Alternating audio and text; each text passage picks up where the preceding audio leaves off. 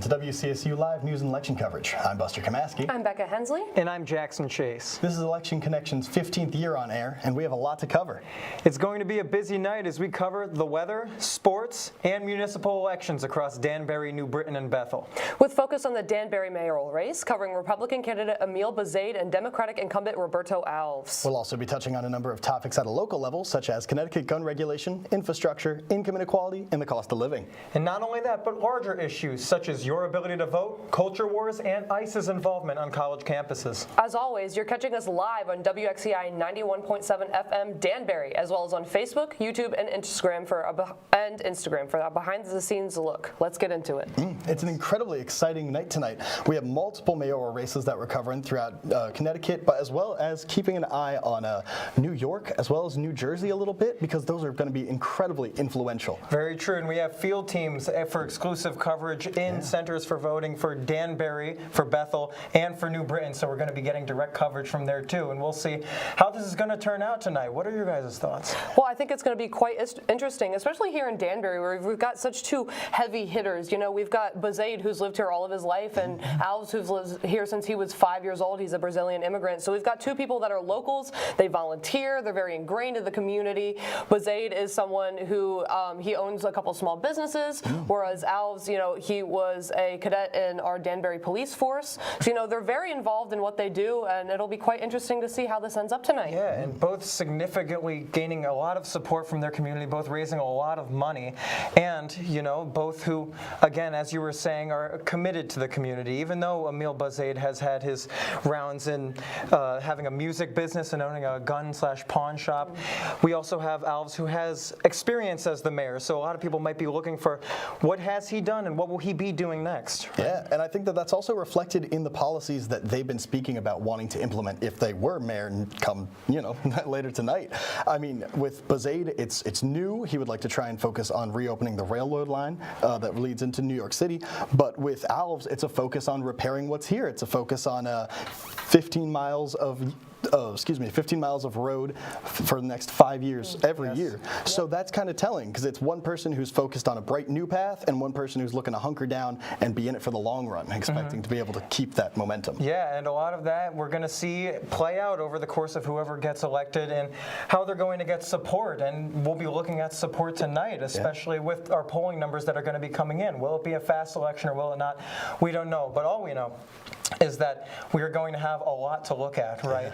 And across the board, I think if we look back to the debate we had in Danbury earlier this month between Alves and Bazaid, it was the only debate that we had for this election, but you could still see the strong lines divided between both parties, though not as strict a partisan divide as you might see across the country. Still something significant to see there. I mean, Emil Bazaid commented on that himself during the debate, right? Yeah, absolutely. Another thing that was interesting about that October 18th debate was how, you know, close they are and what some of their policies are. So we'll see what happens tonight. Yeah, and I mean, to look at support now, we'll take it to our polling numbers with Tundra. Here, let's go over to Tundra there.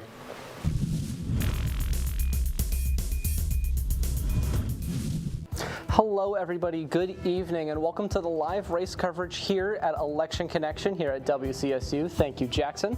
And I'm going to be taking us through a few of the interesting races, a few of the important races we have going on here in our great state of Connecticut.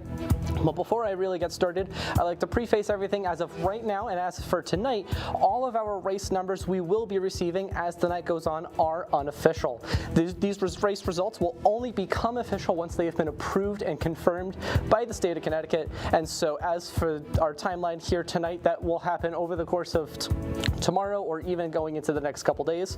So for now, everything we have here is unofficial. But that will not stop us from taking a look at everything we have going on here in Bristol. We have our current incumbent here of Jeff Caggiano going up against a double challenger of Ellen Zappos-Assu, as well as Derek Jones. Here we have what has shaped up to become a close three-way race between all of these candidates, even though we have ourselves an incumbent, which is not the case for every city and town I have to go over here tonight. We will be keeping a close eye on everything as we continue through the night. And I'd like to also take our way over to Middletown, where we have our current incumbent of Jean Nocera going up against challenger Sebastian Giuliano.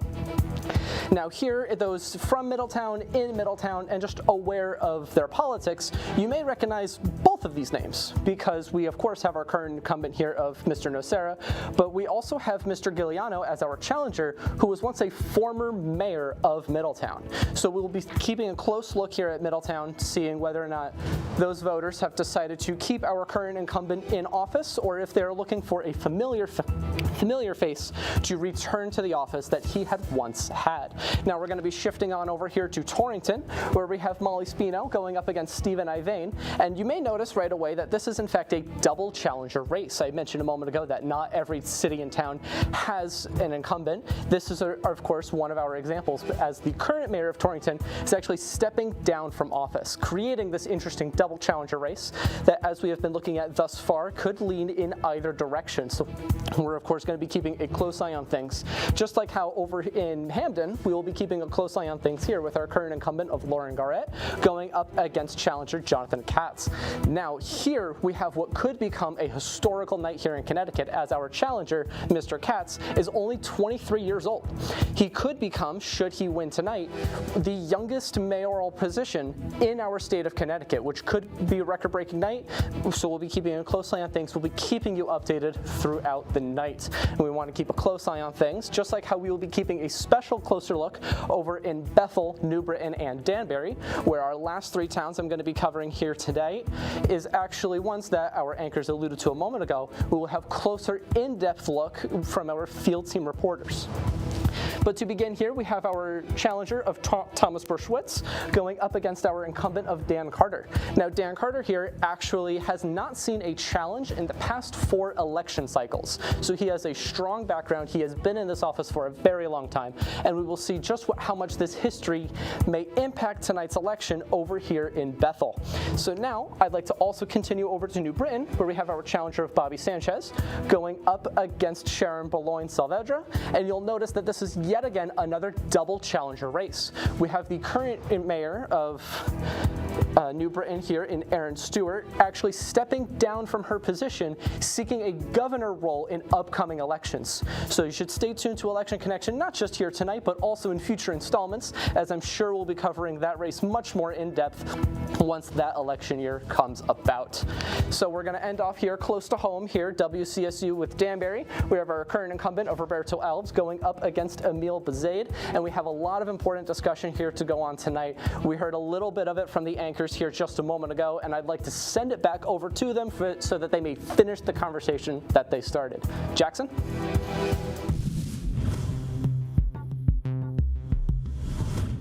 Thank you, Tundra. We're going to have a lot to look at tonight, especially around New Britain, Bethel, and Danbury here. Now, but to consider the dichotomy of all of these different types of races we have here, it seems that there's a lot of variation and excitement going on here in Connecticut. I mean, we have multiple challenger races, as Tundra mentioned, with people either dropping out or trying to move on to greater things. And that brings up the conversation of what kind of people do we want in our offices? Do we want somebody who is more ingrained with the community and you feel like you can talk to person, or do you want somebody who's ingrained with politics and knows what to do? I mean, really, what comes from that? Absolutely. I know that we talk a lot about the kind of political theater of it all. As you said, Jackson, do we want somebody that we could see ourselves sitting across the bar from sharing a drink with, or do we want somebody that's very ingrained in their politics and it's always been something that, they've done? We see that a lot. A good example of that would be Dan Carter over in Bethel, who's run unopposed for his last 4 races. So that'll be a very interesting one tonight to see if people, the people of Bethel, are kind of interested in keeping the kind of same dichotomy that they've had for the past 4 runs, or are they going to want to shake it up? Are they going to want something new in their streets? So it'll be quite interesting to see how that ends up. Yeah, absolutely. Again, I love how you spoke specifically on the topic of certain mayoral race candidates who are showing interest in running for governor later on, or certain current mayors who are now interested in governorship, because that also speaks to the fact of, do you want somebody who is so politically oriented they are constantly looking to move upwards, or would you rather want somebody who embodies that hometown spirit? I mean, yeah, it's about the transparency of it all. Are you doing this just to have this power, or are you doing this to give back to your community? I mean, I know in Danbury, Alves has said that he was brought up through the school system in Danbury and saw people moving out and Danbury becoming a less popular city, and he thought, I want to change that myself, and that's what he put himself in there for. But in the same vein, Emil Bezaid has also been a lifelong along Danbury, and as noted by himself, and he felt that he can make some changes and adjust what Alves was doing here already, but that depends on what measures of success you see here. Also, yeah, absolutely. It's very interesting to see, too, that we have so many races here in Connecticut that are kind of, casually dropping out. So we'll kind of see, how our incumbents do tonight, just kind of the general consensus of what's going on here in Connecticut. I mean, it's getting really hot, but we can really see if that's true as we take it over to Cam with weather. What do we have here?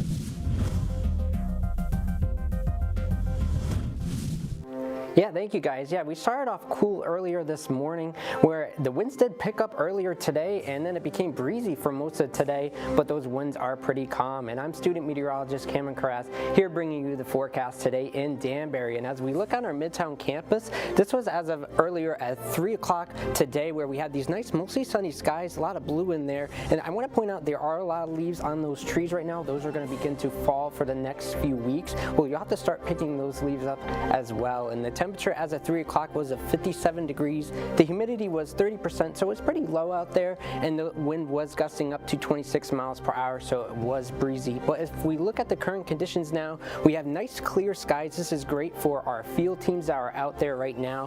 Where the temperature was at 44 degrees, it's 44 right now, so it's not that bad. Where the humidity is at 51% and the winds are nice and calm.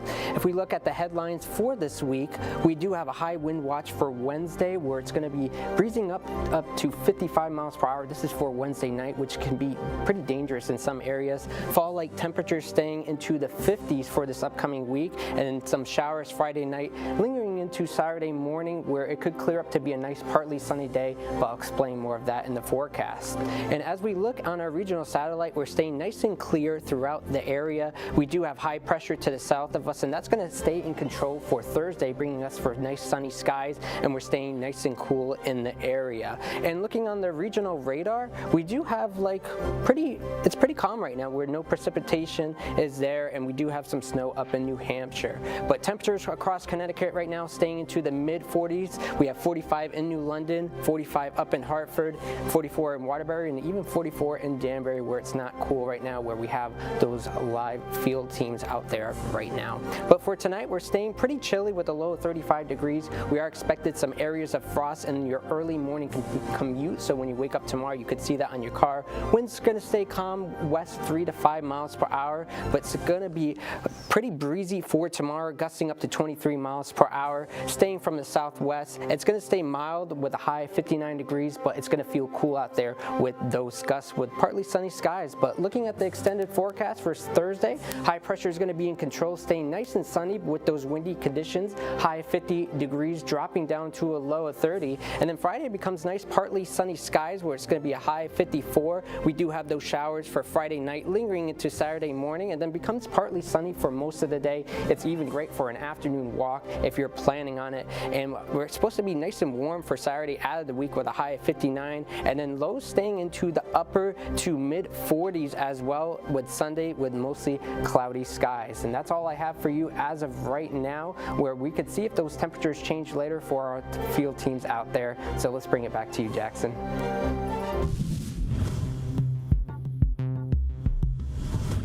Thank you very much, Cam. I apologize, but we actually do have some breaking news here. We have the that Spanberger is officially in as the elected governor for Virginia. This comes at a time where we all know these smaller elections have really been having a larger impact on the the national stage. I mean, we look at the people who have been elected into office now are can be held responsible for the government shutdown currently, and any win for the Democrats in a red-controlled country as we are now is going to have huge impacts right now. Yeah, I mean, we've seen that in Virginia, she had been playing down her approach to progressive politics, playing down vocalizations about LGBTQ politics. We didn't hear her even talk much about Trump on the campaign trail at all, which is one of the main points of contention for a lot of Democrats right now. So it seems strange, this stepping back from pure progressive politics. It's interesting to see how both types of Democrats really play to their strengths there. Absolutely. Well, it was a very high stakes election there over in Virginia, especially with the their proximity to D.C. I know that Spanberger herself had actually had former President Barack Obama's support throughout her campaign for governor this run. So it's very interesting to see, how well that she did, even though it was decently close. And again, with their proximity to D.C., Virginia could be so pivotal in these municipal elections and these runs for governor because, again, they're so close, especially that Northern Virginia area in which, it's just, a couple towns over, and then you're right at the capital of the U.S. Yeah. And then on top of that, we have the fact that Spanberger is the first woman to lead the Commonwealth. Absolutely. That's an amazingly big moment for us, especially as if we were to look at perhaps the campaign of Kamala Harris. That was a big deal for her, wherein a lot of people, either vocally or subconsciously, were nervous to put their vote behind a woman. And to see that now highlighted as, here's a Democrat in a majority red country who's coming in as a woman. She's downplaying the more divisive aspects of the Democratic, playbook,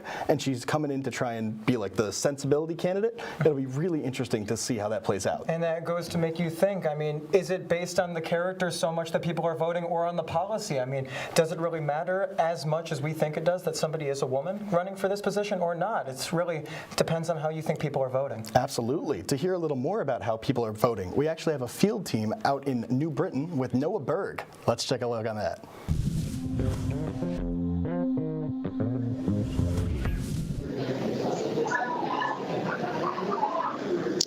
Good evening.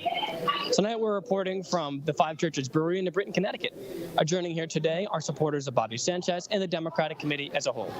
What makes this year a turning point for New Britain, Connecticut is that Mayor Aaron Stewart, after 10 years in office, will not be running for re-election, to instead pursue the Connecticut gubernatorial race. Stepping up to the plate is Sharon Ballone-Savandre. She's the Assistant Minority Leader to the City Council and has also received Aaron Stewart's formal endorsement. Running under the Democratic ticket is Bobby Sanchez, a longtime state representative and director of a homeless shelter. Bobby's looking to bring in more affordable housing as well as educational funding back to the city of New Britain. Mr. Sanchez has been doubling down on campaign promises, such as a new high school to New Britain without any added cost to local residents, increasing early childhood education spending, as well as capping taxes and utility costs. An ambitious vision, to say the least. This is Noah Berg from WCSU News, Election Connection.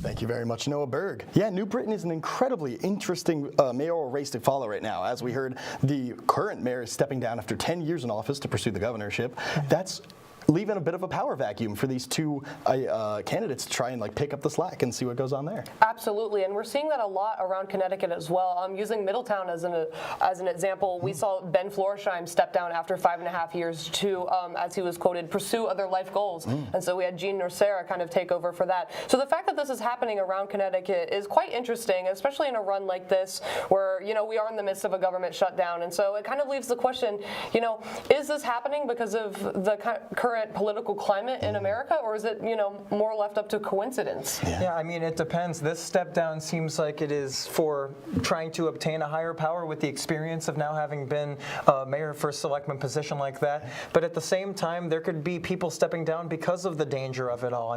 We know we've seen a lot of political violence as of recent, and to put yourself in a position as a public figure like this, especially in such a harsh time, it seems like a very brave thing to do no matter what political belief you have. Yeah, and we see political violence here on a municipal level as well. It's not something that just generally happens, on a presidential level.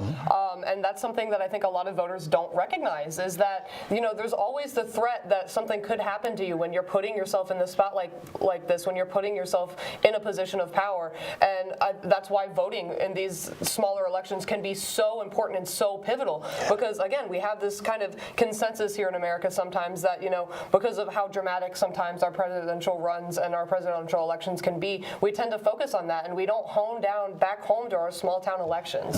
Very true. We saw earlier on the campaign trail, Emil Bazaid right here in Danbury found the office of his campaign had a broken window in the front with streaks of glass everywhere, and they assumed it to be a gunshot, though it was seen by the officers as more likely of being a pebble flying through the window. But still, this fear is still resonant with everybody, even in such circumstances as that, right? Yeah, and we also saw with that exact story how certain certain Republican outlets picked that up with the unverified claim that it was a bullet and ran with it to claim that that was a form of political violence.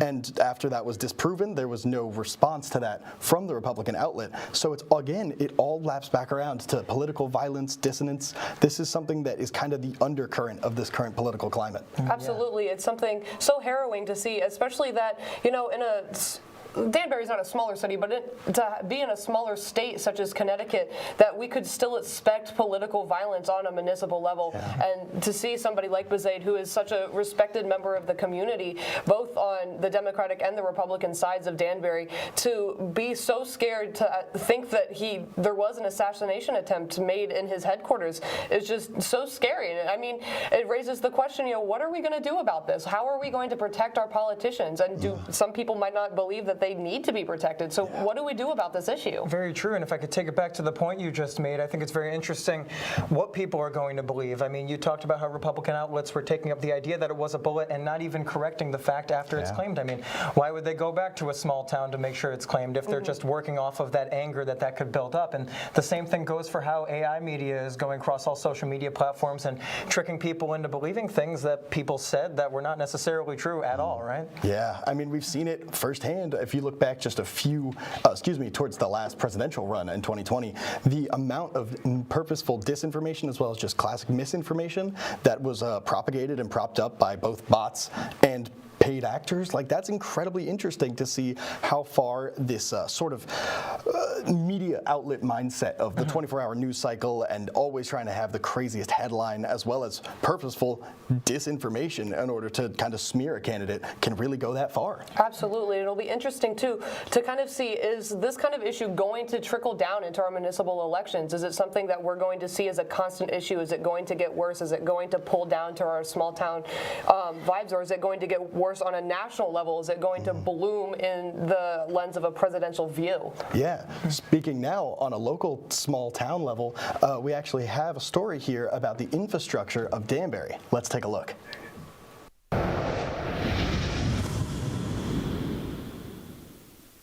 In the heart of Western Connecticut, Danbury is not only a city many call home, but a complex network of roads for commuters and residents alike.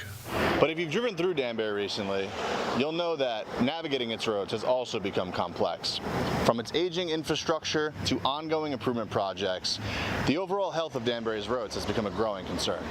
With the election of Mayor Alves in 2023, he moved forward with his 5-year comprehensive paving plan, which was extremely popular among voters. His $49 million bond was overwhelmingly approved, and he received an additional $3 million grant from the state of Connecticut with the promise of paving 15 miles of road annually. Unfortunately for Danbury, the city is not an outlier in this department. We spoke with Western Connecticut State University students and staff about their current view of Danbury's infrastructure and how it affects them daily. I would say the traffic is backed up because of how many stoplights there are, and the potholes, definitely you have to drive closer to the yellow lane, and then oncoming traffic, if there's big trucks or something, you're very close to them. Because once you get finally into Danbury, either Waze tells me that I have to divert here or divert there because they're doing construction or what, and it's mostly construction because that's the thing that will hold it up. We were able to speak to Mayor Alves regarding the current state of Danbury's infrastructure. We sat down with the head of the two of the departments that do this, the head of Public Works and the head of Highways, and we sat with them and we go, what are the most amount of roads that our team, the way it's sized right now, can get done? What can they pave? One guy said 12, one guy said 15. That's how I got to the number. I go 15, that's the number. I go, I need a 5-year plan that gives us 15 miles of road a year. With winter right around the corner, Mayor Alves' 5-year plan promises the winterizing of roads by the Public Works Department of Danbury, including the regular treatment of salting roads to prevent icing and minimize damage. Crack sealing and cape sealing are also implemented to strengthen the road's overall health, adding up to 10 years of road life expectancy. Well, absolutely. If you go in there and just pave a road and don't look at the drainage, you can that road can need to be redone in a year or two. Water does an incredible amount of damage to a road. In New England, it's not just the water, it's snow. Snow melts, a crack gets filled, ice expands that crack, the crack gets bigger. Every time you go a little bit further, another problem, and it's just delaying it. And I I feel for you Western students. I promise you it's going to be done. It's going to be really nice, and then you don't have to worry about it. It's just a little bit of a nuisance now, and then when this project gets done, it'll be in the past. You won't even remember it. This is Chris Hurst at WCSU News Election Connection.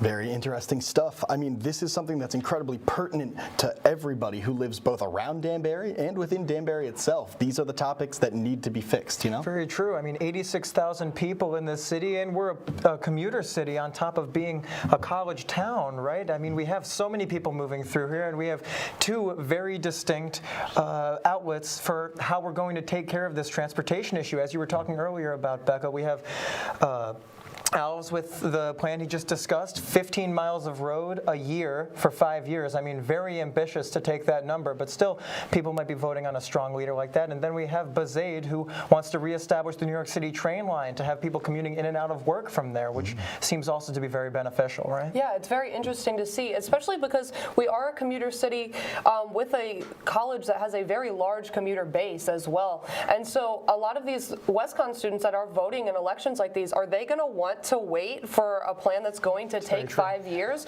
Because they will probably realistically be out of college at that point. But at the same time, are they going to want an infrastructure bill that focuses on getting in and out of New York City as a Danbury resident? So it'll be interesting to see what we end up with. Yeah, I mean, one thing that definitely plays a high role in that is the aspect of how much we're getting taxed, as well as how we're going to be funding all of these different endeavors. Absolutely. On the topic, we had the pleasure of interviewing Connecticut State Representatives Corey Paris and Seth Bronco, state legislators and members of an organization known as Future Caucus. This organization focuses on creating a nonpartisan unity between young elected officials across the nation. Here's what they had to say on affordability.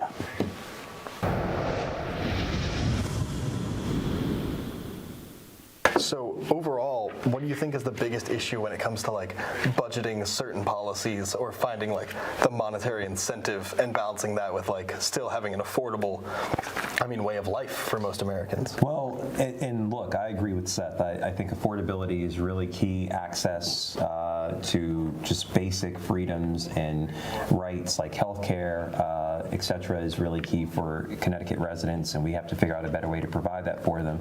As the vice chair of the Appropriations Committee, we have a $56.5 billion budget, which almost more than a quarter comes from the federal government. And so if we lose that, we're going to be in pretty tough shape. I mean, we're in strong financial shape in terms of our rainy day fund, paying down our pension debts. But the issue that we have is our spending. The things that, if you ask me, I think I would spend more on certain things to ensure that people who are going to lose their health care, people who aren't eating in wealthy suburbs, and if the people in wealthy suburbs aren't eating, they're definitely not eating in Naugatuck or in other parts of the state. Those are all concerns. It's concerning for me, and Seth alluded to this, that we do have full-time jobs outside the legislature. You go to my district has some of the wealthiest parts of the state in that one district, but some of the poorest parts of the city of Stamford in that same district. And a house can vary from anywhere between $5 million to over $500,000 for a condo. It's really impossible for people to be able to, one, pay for transportation, food, rent, child care, student loans, and then still figure out a way to still, figure out how to buy a home. It's impossible. However, when we think about the budgeting pieces of that, we have got to give more money on the ground to nonprofits. We've got to put more money into higher education, into our universities, and also put more money back into the pockets. So there are tax credits that we can give back to people. Sometimes they notice it, sometimes they don't. But if there's more way for people to fill it back in their pockets when they're not filling them on the federal level, I think that's a good win for Republicans and Democrats and for Connecticut residents. Wow, yeah, absolutely. Sorry. No, absolutely. If you've got anything you'd like to share about that as well, yeah. See, this is what comes back to, I think we all want the same thing and maybe have a different avenue approach to get there. As I agree with what he said, my thinking would be, I'd rather just take less from you to start so you have more money in your pocket to spend as you want. So there is sometimes a tendency to use government to fix a problem, whereas I believe, well, maybe if we just took less from you to start, maybe it would be easier for you to afford rent or housing or all those things we talk about. So, I mean, I'm in real estate outside of, that's the other thing, we're part-time legislature. We all have real jobs too. So I'm in real estate. So I see every day the cost of buying a house. And I think about college students now, my gosh, how scary it must be to think about graduating now and trying to achieve your American dream and buy your house. Yeah. Is that attainable? Yeah. And I think it's unfortunate that we even have to ask that question at this stage. So to me, doing what I can legislatively, policy-wise, to best promote affordability and lower costs for residents and property taxes and loans. And it's a whole, again, could be policy differences, but in the end, we do want the same thing. We both want to get rid of property taxes on cars. Car tax, Yes, get rid of it. I'm all for that.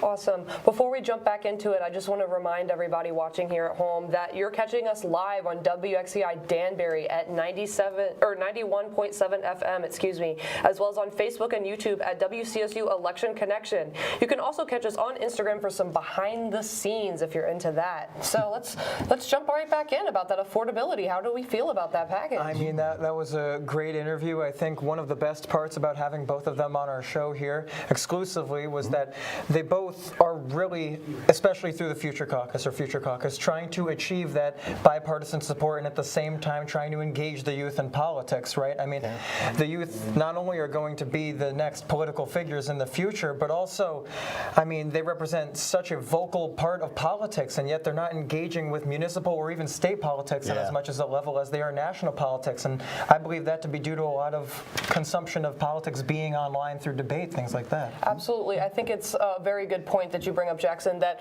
a lot of the politics that we're consuming are through social media and they are online. The kind of 24-hour news cycle that we tended to see a lot, 10, 20 years ago, we're not seeing as much anymore. I mean, not with the youth anyway. It's not something that younger generations seem to connect with. So to have people who are so ingrained in getting the younger generations into politics and who are able to talk about such potent issues such as affordability was just spectacular to have on the show. And then you also look back how it all loops right back around, because some of the most at-risk people who are going to be impacted by the sort of affordability crisis, some would be able to say, in this current political climate, are going to be young up-and-coming voters who may rely on SNAP benefits or may rely on things that they get through their college, which again loops right back into college debt and et cetera. So it's always incredibly important to remember that no matter what you're dealing with, it always comes down to the economy and how people are voting. Yeah, it's all money, right? Or it's all the numbers at least you're looking at. And if we take it to the current government shutdown, especially with talking about SNAP benefits, but in total, the disagreement between two big parties here not being able to come to terms on just basic funding matters, right? I mean, what is the youth going to look at if they're looking up and they see two parties who are still disagreeing on like fundamental things while not being able to push for just having a better life? I mean, already in the face of inflation, we're still seeing the economy struggling. Right? Absolutely. Another thing that a lot of, I think, the younger generations are going to be looking at is how long our current government shutdown has been going on for. It's been about a month now, and we've been told by multiple sources in the U.S. government that we're probably in for the long run, unfortunately, and that's something that usually if it's a shorter government shutdown, we do see by those who are immediately employed by the government. But as it takes longer, it's going to trickle down, and we're going to see, costs go up, and we're going to see a lot more people out of their jobs. This is something that is going to affect the younger generations because, again, the length of it is going to be so long that simple things such as, gas prices and food is going to skyrocket in an economy that's already, some may consider already struggling. And then you speak on the topic, as we've said, we just got a report a few weeks ago, not even, about how Senator Thune spoke very candidly about how long this shutdown is going to take. Yeah, absolutely. So yeah, we've talked a lot about, getting the youth in, seeing these kind of up-and-comers. Speaking of up-and-comers, Emily has a laundry list of WNBA players that we've got our eyes on. So why don't you take it away for us, Emily?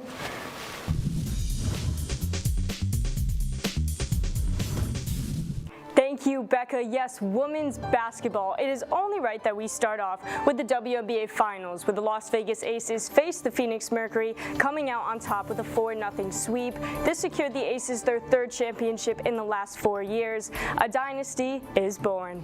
Some key players. Well, Jackie Young made history back in Game 2 when she scored 21 points in the 3rd quarter. That is the most points scored by a player in a single quarter in a WNBA Finals game. She put up 32 points that game.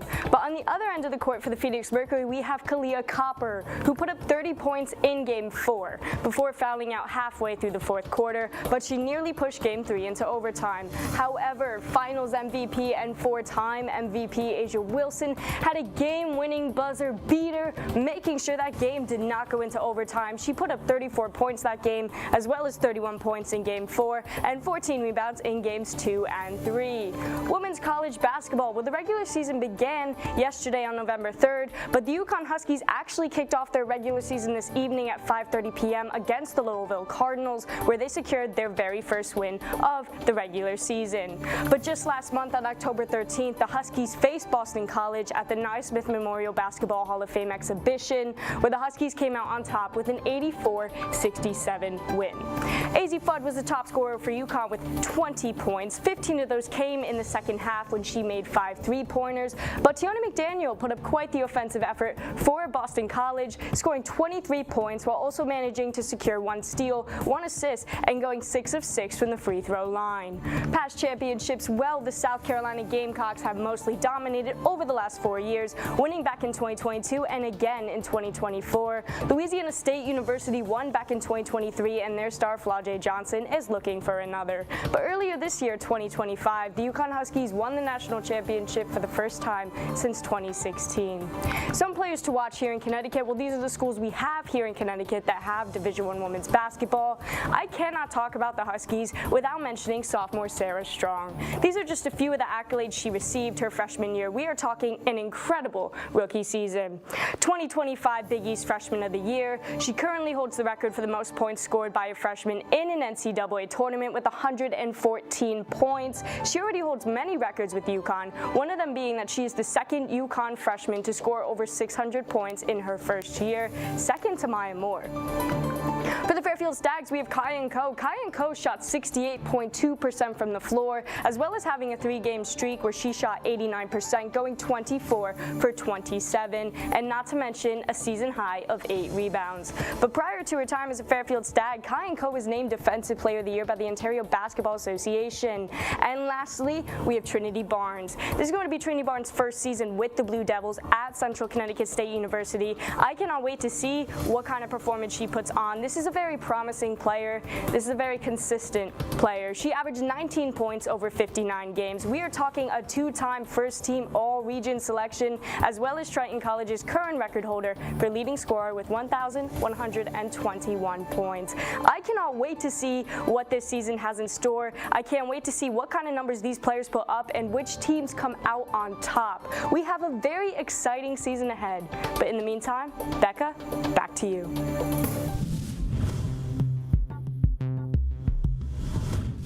Thank you so much, Emily. You know, women's basketball is very interesting because it's kind of got this kind of resurgence of interest in the past couple of years. We saw that with UConn and the surgence of Caitlin Clark and the fan base that she had built online. And so to see this kind of Connecticut kind of leading the way for women's sports, specifically women's basketball, as such a small state is quite interesting. You know, we've got such top-notch players that are coming up, such as Sarah Strong from UConn and Kyan Ko from Fairfield. So to see these really good up-and-coming players from the home state of Connecticut is just amazing. And players from college getting to experience this type of fandom here, like people actually developing a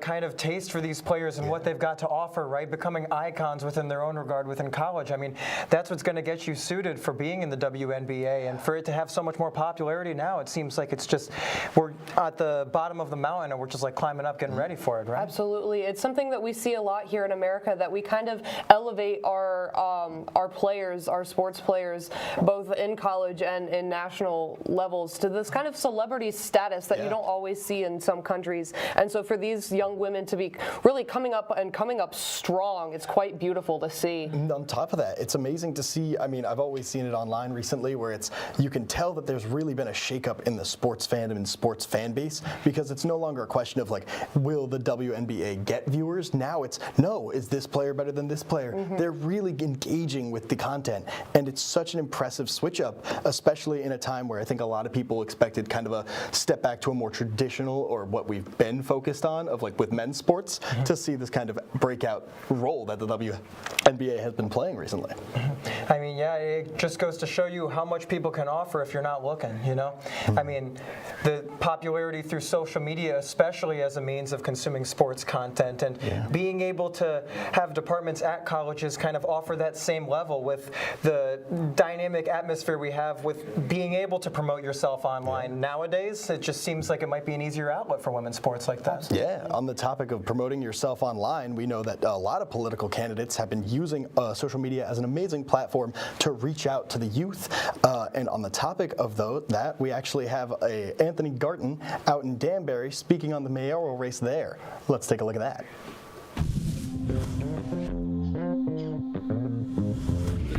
I'm live in Danbury, Connecticut, reporting from Anthony's Lake Club, where Republican candidate Emil Bezaid is awaiting the results of tonight's election. A longtime local business owner, Bezaid has served 7 terms on Danbury City Council, which he currently resides as the minority leader. His campaign focuses on what he considers to be the best for Danbury, which stands for business, education, safety, and transportation. He remains critical of Mayor Alv's spending under his bond and promises to cut unnecessary expenses to prioritize community-driven policies if he is to be elected. Although his campaign trails in comparison, he has gained support from several locals who say that they're ready for a change in leadership. This is Anthony Garton with WCSU News Election Connection.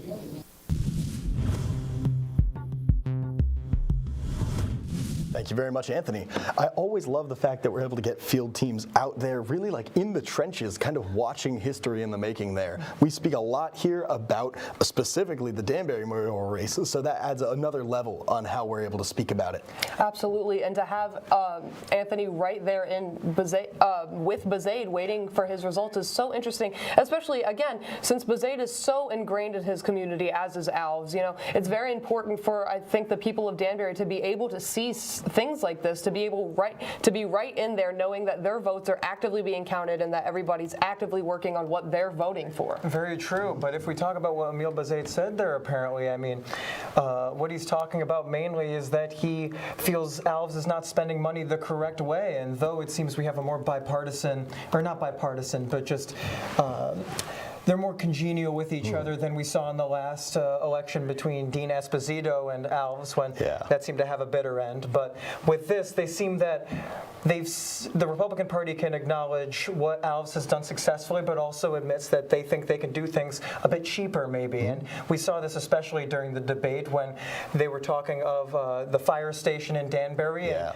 the Republicans running Danbury for so long not being able to do that, and now Alves coming in and doing it within his time. I mean, that you got to have some support for that if you're on the other party. Absolutely. It's something that we've discussed here, as well as something that's been discussed around Connecticut, and with these two specifically, that a lot of the candidates this year have very, very similar ideas of what they want done in their cities, such as, you know, we take the infrastructure issue here in Danbury. You know, that's a very prominent issue for both Bezaid and Alves. It's just the way that they go about it is different, and that's what the people are voting on. They're not voting for party reasons. They're voting to see how they want things done. Everybody's got a different way of how they would do things, and that's being shown very prominently in these elections. Yeah, at least you would hope that people aren't voting on party lines, but at the same time, you can look at how both are very much engaged with education. That is one of their main things. And in Danbury, I know that 60% of those in education are of Latin American culture, right? So maybe voting somebody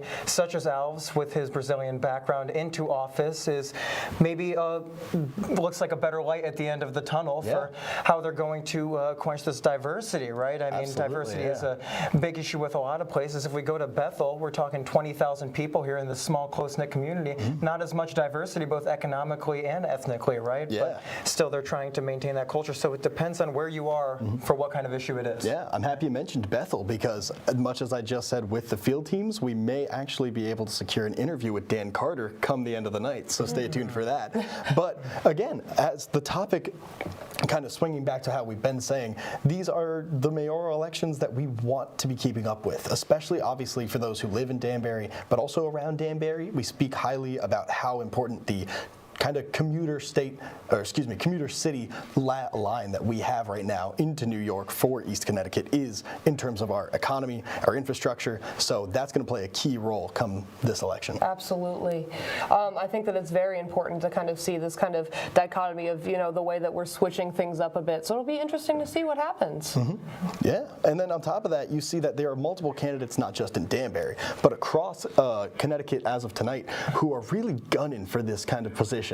I mean, as much as we've talked about certain mayors going for governor, I think a lot of people view the mayor role as this is my first real step to make a name for myself in politics and then move up from there, which is an incredibly transient goal. Yeah, again, we're seeing a lot of time here in Connecticut where things are being shaken up. We're not doing the things the same way, especially in these little municipal elections. To pivot a little bit, we're also seeing that a lot in the NFL this year with how we are treating our players, what players we're switching in for maybe some new blood. And to touch a little bit on that, we have Dylan with sports. Dylan?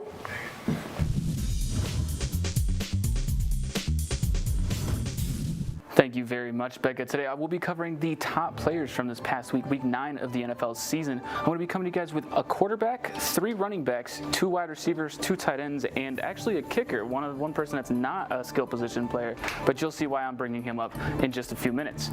Starting off with our quarterback of the week, we have Caleb Williams, really rooting the Bears to a dominant win over the Bengals. The score may not look dominant, but the Bears absolutely held that game down, won 47-42. Caleb Williams going 20 for 34 for 280 yards and 3 touchdowns through the air. But that's not all. He also rushed 5 times on the ground for 53 yards, and something you don't see from a quarterback much, 2 catches for 22 yards and a touchdown of his own.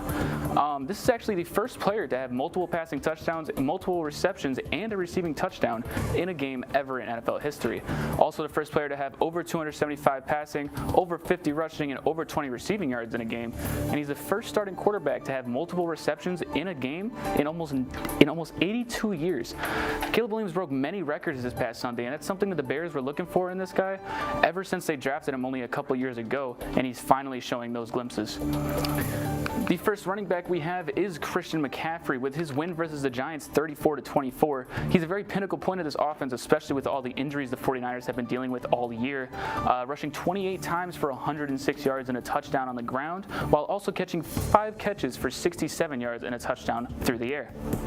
The second running back we have is Rico Dowdle, rooting the Panthers with almost all of the points that the Panthers scored to a win versus the Packers 16-13. Rushed 25 times on the ground for 130 yards and 2 touchdowns. Our third running back, the reason he's ranked 3rd despite having the most yards of all 3 is unfortunately he did not make it into the end zone in that Bears 47-42 victory. However, I guarantee you they would not have scored a lot of these touchdowns if it wasn't for him getting that ball down the field. 26 carries for 176 yards, 3 receptions for 22 yards for a total scrimmage yards of 198. Very impressive from this rookie, Kyle Monungai, taking over for DeAndre Swift on injury this week. Definitely showing those glimpses and maybe making it so the Bears don't want to re-sign DeAndre Swift come the end of the year. Moving on to Drake London, our first wide receiver of the list this week, catching 9 of his 14 targets for 118 yards and 3 touchdowns. Scored all of the touchdowns for the Falcons offense, unfortunately in the loss versus the Patriots. The Falcons kicker missing the last extra point on that last touchdown that would have sent the game into overtime. Very heartbreaking loss for the Atlanta Falcons. Our next receiver is going to be T. Higgins, unfortunately losing to the Bears 47-42. Very dominant despite Jamar Chase also being in that receiving room, catching 7 of his 9 targets for 121 yards and 2 touchdowns. Moving on to our tight end, welcome back Brock Bowers. Been on injury for the past 4 or 5 weeks. Unfortunately, lost in overtime to the Jaguars 30-29, but caught 12 of his 13 targets for 127 yards in 3 of the Raiders' touchdowns. Definitely a very missed player from the Raiders' offense and a very pinnacle point, almost to the extent of Christian McCaffrey for the 49ers. Somebody we're going to be looking at for the rest of the season very closely. Someone who had a very impressive rookie season, and we're hoping that continues on, and he could have a career quite like Travis Kelce's. Moving on to our next tight end, we have Colston Loveland, the 3rd Bears player on our top players of the week, coming with the win versus the Bengals. Again, 47-42, caught 6 of his 7 receptions for 118 yards in 2 of those Bears touchdowns. Definitely one of Caleb Williams' favorite targets this week, it's looking like, and we're hoping to see that out of this rookie tight end a little more in the coming weeks. Now moving on to that kicker we spoke a little bit about earlier, Cam Little went 3 for 3 on his field goals, 3 for 3 on his extra points, and winning in overtime versus the Raiders 30-29. Now the reason we include him here is because he set an NFL record this past Sunday, kicking the record field goal of 68 yards, surpassing Justin Tucker's 66-yard field goal he set only a season or 2 ago. Now, we cannot forget to mention that in the preseason, Cam Little actually made an even longer field goal of 70 yards, but unfortunately was not a record breaker due to it being the preseason. Cam Little definitely has been having a sophomore slump, but with this little record break, maybe we might see him pop back and be one of the better kickers in the league again. But that's all I have for top players of the week for the NFL. So with that, thank you, Becca. Back to you.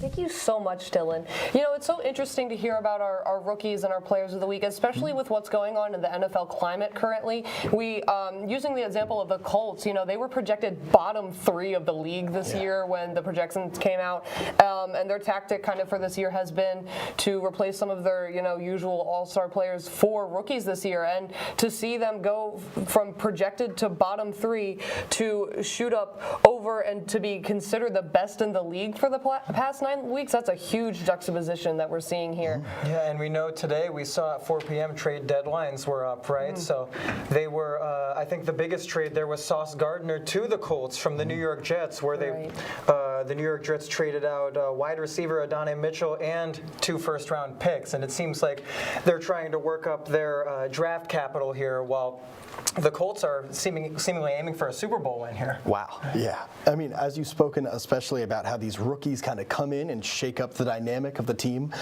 we actually have a field team out in Bethel that's going to be with Matt Moody covering those mayoral races. Let's take a look there. Reporting live from the Bethel Municipal Center, where voters have been coming in throughout the day for this year's first selectman election.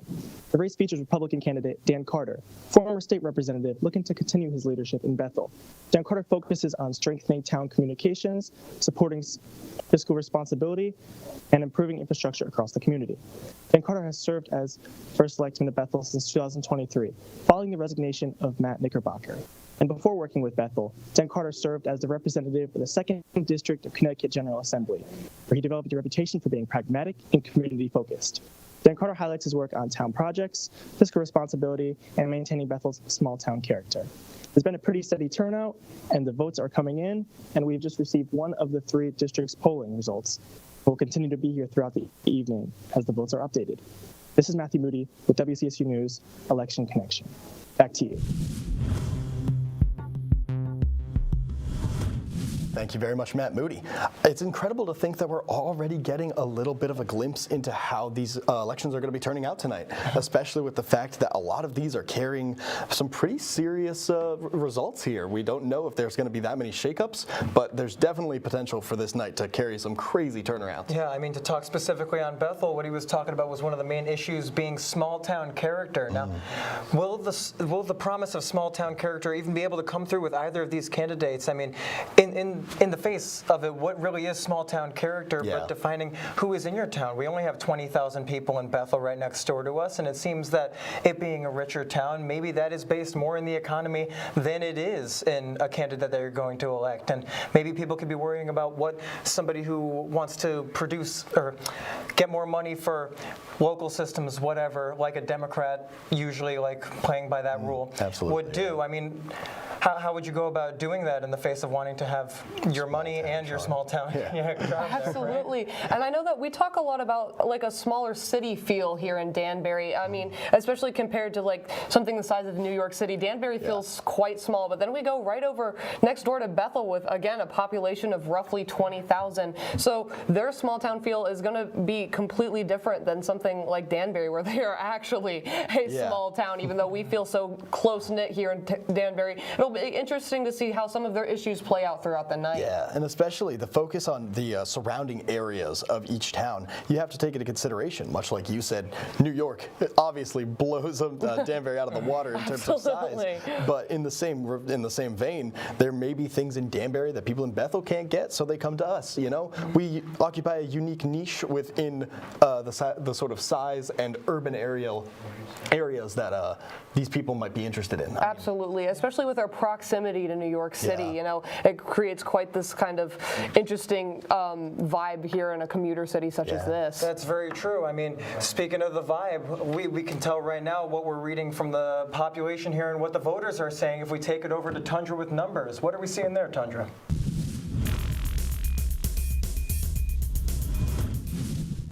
Hello everybody, welcome back to the live race coverage, and we are seeing some new numbers come in. We have our sources still collecting information. Now, of course, election results do take time to count and do take time to process, and all of which is still currently unofficial.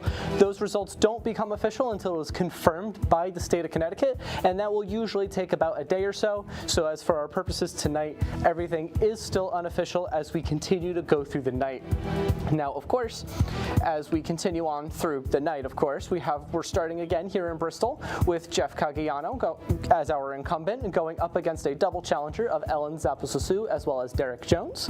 Now, those who have tuned in earlier may have been clued into a theme that here in Connecticut we have sort of a theme of double challengers here, and Bristol is no different, even though we have three folks going in for the office as opposed to the traditional two. But if we continue to step back to that traditional two, we have Middletown here with our incumbent of Jean Nocera going up against challenger Sebastian Giuliano. And those in and around Middletown may be familiar with both of these names, as of course our current incumbent here of Mr. Nocera has been in office, of course, folks know him, but our challenger here, Sebastian Giuliano, is actually one of Middletown's former mayors, creating a very interesting race between these two candidates, as we have someone who is currently in office, currently being able to fulfill that position, and someone who has previously filled that position, someone who does also know how to run the mayoral office there in Middletown, and we'll be seeing exactly whether the voters are looking more for someone who is currently in and is currently doing the things that he is doing, or a familiar face that possibly some people have been missing for a few years now. Now, of course, we're going to be continuing on over as we shift here to Torrington, where we have, yet again, as I alluded to a moment ago, a double challenger of Molly Spino going up against Stephen Ivane.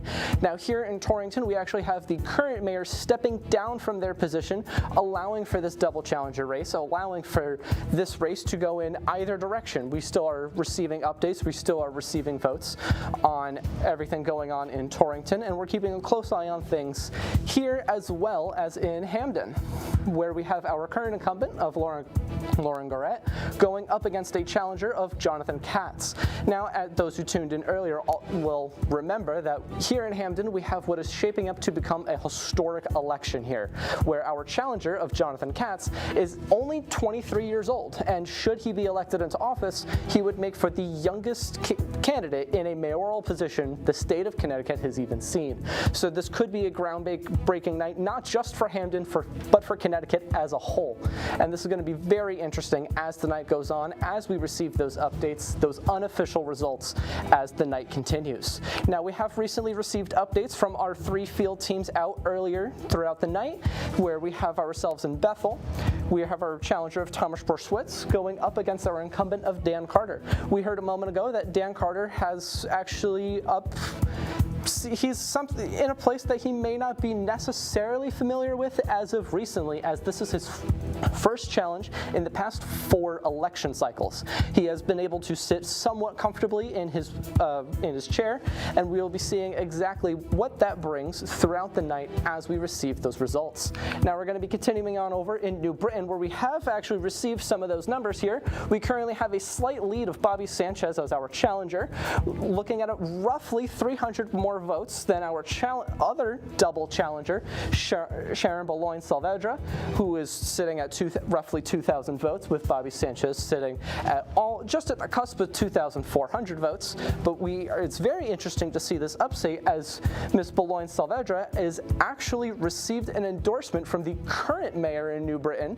of Aaron Stewart. Aaron Stewart is stepping down due to a looking forward of a new position. She is looking to become the governor of Connecticut in future elections. So you should stay tuned to Election Connection, not just tonight, and of course stay with us here tonight, but also in future installments of Election Connection, as I'm sure we'll be covering that race when it comes around. Now, of course, we're going to be taking a look here in Danbury, where we have not yet received those updates, even though it is so local to us. Here we have our incumbent of Roberto Alves going up against Emil Bazaid. We have had a lot of discussion with these two folks regarding anything from their infrastructure plans all the way to how they're receiving their funding. And I believe we have a lot more discussion to come here at such a local level, and I believe that discussion just requires a more conversational attitude. So for now, I'd like to send it back over to the desk with Jackson.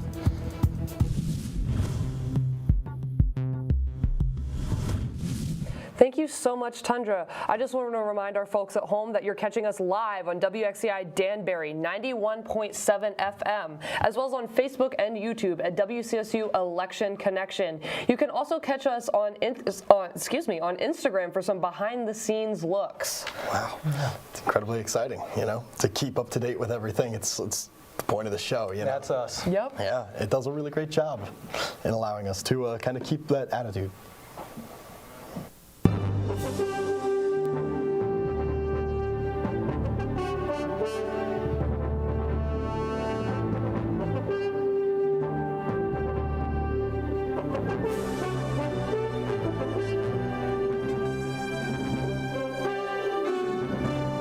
Hello and welcome to WCSU Live News and Election Coverage. I'm Buster Kamaski. I'm Becca Hensley. And I'm Jackson Chase. As we know, this is Election Connection's 15th year on air, and we have a lot to cover. Yep. It's already been a busy night. We've been covering weather, sports, and municipal elections across Danbury, New Britain, and Bethel. We've been focusing on the Danbury mayoral race, covering Republican candidate Emil Bazaid and Democratic incumbent Roberto Alves. We're also going to be touching on a number of topics at a local level, such as Connecticut gun regulation, infrastructure, income inequality, and the cost of living. Not only that, but larger issues such as your ability to vote, culture wars, and ICE's involvement on college campuses. Yes, so let's hop right back into it. Yeah. I mean, with this, we've been really excitedly seeing all these numbers come in right now. I mean, we're just kind of getting the tip of the iceberg here with New Britain, as we saw Savra is actually running a little behind, about 300 vote difference currently. Still a very close race, though, as we see people keeping up with it. And this is still very early. I mean, we don't even have any numbers from anywhere else yet. I mean, exactly.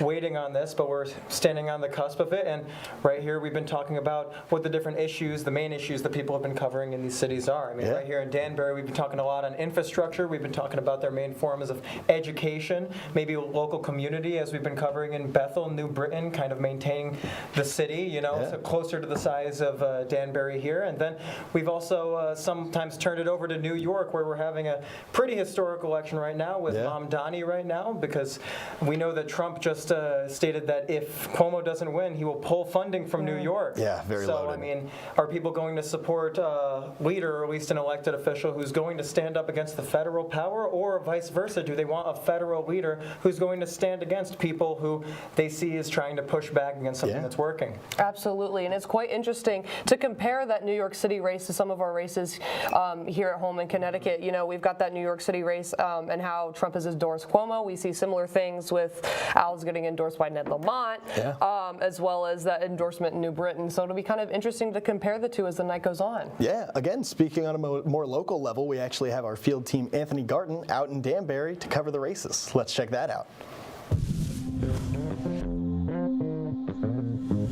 For Connecticut, this time at Stanziato's Wood-Fired Pizza, where Mayor Roberto Alves is awaiting the results of tonight's election. First elected in 2023, Alves became Danbury's first Democratic mayor within the past 20 years.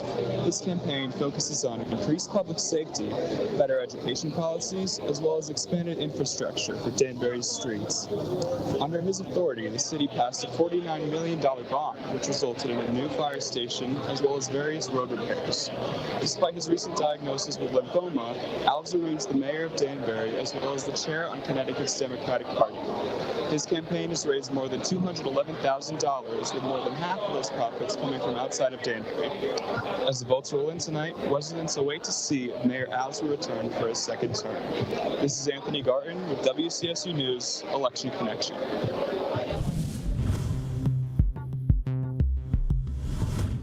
Thank you very much, Anthony.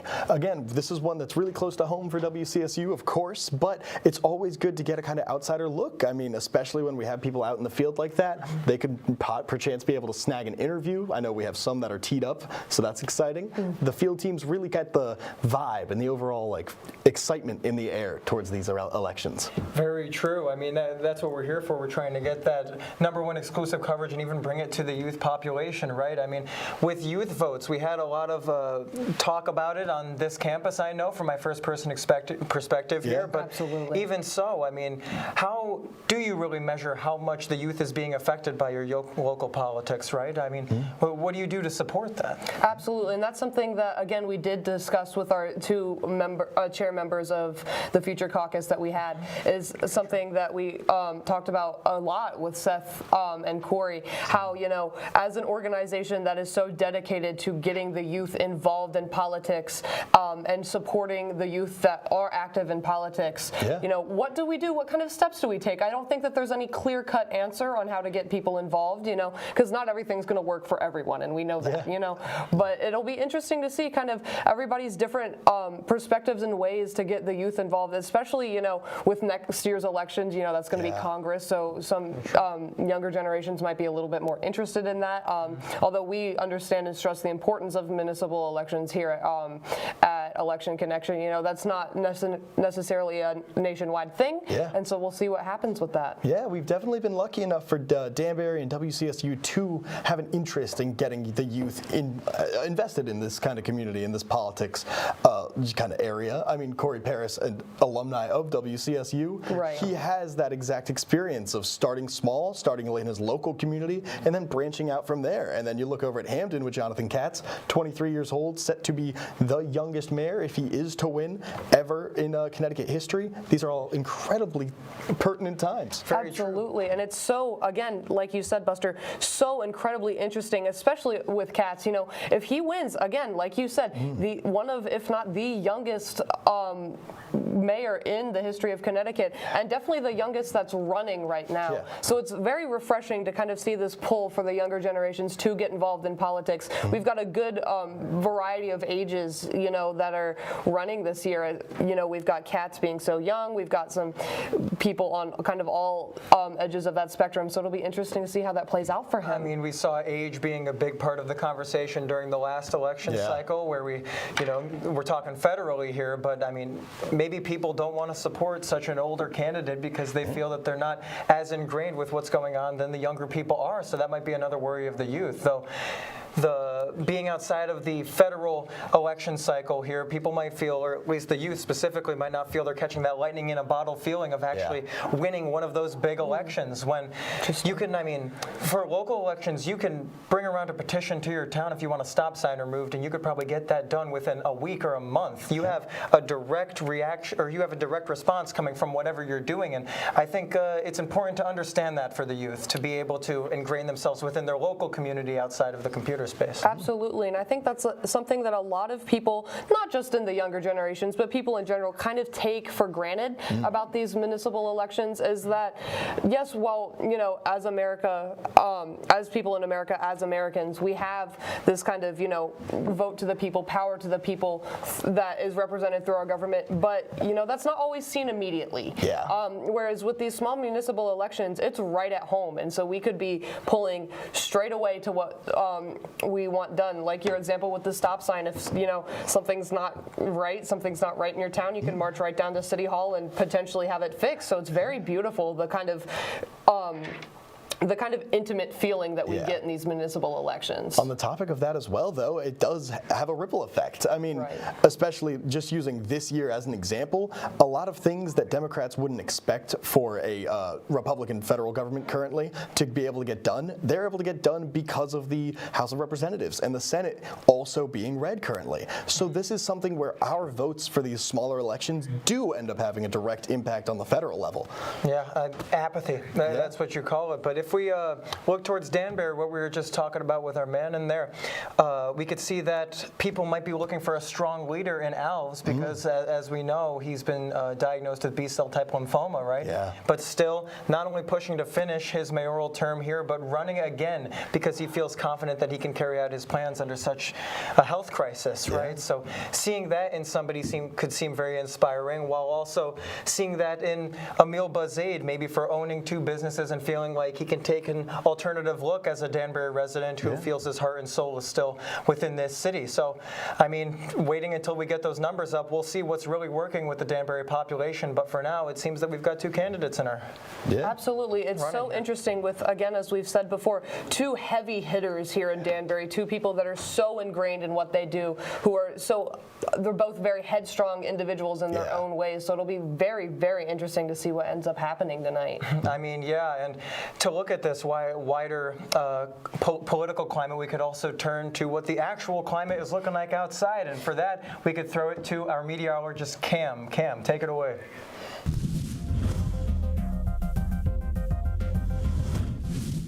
Yeah, thank you guys. And it stayed pretty cool earlier this morning, and the winds even did pick up for today. It stayed pretty breezy out there, but as we looked at as of right now, the winds are pretty calm, and it is nice and cool for even our field teams that are out there. But taking a look on our Midtown campus, this was as of 3 o'clock earlier today. We have these nice, mostly sunny skies. We do have a lot of leaves on the trees too, where these are going to be starting to fall in the next few weeks, where you'll have to start picking that up. Even we have some breezier conditions on the way as well. But as of 3 o'clock, the temperature was at 57 degrees.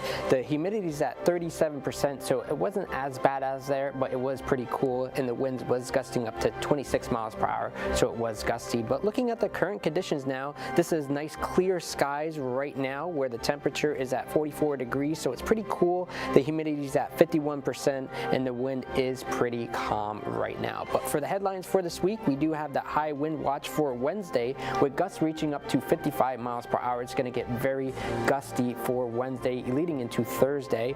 Some fall-like temperatures staying into the 50s for this upcoming week, and then some showers for Friday night lingering into Saturday morning, where it could clear up to a nice partly sunny day. But I'll explain more of that in the forecast. And taking a look right now on our regional satellite, we're staying nice and clear in our area right now. We do have high pressure to the south of us, and that's going to continue to build into our region into Thursday, giving us those nice sunny skies and staying nice and cool as well. And on our regional radar, we have no precipitation right now. It's pretty dry. We do have even some snow up north in New Hampshire right now. But currently the temperatures are staying into the mid-40s, where we have 45 in New London, 45 up in Hartford, and even 44 in Danbury right now. So it's nice and cool as you are out there. But taking a look at tonight, we're staying pretty chilly with clear conditions. Some areas of frost will be in the morning as you're waking up for your morning commute. Low 35 degrees. Wind staying from the west 3 to 5 miles per hour, but then shifts southwest as we have more gustier conditions up to 23 miles per hour with a high of 59 degrees. It's going to stay mild, but it's going to feel cool out there with those breezy conditions with partly sunny skies. But as we head into the extended forecast, high pressure is going to stay for Thursday, giving us that nice sunny condition, staying pretty windy most of the times with a high of 50 degrees, dropping down to a low of 30. But then Friday brings us some partly sunny skies for most of the day with a high of 54, and then those showers come Friday night, lingering into Saturday morning, where it could be heavy at times, but then clears up to be a nice partly sunny day, a high of 59 degrees, supposed to be the warmest out of the week, even great for an afternoon walk if you're planning to for Saturday. And then Sunday clears up to kind of be a mostly sunny day, with lows staying into the lower 30 to upper 40s, and then drops back down to the mid 30s. So that's as of right now. That's all I have for you, and we'll see if those temperatures do change for later tonight. But let's bring it back to you, Jackson.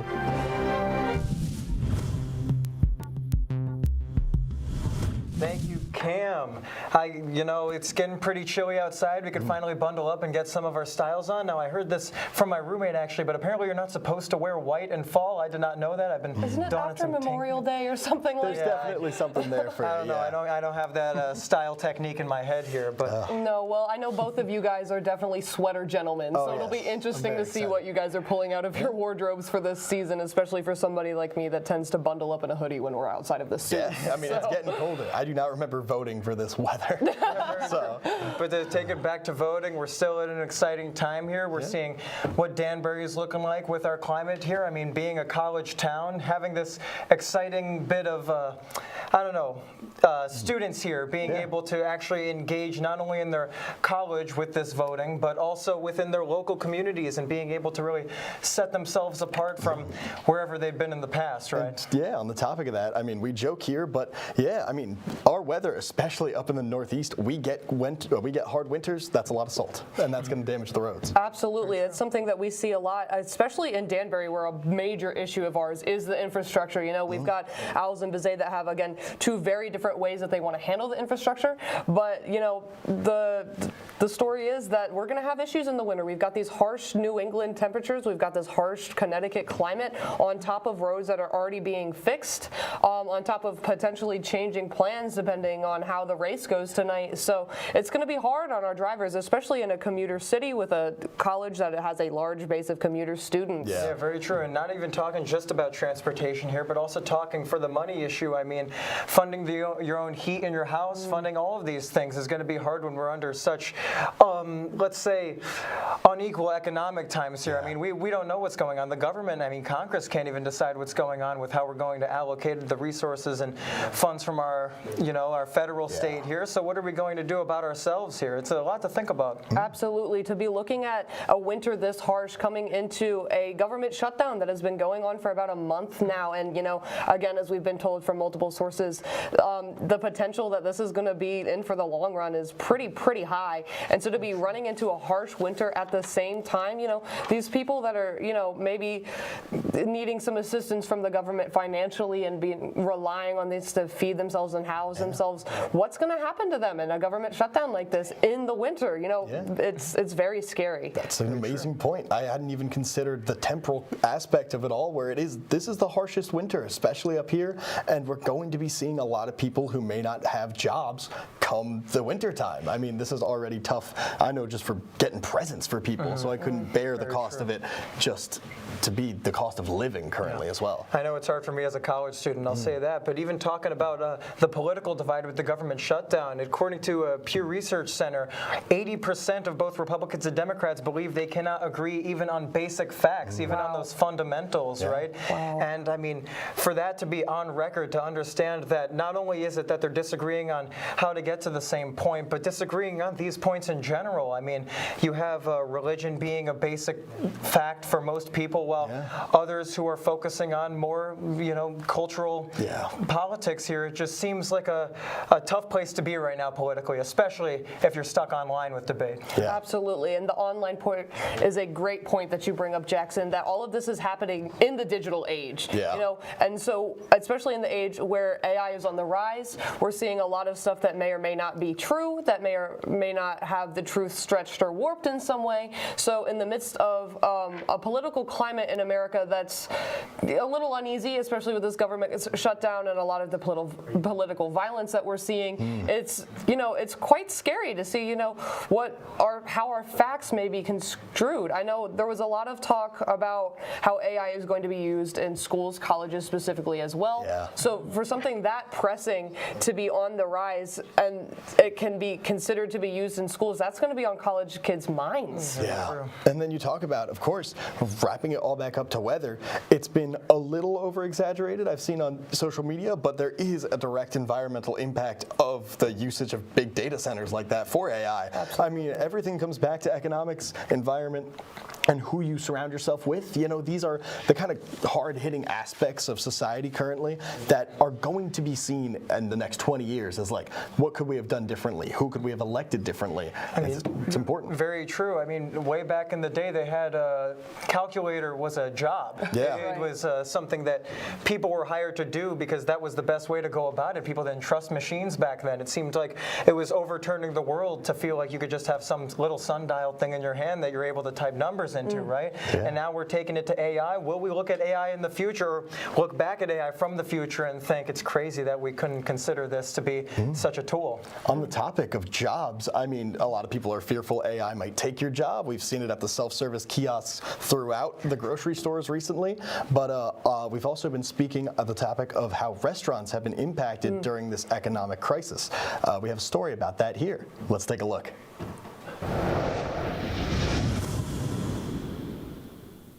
Restaurants in and around Danbury, Connecticut have been affected by rising tariffs, leading to higher menu prices and a decline in customer traffic. Ever since Trump's summer 2025 motion to raise tariffs on goods, restaurants have faced backlash as rising import costs drive up expenses. Items such as food, seafood, metal and aluminum, packaging equipment, and alcohol, many imported from America's most important trade partners, such as Canada, Mexico, and China, now face higher tariff taxes compared to sourcing them domestically. According to the National Restaurant Association, full-service menu prices reached below 4.5% in July of this year, when the price sat below 4% the year prior. Due to this raise in product pricing, several restaurants have made the decision to raise menu prices to match based on their annual revenue. This sharp increase has led to customer dissatisfaction, with some chains like Longhorn Steakhouse facing backlash from patrons frustrated by higher prices. People only buy desserts, usually if it's like a special occasion, but in general they don't buy as many desserts. I think they're trying to keep their checks low because things have just gone up so much. Alcoholic beverages are one of the most highly tariffed items that restaurants have to buy, with an abundance imported from Canada. Wine specifically has been taxed more than others, creating a change in regular drink orders. There's definitely been a change in the way that people have been ordering alcohol because of the fact that it's more expensive. So people that do want to get drinks, they might go for the house drinks, if you would say that, because they don't want to spend a lot of money, or have a lot of people get water. Customer traffic has also been on the decline since the increase of tariffs. Wait times have lessened to almost nothing, leaving Longhorn and Danbury to question the winter season's business numbers. It was very busy. There was a lot of people that were coming into the restaurant. I remember the wait times would be for usually 40, 50, sometimes an hour. Now usually there usually isn't a wait. With the ever-changing nature of the restaurant industry paired with the present tariff costs, it's up to the business themselves to decide how they adapt to the change. We spoke to the manager of Danbury's Longhorn Steakhouse, who gave us his solution for the restaurant moving forward. It's unfortunate, but less staffing to accommodate the people that we have here. We'll get into the community and do more things for the community, like the football teams and basketball teams, to just try to broaden our horizon. Restaurants have to find a way to keep their clientele, and if not, they could lose their footing in an already unstable market. This is Samantha Murray with WCSU News Elections Action.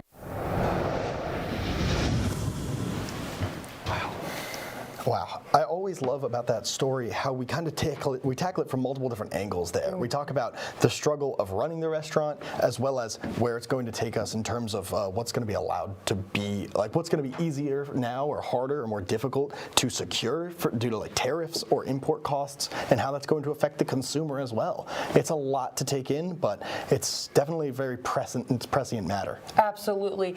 It's a great point, Buster. Another thing that we look at with situations such as these is, again, cost. So these small mom and pop shops that, Danbury and other surrounding areas really run on, they want to be able to pay their workers, right?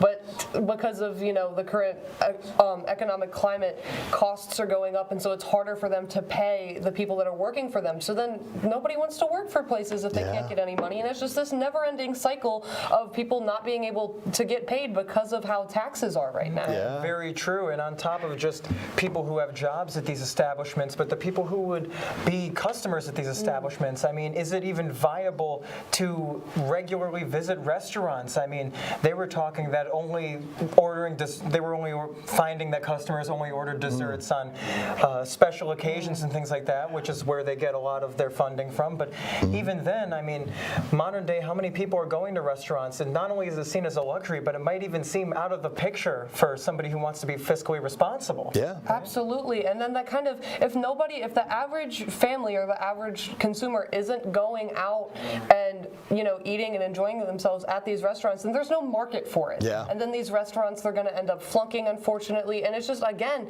like we said, and like the package said, this never-ending cycle of people just not being able to afford what they, the usual luxuries that we were having. Yeah, and especially, I mean, wrapping it right back up to the fact where it's like Danbury, big commuter school, but also there are a lot of people who work either on campus or off campus.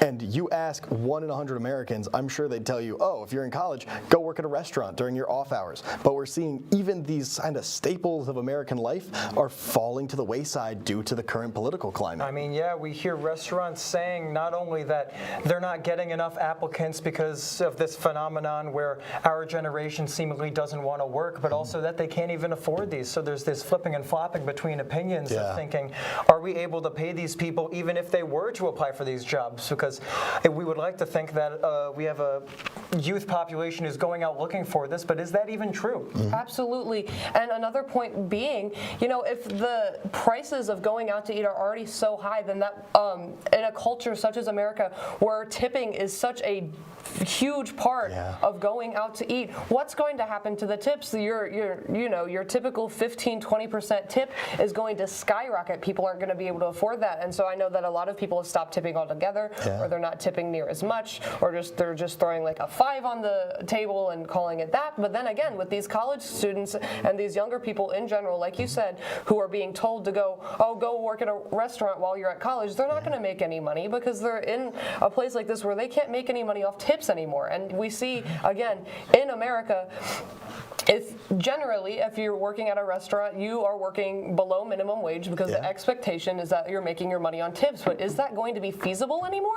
Yeah, I mean, especially in the case of current restaurants, especially with mom and pop shops versus larger conglomerates. I mean, we spoke there about a Longhorn. Obviously, it is run and operated by a Danbury resident there, but it's also getting harder to start a business and to compete with the larger businesses that are coming in. So it could be dangerous here because this could be a situation wherein the only thing that survives are the fittest, survival of the fittest. It's going to be the ones that are large enough to live through the current economic crisis are the only ones that are going to be able to survive. I mean, you could see that with a lot of corporations right now where most people are just working towards the massive conglomerates like you were talking about because the smaller shops are not able to afford the low prices that other larger places are trying to get at. I mean, we can even see this in Hollywood if we're looking at movies. I mean, as of late, how many independent features are you seeing that aren't funded by larger corporations and stuff like that? And how many blockbusters are we seeing flooding the market of the movie theaters here? It's the same kind of vein there. Absolutely. You're so right about that. And in these situations where, these smaller places, these mom and pop places, or these smaller studios, using the acting example, they can't pull in any workers that way because they can't pay for it. So it's again, this never-ending cycle. Of course. And we talk a lot here on this show about funding, economics, and of course just the current price of everything. But of course, to wrap it back to a more local level, we actually have Matt Moody out in the field with Bethel giving us the scoop. Let's take a look at that. Good evening. I'm reporting live from the Bethel Municipal Center, where polling continues to come in for this year's first selectman election.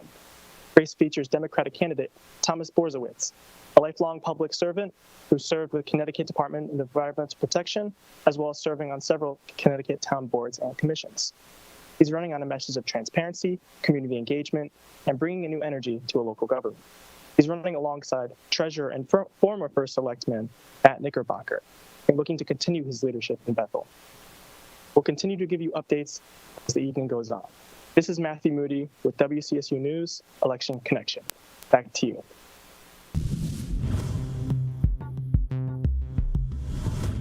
Thank Thank you very much, Matt Moody. Again, this is one of those interesting ones right here down in Bethel, with Borchowitz running against a current contender who's held unopposed races for the past 4 years. I mean, that's sort of a new wave, this new generation of people who are looking to come in and shake things up. It's something that we've been seeing for about the last decade now, and I think it's really sticking with the people. Absolutely. You've got somebody such as Dan Carter who has been doing the same thing, assumingly right for so long that, again, is the city of Bethel, or the town of Bethel, excuse me, going to want to see this kind of same thing over and over again? Yeah. Or are they going to want something new? Are they going to want to shake it up? Do they want things to stay the same? You know, and especially it is exciting, again, as we have a field team out on the team there who is actually claiming that they will have an interview with Dan Carter come the end of the night. So that's another thing you want to stay tuned for. But again, this is a very interesting race, so it's great we grabbed that. I mean, yeah, to talk of not only consistency with your local community, but having a strong leader, having somebody who has been unopposed for 4 terms, right? And thinking, wow, we have already some consistency with this person. We know how they're working Bethel, and if you feel you've been happy in Bethel for the past 4 terms, why would you vote differently? You have that background behind you, really supporting you there. Yeah, and it's always interesting. I apologize. We actually have some breaking news down in New Britain. Let's take a look at that. I apologize. We're sending it.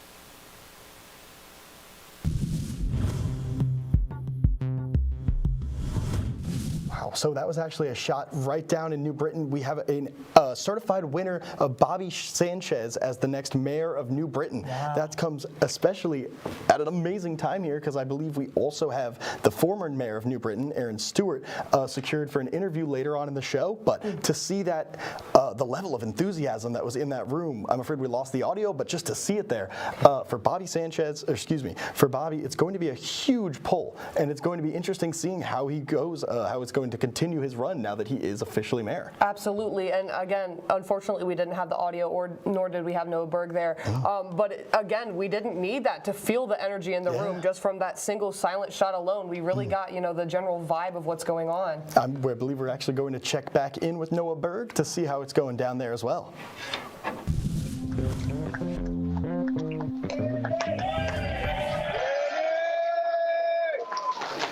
Good evening, folks. We're here at the Back Nine Tavern.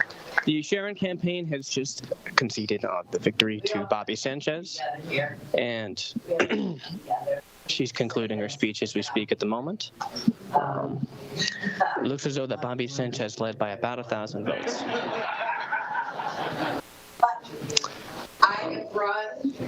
She ran a very, very fervent campaign, touting all the successes of the last 10 years under Aaron Stewart, with over $500 million spent on elementary schools, $50 million spent on critical infrastructure, all while taking a $30 million deficit, turning it into a $24 million surplus. All these successes did garner the interest of more than $330 million on private investment to the city.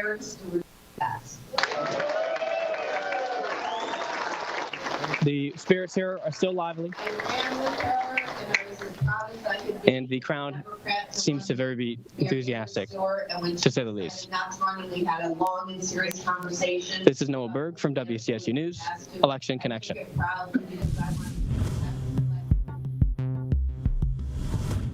Thank you very much, Noah Berg. I mean, that's exactly the kind of showstopper that we love to see on this show. I mean, that is the reason we run through it every year, It's just a matter of seeing the outcome of these elections, especially when, I mean, for Savra, excuse me, she was endorsed by the mayor that was running at the time, or excuse me, was currently mayor. So to see the upset with Bobby Sanchez, we saw him polling very early with about 300 votes over the, over Savadra? Yeah, excuse me. Yeah. So it's interesting to see how in just one night it can really go lopsided, and we can see something else here. Yeah, absolutely. Before we continue that discussion, gentlemen, I just want to remind everyone at home that you're catching us live on WXCI Danbury 91.7 FM, as well as on Facebook and YouTube at WCSU Election Connection. You can also catch us on Instagram for some behind the scenes. Yeah, I mean, of course, it's always good to check out the behind the scenes because we have a great team working behind the scenes tirelessly to try and get you. I mean, look, we couldn't do the show without them. Absolutely. You tend to kind of just see us, the on-screen talent. We've got the field teams out there. We've got our numbers, our weather, our sports, but nobody really sees what goes on, behind the scenes. We've got audio. We've got people on the TriCaster.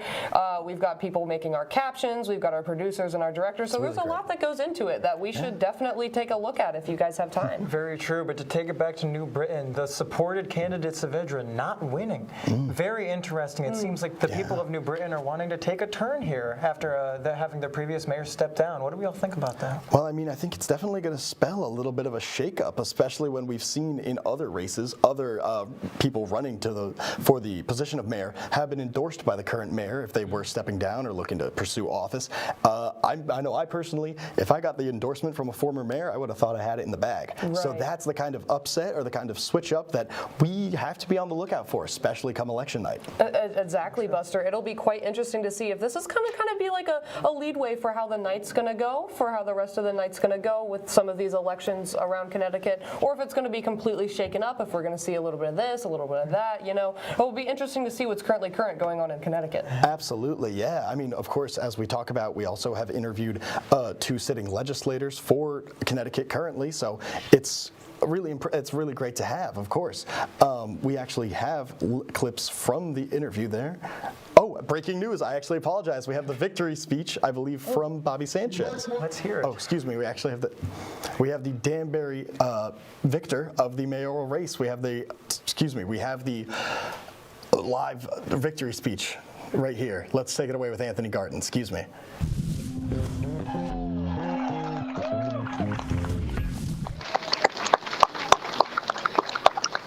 I need the newspaper to come here real quick. I know you don't work for me, but take a picture of this room, not me. Look at this.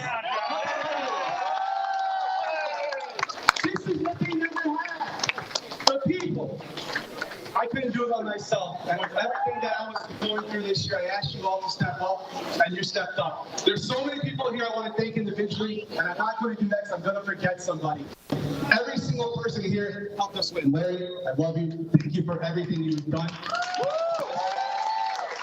Our state politicians, Representative Godfrey, Representative Gucker, Representative Santos, I don't know if Ali Brennan is here or not, and the very best state senator in all Connecticut, state senator.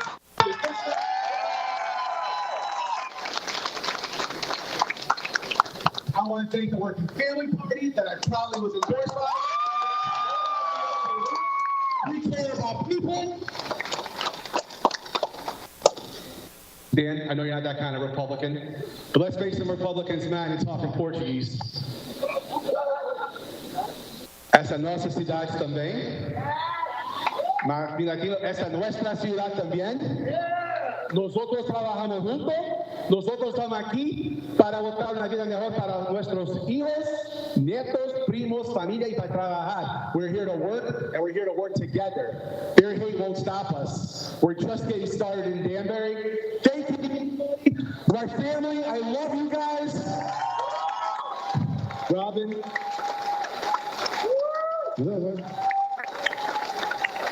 Julius, Catalina, Eliana, John, Zach, Gabby, Davi, Mom, Dad, Kelly, Chris, Evan, Tanaji, Geraldo, Bob, and Amy and Adam, come back from Boston. I love you guys to do it without you guys. And then one more that is just so important to me. 2 more. My campaign team, Jacob, James, Francesca, Ed, Corey. Frank Thomas was my treasurer. I didn't forget this time. Francesca, love you like a sister. You've been there since the beginning. We're not going to stop. Congratulations on that. Thank thank you very much, Anthony Garton, for being out there and being able to capture such an electric victory speech from Alves. Very true. Yeah. That was insane, especially so early in the night, too. It's not even 9:40 yet. You know, our show's running till about midnight to have our Danbury race already done. But, you know, it'll be quite interesting to see kind of, you know, will this, again, pertain to the rest of Connecticut? We saw over, you know, in New Britain that the person that they had endorsed by their previous mayor, you know, she did not win, whereas we've got Alves, who had been endorsed by Ned Lamont, and he did win. True. So again, we've got this kind of 50-50 thing going on. It'll be interesting to see throughout the rest of the night. And but I mean, to talk about hindsight being 2020, we did know already that Alves did have about 8 times the funding that Bozade already had for his campaign. A lot of it being from outside of Danbury, but knowing us being a commuter state, that could be a lot to do with his plan of 50 miles of road 1 year for every 5 years, right? Absolutely. We also know here in Danbury we have a pretty large Portuguese and Brazilian population. Very true. And Alves himself is a Brazilian immigrant. He moved here when he was about 5 years old. And so I think that might potentially have played a part in it as well. As you know, we saw in that clip, you know, he was speaking a little Portuguese for us, you know, for those in the audience. And so it'll be quite interesting to kind of get the general consensus of Danbury to see, you know, why we think we voted for him. Yes, and notably to make some Republicans mad, he did say, which might draw a bit of a divide. Right. Yes, absolutely. Right, might draw a bit of divide between two parties, but also it's that euphoria of winning an election too that plays in. I mean, we know that the education population in Danbury at least is 60% Latin American, right? So we know that he's getting a lot of support in Danbury for our very diverse climate, and you know, we'll see what he does with the next few years. Of course. I mean, this is also a time where you have to reflect on not only what he said he's going to do, but what he's done in the past. Of course, we also have to, you know, say la vie to the railroad train system. That was a great, interesting promise on the behalf of the Bozade campaign, but it seems like they're going all in on the road work. I know that we've already been seeing a lot of road work as of late in Danbury, so it's interesting to see that he was already prepping for a win there with focusing on his newest campaign promise. Absolutely, and it'll be interesting to see, again, how some of these college kids here at WestCon are going to react to that. You know, are they going to be pumped up that we're having this 5-year plan with 15 miles of road every year, which again is a lot of road throughout Danbury? Or are they going to be a little disappointed? You know, something that is maybe going to happen by the time that they're out of college. Is this something that, like, are we going to be excited to see here in Danbury, or is this going to get some pushback from Mayor Alves? Well, clearly what we saw is that Danbury supported what Alves was doing here, and I mean, you got to look at what's been working. He's been pushing through for the past 2 years since 2023 with that contentious victory there, but I mean, to look at the numbers, we've already seen a lot of roads in Danbury becoming more clear. We've seen a lot of work being done. I mean, he's not talking out of his behind here. You know, he's really had to focus on what he's able to achieve. That's and it seems like he's locked in and he's ready to try and get this done. Absolutely. He's a very motivated and strong individual, and we see this through his run, you know, his battle with, I believe it's large cell lymphoma. And so he's definitely somebody that doesn't play around when he wants something done. And so I think that the citizens of Danbury might benefit from this greatly, especially because we've seen him, you know, he's somebody that we've had around since 2023. He's somebody that's, you know, been around the bush here. He's not new to this, and so we'll see what he has to do for the next couple of years. Yeah, very true. But to set our sights outside of Connecticut for a bit, we could also talk about how Mom Donnie is doing with his election, you know, going against Cuomo here. I mean, it's both of them. They both had a very wiggly path here trying to get through to there, but also it's going to be one of the most important parts of the whole thing tonight, so we'll just see how that works out. Right? Again, bringing it a little larger than just Danbury itself, we had the pleasure of interviewing Connecticut State Representatives Corey Paris and Seth Bronco. Now, they are both state legislatures and members of an organization known as Future Caucus. This organization focuses on creating a nonpartisan unity between young elected officials across the nation. Here's what they had to say on the extreme algorithm.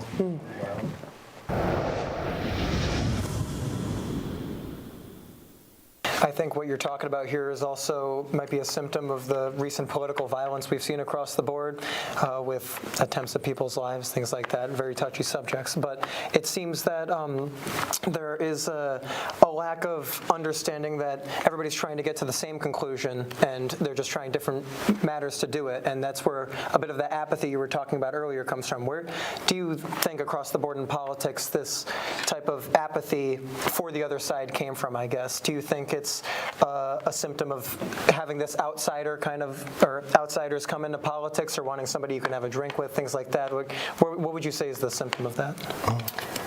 I would argue the symptom of it has been kind of years in the making, largely from social media and a 24-hour news cycle that has pushed people to the extremes. To be successful in those realms, you kind of have to be extreme, and extremism breeds extremism, and then that flows down into candidate selection. Each party is choosing their candidates. Well, in primaries, generally you kind of get more of the far end of those parties voting in primaries. So to be electable to your party, you kind of have to trend more towards that extreme. And I think it's been kind of a slow going. I don't think it happened in the last 2 years or anything. It's been a slow process, and you add in social media on top of it, and you've got your algorithm built in, and all of a sudden, everything you're watching agrees with you. And so you think the entire world believes that way. And we're at a point now, it's really crazy to watch, but you watch one event happen, and you'll have one side have their perspective and believe one thing, the other side have their perspective and believe their thing, and they are just completely opposite. And each side is going, how could they possibly believe that? Right. And so we're on kind of two parallel tracks of my side, your side, and I think until we have people that will kind of merge those tracks, I don't know how it gets better, other than elected officials making it a cognizant effort to build those relationships and make it a point not to feed that extremism algorithm.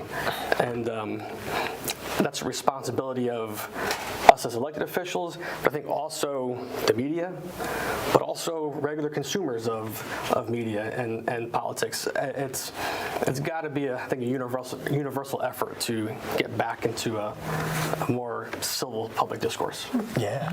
I mean, as you just said there, I think a lot of people could summarize it as like different realities almost. You take in different media, you get different viewpoints on the same subject, and you walk away with two radically different ideals and beliefs.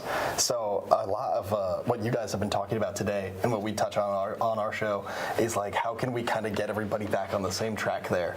If either of you would have any idea on like maybe if there's something we could do using like public networks or something in like the newer realm of social media to try and really like allow people to know the truth of a situation.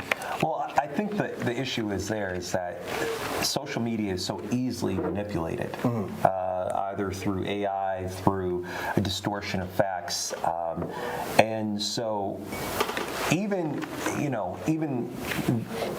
things that people might hold as a true value, just a basic value in terms of where they stand on certain issues, if a particular candidate, either extremes of both parties, say something, they'll forego that one value that they hold in order to hold the ideology and sentiments of that candidate, which is unfortunate.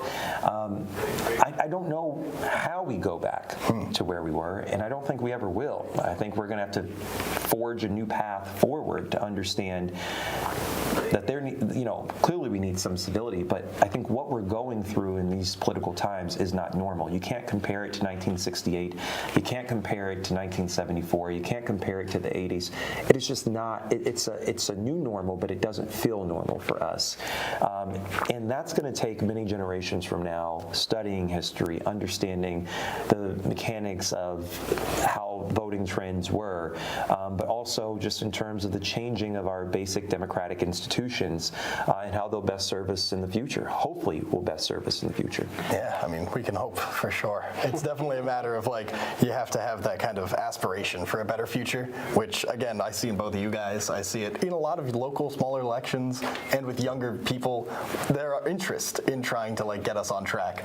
It's just, as you've said, there's a lot of people in the media who might benefit from kind of throwing in discourse, you know? Right.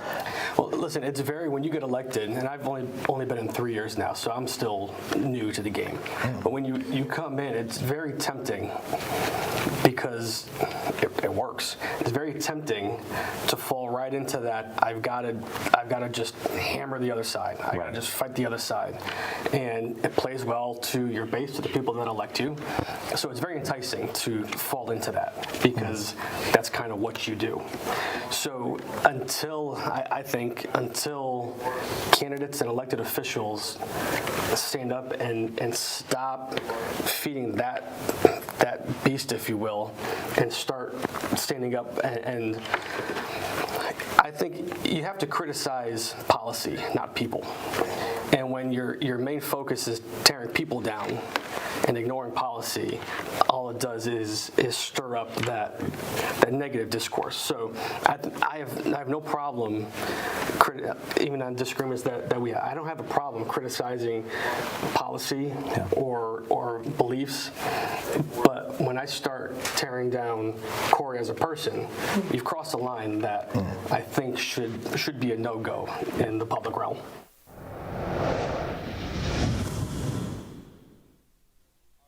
Yeah, I mean, that obviously is an incredibly important topic, but we actually are covering... How are you feeling tonight? I feel great. Yeah, sorry. We are actually interviewing Mayor Alves just shortly here, so that's going to be right now. Welcome. Next is even more hard work. That's what got us here, was our dedication to our community, all the work we have done across our city, pave more roads, hire more firefighters, hire more police officers, invested in our schools, and did it while respecting folks from everywhere, not worrying about party lines, and just more of that. So excited to be here. And it was a resounding victory. It was a referendum. So I know the numbers aren't finally out, but we are confident this is going to be a big victory for us. Well, thank you for your time and have a great rest of your night. My pleasure. Thank you. This is Anthony Garton with WCSU News, Election Connection.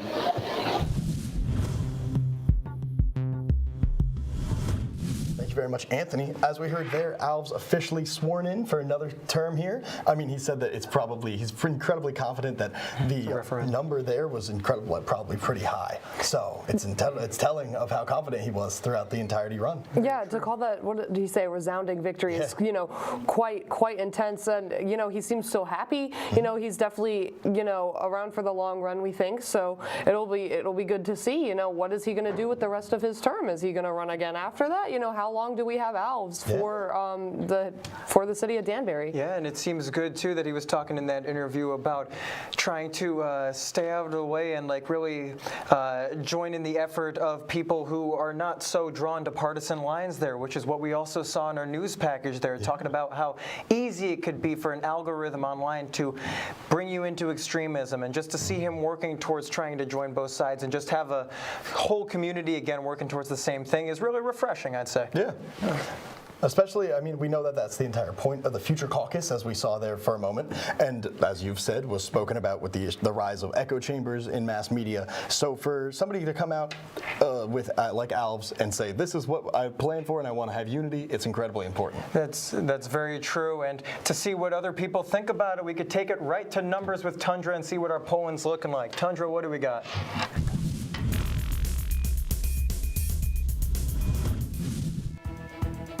Everybody, again, as we have seen throughout Election Connection here so far tonight, many things going on, many results coming through. We have actually received a couple victory speeches and even an interview that we had just a moment ago.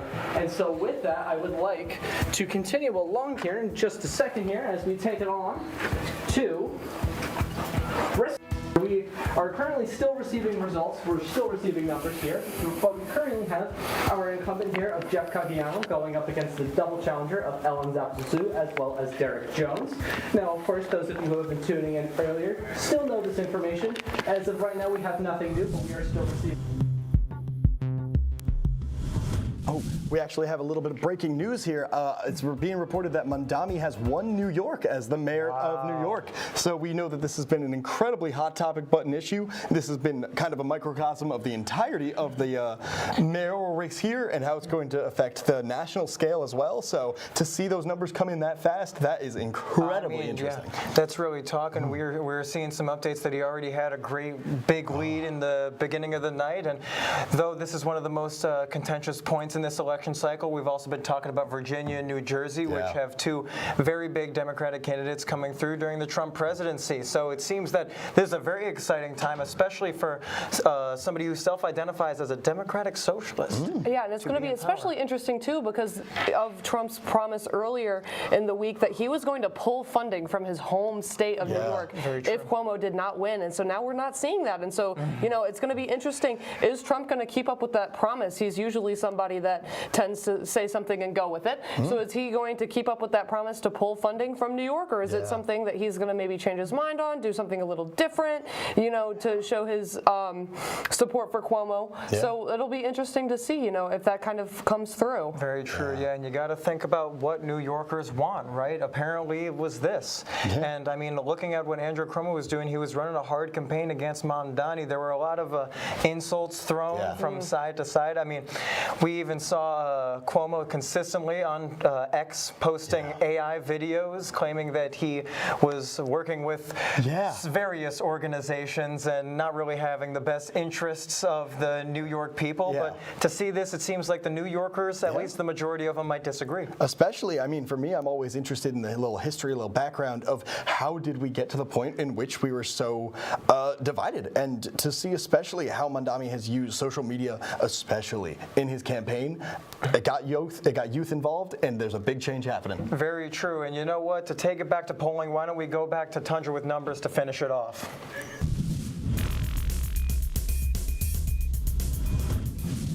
Hello, everybody. Yet again, welcome back to the live race coverage here. We have heard a lot of breaking news going on, not just here in our state of Connecticut, but also our neighbors over in New York. But for now, for our coverage here, I'd like to reel it back close to home. We're going to come back to Bristol here in just a moment, where we have our current incumbent of Jeff Calgiano going up against Ellen Zapasussu, as well as Derek Jones. As we have heard a lot of confirmations, we are still working on numbers, and we have no confirmation yet here in Bristol. We are still working on receiving those details, and when we have those details, we will be bringing it back to you whenever we can, once we are nearing the end of just a string of breaking news after breaking news, which is excellent information, and we will bring that to you as soon as we have it. But we're going to be continuing along over here in Middletown, where we have ourselves yet a winner. And now, while in Bristol a second ago, we are still working on those numbers, we do have still work on numbers, yet we have enough numbers to know that we do have a confirmed winner. Gene Nocera takes Middletown against Sebastian Giuliano, here our challenger.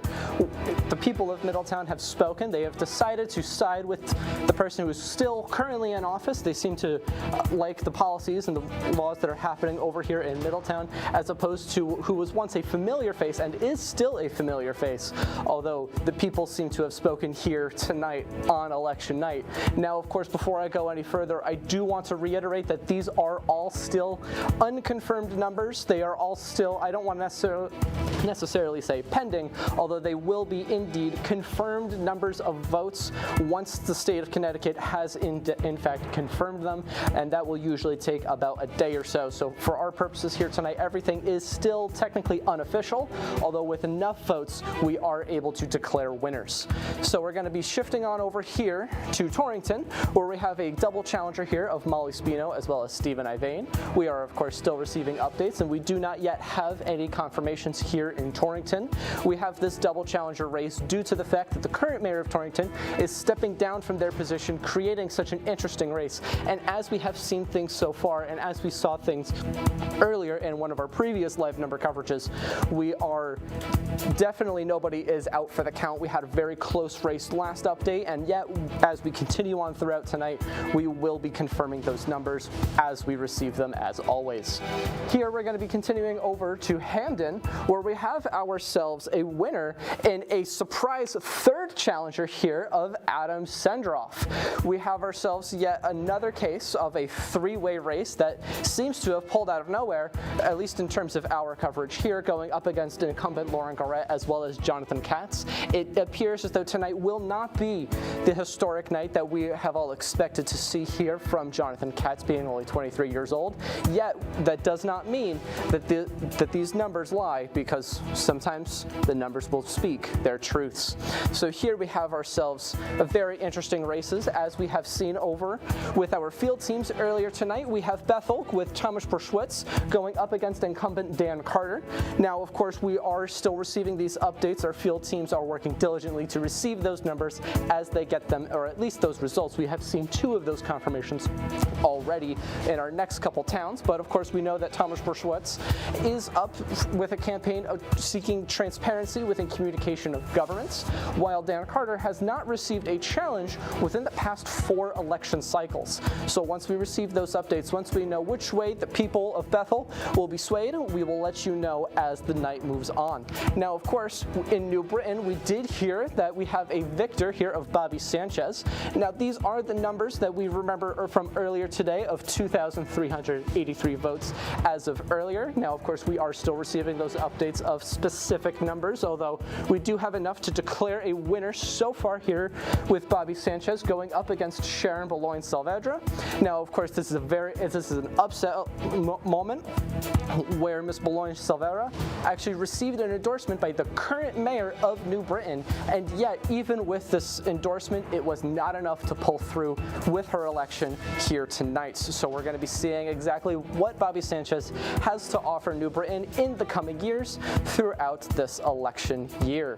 Now, of course, we had just recently an update as well in Danbury with incumbent Roberto Alves taking the victory over challenger Emile Bazade. Now, here we have ourselves very interesting races, and it seems as though many of their talking points, many of their policies that are still in progress, it seems to have pulled through for incumbent Alves, and we will be seeing exactly what that brings here for Danbury throughout the night and into the next couple years.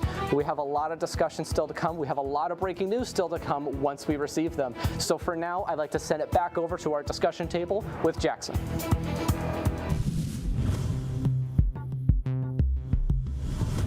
Thank you very much, Tundra. A lot of numbers coming in, a lot of Democrat victories, it seems, winding up around everywhere. But everywhere we're seeing is still pretty close. You know, we're still easing into this election, but it seems like we're having a resounding pushback against what seems like, at least previously in the year, a more conservative-leaning, election environment here. Absolutely. I think that we need to talk about that third-party winner in Hampden, Adam Sendroff, where we had Katz and Garrett, Garrett being the incumbent, and then Katz, we had the 23-year-old who, was looking to win, maybe be one of the youngest mayors here in Connecticut.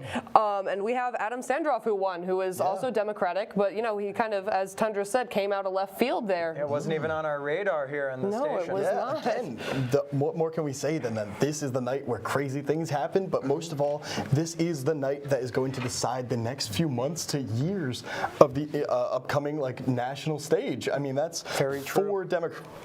Four Democratic mayors in the state of Connecticut, along with Mandami in New York. I mean, we're kind of seeing, it's not unexpected for Connecticut to lean blue, but on top of Mandami's victory in New York, that's going to spell something a little concerning if you are Donald Trump, and you're looking to smack down on that crap. Very true, but I mean, to talk about this Mamdani thing, I mean, talking about economic inequality being pushed out by his policies, hopefully in the future, now we're going to really see what somebody with such a pictured progressive-leaning stance could do for New York. Yeah, absolutely. While we have the chance, we'd like to remind everybody there at home that you can catch us live on WXCI Danbury 91.7 FM, as well as on Facebook and YouTube at WCSU Election Connection. You can also catch us on Instagram for some behind the scenes. Yes, that's right. Absolutely.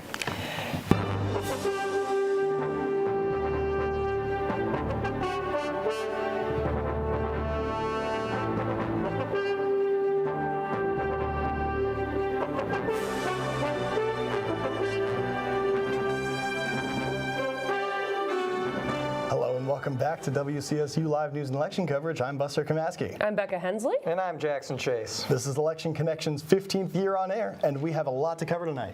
It's been a busy night as we've covered weather, sports, and municipal elections across Danbury, New Britain, and Bethel. We've been focusing on the Danbury mayoral race, which was between Republican candidate Emil Bezaid and Democratic incumbent Roberto Alves, with an Alves win tonight. We've also been touching on topics such as gun regulation, infrastructure, income inequality, and the cost of living. Not only that, but issues larger, such as your ability to vote, culture wars, and ICE's involvement on college campuses such as ours. Yeah, so thank you for catching us thus far, so let's hop right back into it. Yeah, I mean, again, we have seen a little bit of a blue sweep here so far. Again, we aren't covering every major mayoral race, but at least for the ones concerning Danbury, and again, concerning the people who are going to be going through Danbury to New York, these are the elections that are really going to show a lot of changes for the average citizen there. Yeah, absolutely. One that's kind of was a pivotal race tonight was over in Middletown with a Democratic Gene Nocera win for tonight. We know that he actually was our incumbent, but he had stepped up when Glenn Florsheim stepped down. After 5.5 years in office, he decided that he wanted to step down to pursue other life goals. And so a Gene Nocera win is quite big as somebody who was quoted in not intending to run for mayor this run. But, you know, he has run before, as well as Sebastian Giuliano, although Giuliano had not run in Middletown.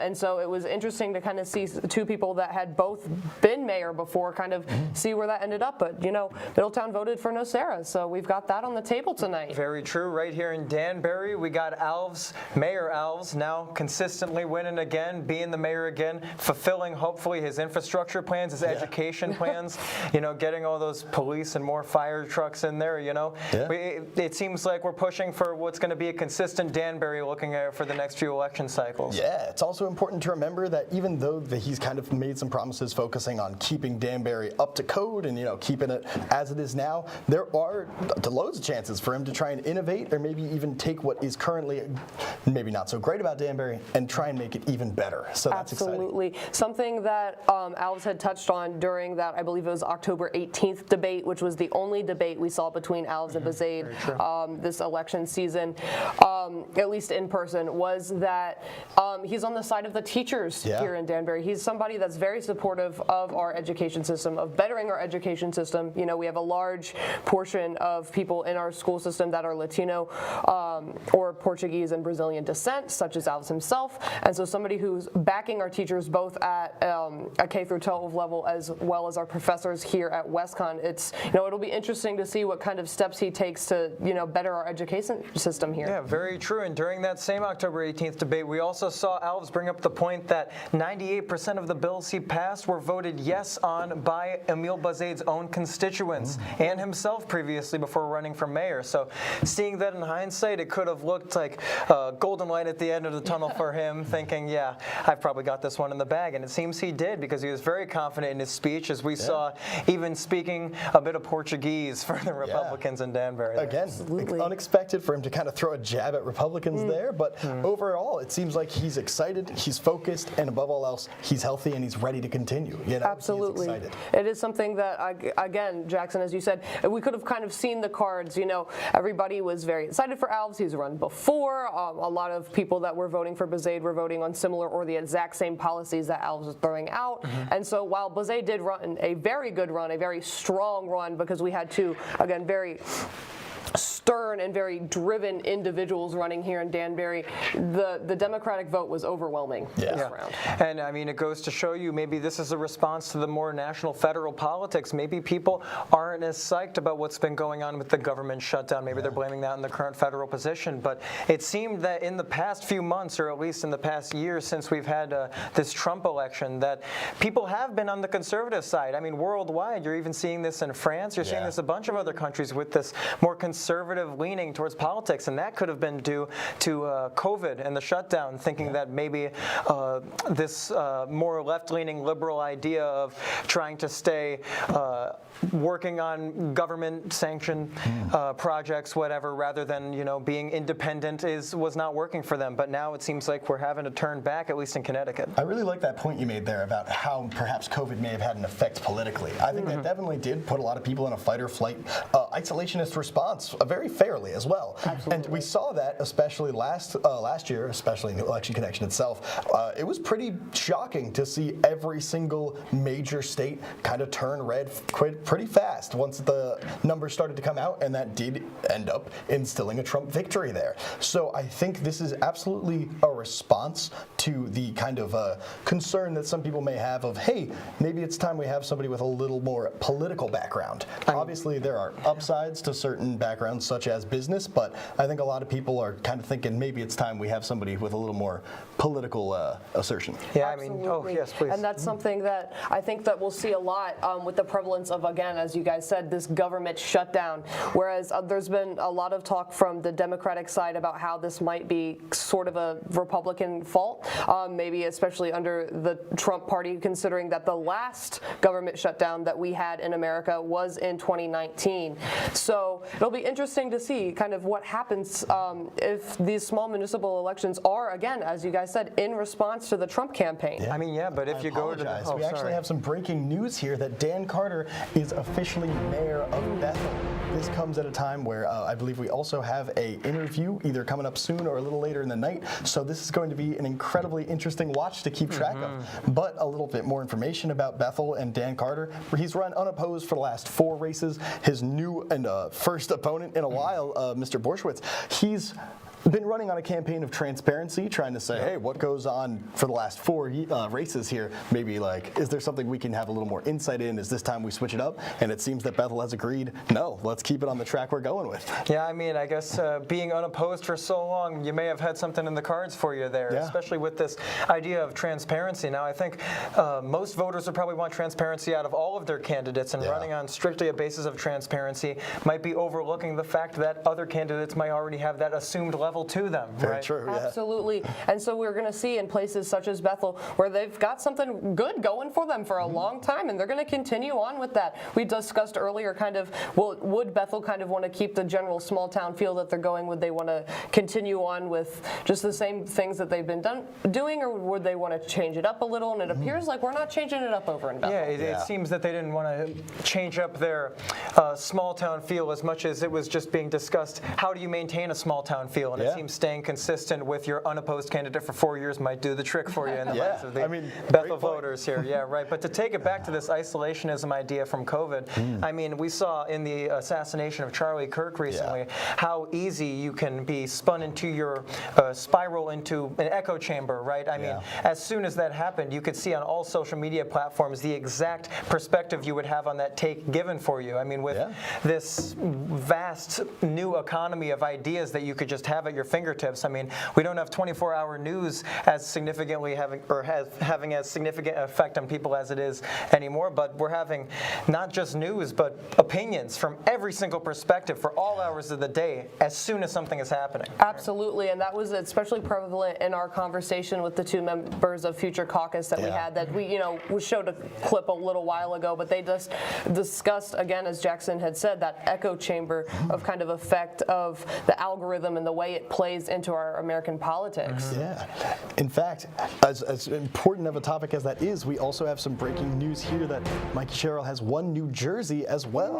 That is a Democratic win for New Jersey and New York, as well as 4 places within Connecticut as well. That was a big issue there. The New Jersey and Virginia governors there, because we've been seeing, Trump hasn't been as vocal about these 2 elections, but we know they would have been big supporters for Trump's administration here. And now seeing a Democrat win, a Democrat who, mind you, has not talked much about Trump on the campaign trail, but has taken a step back from these progressive values and has been into issues, much more voting for stronger police force, much more voting for issues that might ease towards the moderate. It seems that it is the antithesis of what people's perspective on Mom Donnie would be in New York. Of course, and you also want to talk about, they were a former Navy vet, so it is obviously a factor of, hey, with this government shutdown, we know that it was incredibly important of, are the people within the military going to get paid? I know that there have been places where they've been talking about that. So yeah, it's going to be especially interesting over in Virginia too. So, you know, we don't have those race results back yet, but especially with the proximity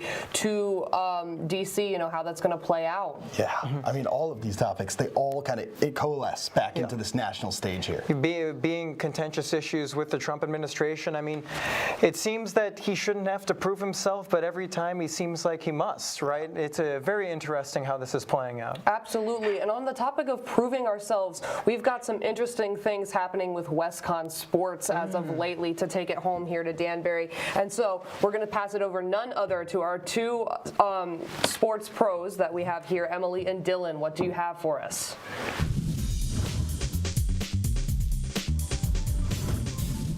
Thank you, Becca. We have some Wolves sports coverage. Let's start off with our football team, who started off with a 4-0 winning streak, but now we've lost our last 4 games. We have a 4-4 record, Dylan. Yeah, unfortunately, coming out of this past week, getting our 4th loss in a row, 4 wins, 4 losses, straight in the streak like that. Definitely not what you like to see starting off so strong, being one of the only D3 football teams left with a undefeated record, and then just kind of tumbling down the hill since then. I mean, losing to Susquehanna University Riverhawks is not what we were expecting. No, it isn't. And you know what? In the last few weeks as well, we've been seeing it get closer and closer to where we want it to be. I feel like that loss against the New Haven Chargers, 69-0 loss, that was a turning point for us. It's been a downhill slope ever since. But maybe this most recent 34-0 loss can be the turning point that we need to then come out on top. We are not a team that has a losing streak, so this is not what we're used to seeing from the Wolves, but there's still time to come out on top. Absolutely. I mean, even through the past couple of weeks, I mean, losing 69-0 against the Chargers and then kind of losing by 20 or so points during homecoming, then losing by 7 last week. You expected it might have been a little closer, if not a win, then a close loss, and we just did not see that this week. For sure. Something's got to give. But you know what? On the bright side, women's soccer, bit of a different week. Had a great week. Absolutely. 2 wins. 3-2 against Fitchburg State Falcons and a 4-1 win against the Rhode Island College Anchorman. Yes, and we are now talking a 12-7-2 record. Shannon Anderson, 7 shots, 1 goal against the Fitchburg State Falcons. 7 shots on goal. To see 7 shots, to know that we're even able to take that many shots, that effort is there defensively, offensively, and that's what we know and love about our women's soccer team. That's what we're used to seeing. So last week, when they no longer had their bye week because they lost their 2 previous games, to see them come out on top, there was certainly motivation there, and they did what needed to be done. Absolutely. I mean, it had to have been rough on this team to not be able to go out for Halloween weekend, have fun like everybody else is having, lose that bye week, and have to travel during Halloween weekend. But they definitely came out of this weekend with smiles on their face, winning both their games in that dominant victory against Rhode Island College, somebody they did see earlier this season and won against. We did see, you mentioned Shannon Anderson, but in this game, Madeline Dwyer, 7 shots as well, but 2 goals. So we're seeing a couple names come up, different names, not more of a consistent one player. So it's definitely a well-rounded team. Absolutely, and you know that chemistry is there in the locker room. They're able to come out time and time again, and they're consistent. That 12-7-2 record is what we like to see, and that is what we are seeing from our field hockey team. Absolutely. Also 12-7-2. Yes. Iffy week. We had a tough-fought, close victory and a pretty bad loss. Winning 3-2 versus Plymouth State Panthers and losing 1-5 against Vermont College Roadrunners. Yes, but in both of those games, Jaden Kilmer with 11 saves. I mean, we've spoken about this as well. Just that ability for a goalie to save a game, if not win one. You know, just know that. I mean, 5 goals went in, 11 saves. We're talking 16 shots, but 11 of those were not allowed past our goalie. To know that consistent effort, Jaden Kilmer, we are seeing that name again and again and again, and that's what we love to see, because that can only lift the defense and the offense. Absolutely. She's definitely putting that work in. We consistently see double-digit saves, if not very close to it. Yeah. Holding back from a complete sweep of our team, or an embarrassing kind of loss at that stake. But losing 1-5 is definitely still not easy. But if it weren't for Jaden Kilmer, it definitely would have been a worse game. In that second game, that win versus Plymouth State, however, Reagan Schoen, 6 shots, 1 goal, definitely attacking that net, making the other defense have to work to even keep the game close. Clearly, their goalie was definitely working some overtime too, I will not lie. Absolutely. I mean, to even be able to take 6 shots, you know they're communicating and they're doing so efficiently. Absolutely. But that is just the first half of what we have for WestCon Sports. We are going to be back shortly with your volleyball, your ice hockey, and the upcoming schedule for select sports coming up in this coming week. So with that, thank you, Becca. Back to you.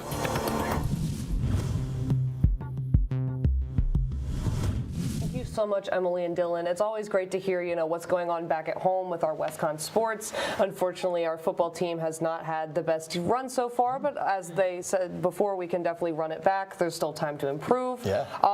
To spin off of that, though, our women's soccer, as they've said, has been doing very well.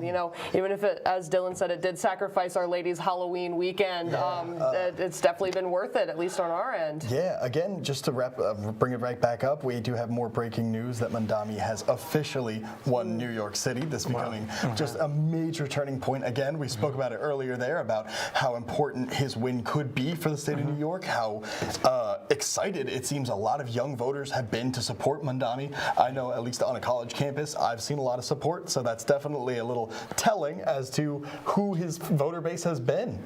Yeah, especially with having a large proximity of people in WestCon being from New York. Yeah. We're a school that kind of pulls in a lot of different states. We pull in people from Connecticut, we pull in people from New York with our proximity to both New York State and New York City. We've got people from New Jersey and New Hampshire. And so to see this plethora of people, especially in this college age, kind of backing and supporting Mamdani, and we can see that on a personal level here at WestCon. It's quite interesting. Very true, and we know that one of the biggest signifiers of what party you're going to vote for modern day in the U.S. has tracked due to polling to be based on where you are going to higher education or not but whether you are taking up higher education or not. It seems that there is a big effect, whether it be from these colleges, whether it be from the fact of not going to college, but it seems to have a great effect on not only who you're voting, but maybe the types of people you're around, the consistency with what your opinions are going to be. I've absolutely seen it in the people I know who have gone off to work in trades, especially, or not higher education per se, but have looked deeper into a trade. They absolutely have a different outlook on how they should be taxed, how much they should support certain groups. Obviously, that's a gross overgeneralization, but it definitely is telling about, I do think there are certain groups of people who do want to vote a certain way based on how they're wired. I mean, that just goes to show you how basing your life in a different thing shows that different needs become apparent to yourself, right? I mean, people aren't only voting on disagreeable matters that they can argue at the dinner table here, they're voting on things that are actually going to have genuine effects on their day-to-day lives, and that's why municipal elections have been so important, and especially why we're covering them now, because these are the immediate effects that are going to cover your towns, and then state elections are covering the outlet of how your certain section of the country is going to, and then we look at federal elections to see really where the debate is coming from for a lot of these young voters. Right? Absolutely, and that was so important to see in that New York City run, because again, New York City has a plethora of people. If we think way back to the times of Ellis Island, that was where we were pulling in our melting pot of immigrants from America, and so there's so many different walks of life in New York City. It's so important to get a large consensus of votes in an area like that, because we're pulling in, examples of all different types of people that we have here in America. And so it was a very important election, and so I think it's quite telling that we have Mamdani as a winner, because we have a bunch of different people kind of thinking the same thing, but we'll see how that ends up with especially Trump and his support of Cuomo. That's very true, and I mean, looking to the country's population and how people are pushing back against certain things here, especially talking about this immigration. I mean, we saw a lot of No Kings protests coming about because of ICE being implemented into places like California, Chicago, and maybe Trump's interference into New York politics here. But it seems that some people are trying to push back against the fact that the federal government can have so much power, while other places are trying to maybe push back against the idea that states are trying to control in their own way as opposed to joining the rest of the country. Right? Absolutely, yeah. And I loved how you just spoke about the Ellis Island, the idea of the melting pot coming in. I think that you could totally claim that Cuomo, and with that Trump as well, kind of represent one half of New York. That's going to be the business tycoons, the large corporate conglomeracy, and then you have kind of a perfect representation of an immigrant, somebody who's coming in looking to have a better life, and now they're able to choose how that outcome will affect the rest of the country, or the rest of the city. It's kind of like a beautiful little microcosm of it all. Yes. Absolutely. I apologize.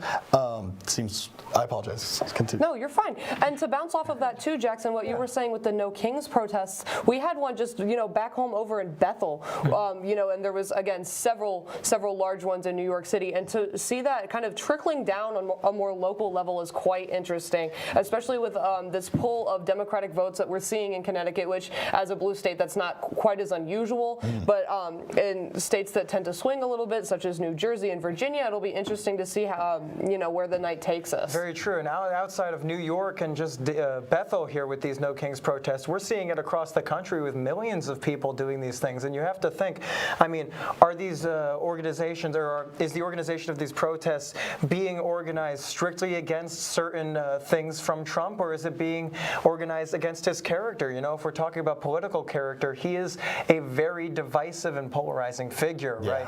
So if we're talking like how many people are staying up with the facts, how many people do want to push back against these things that are going to protest, and how many people are working against the concept of Trump? Yeah, absolutely. To bring it to a more local level, we actually have Matt Moody out in Bethel who's giving us an interview with Dan Carter. So let's take a look at that.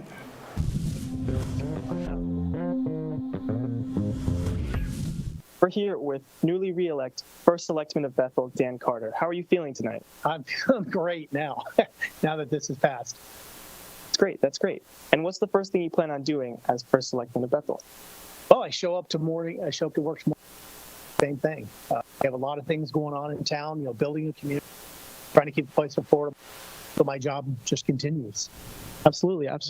And how is this First Selectman race differentiated from the ones past? Well, I would say I was a lot more nervous about this one in one sense because, I felt like it was a litmus test of national politics, right? And I've done a lot to establish myself that very focused on issues. But, as a group, I think Republicans had a hard time tonight. A lot of closed races still yet to fall. Be interesting to see where it all comes. Well, Dan, thank you so much for your time, and congratulations once again on this. Being able to speak with you, your viewers. Absolutely. This is Matthew Moody with WCSU News, Election Connection.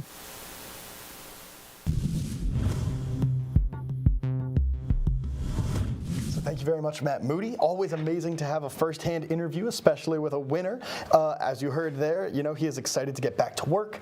And he was actually, I love how he mentioned how he was a little nervous due to the current national scale of these politics. Absolutely. It's very refreshing to see a candidate that's so candid in what they're doing. He could admit that, he was a little nervous, as you said, Buster, about going, but, he went, he came out on top. And so that's, quite beautiful. And it'll be interesting to see, how his run for First Selectman will go, continuing on forward. Yes, and his nervousness was strictly based on the fact that he's more focused, as self-identified, on more local issues, just what he's trying to do to keep up with such a small town of Bethel, while other people are more focused on a national political scale, right? And these politics that are going to be very polarizing and going to induce some kind of, fight or flight response in people, or at least make you want to argue about things, right? Which is a very different thing than we've seen in municipal elections in the past. So It's good to see him admit that. Yeah, and again, on the topic of issues that are regarding a more national scale, we actually have a story about the current issue of defunding PCB. Let's take a look.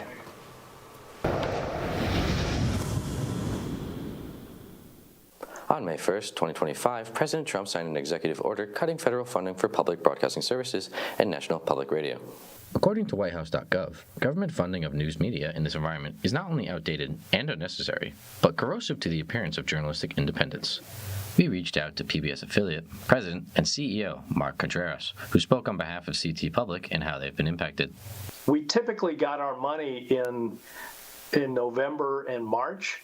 This year we will be receiving zero. CT Public is a statewide, nonpartisan media station whose coverage spans across Connecticut. It is one of many media stations experiencing financial strain.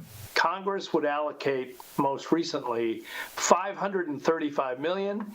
It would go to the CPB.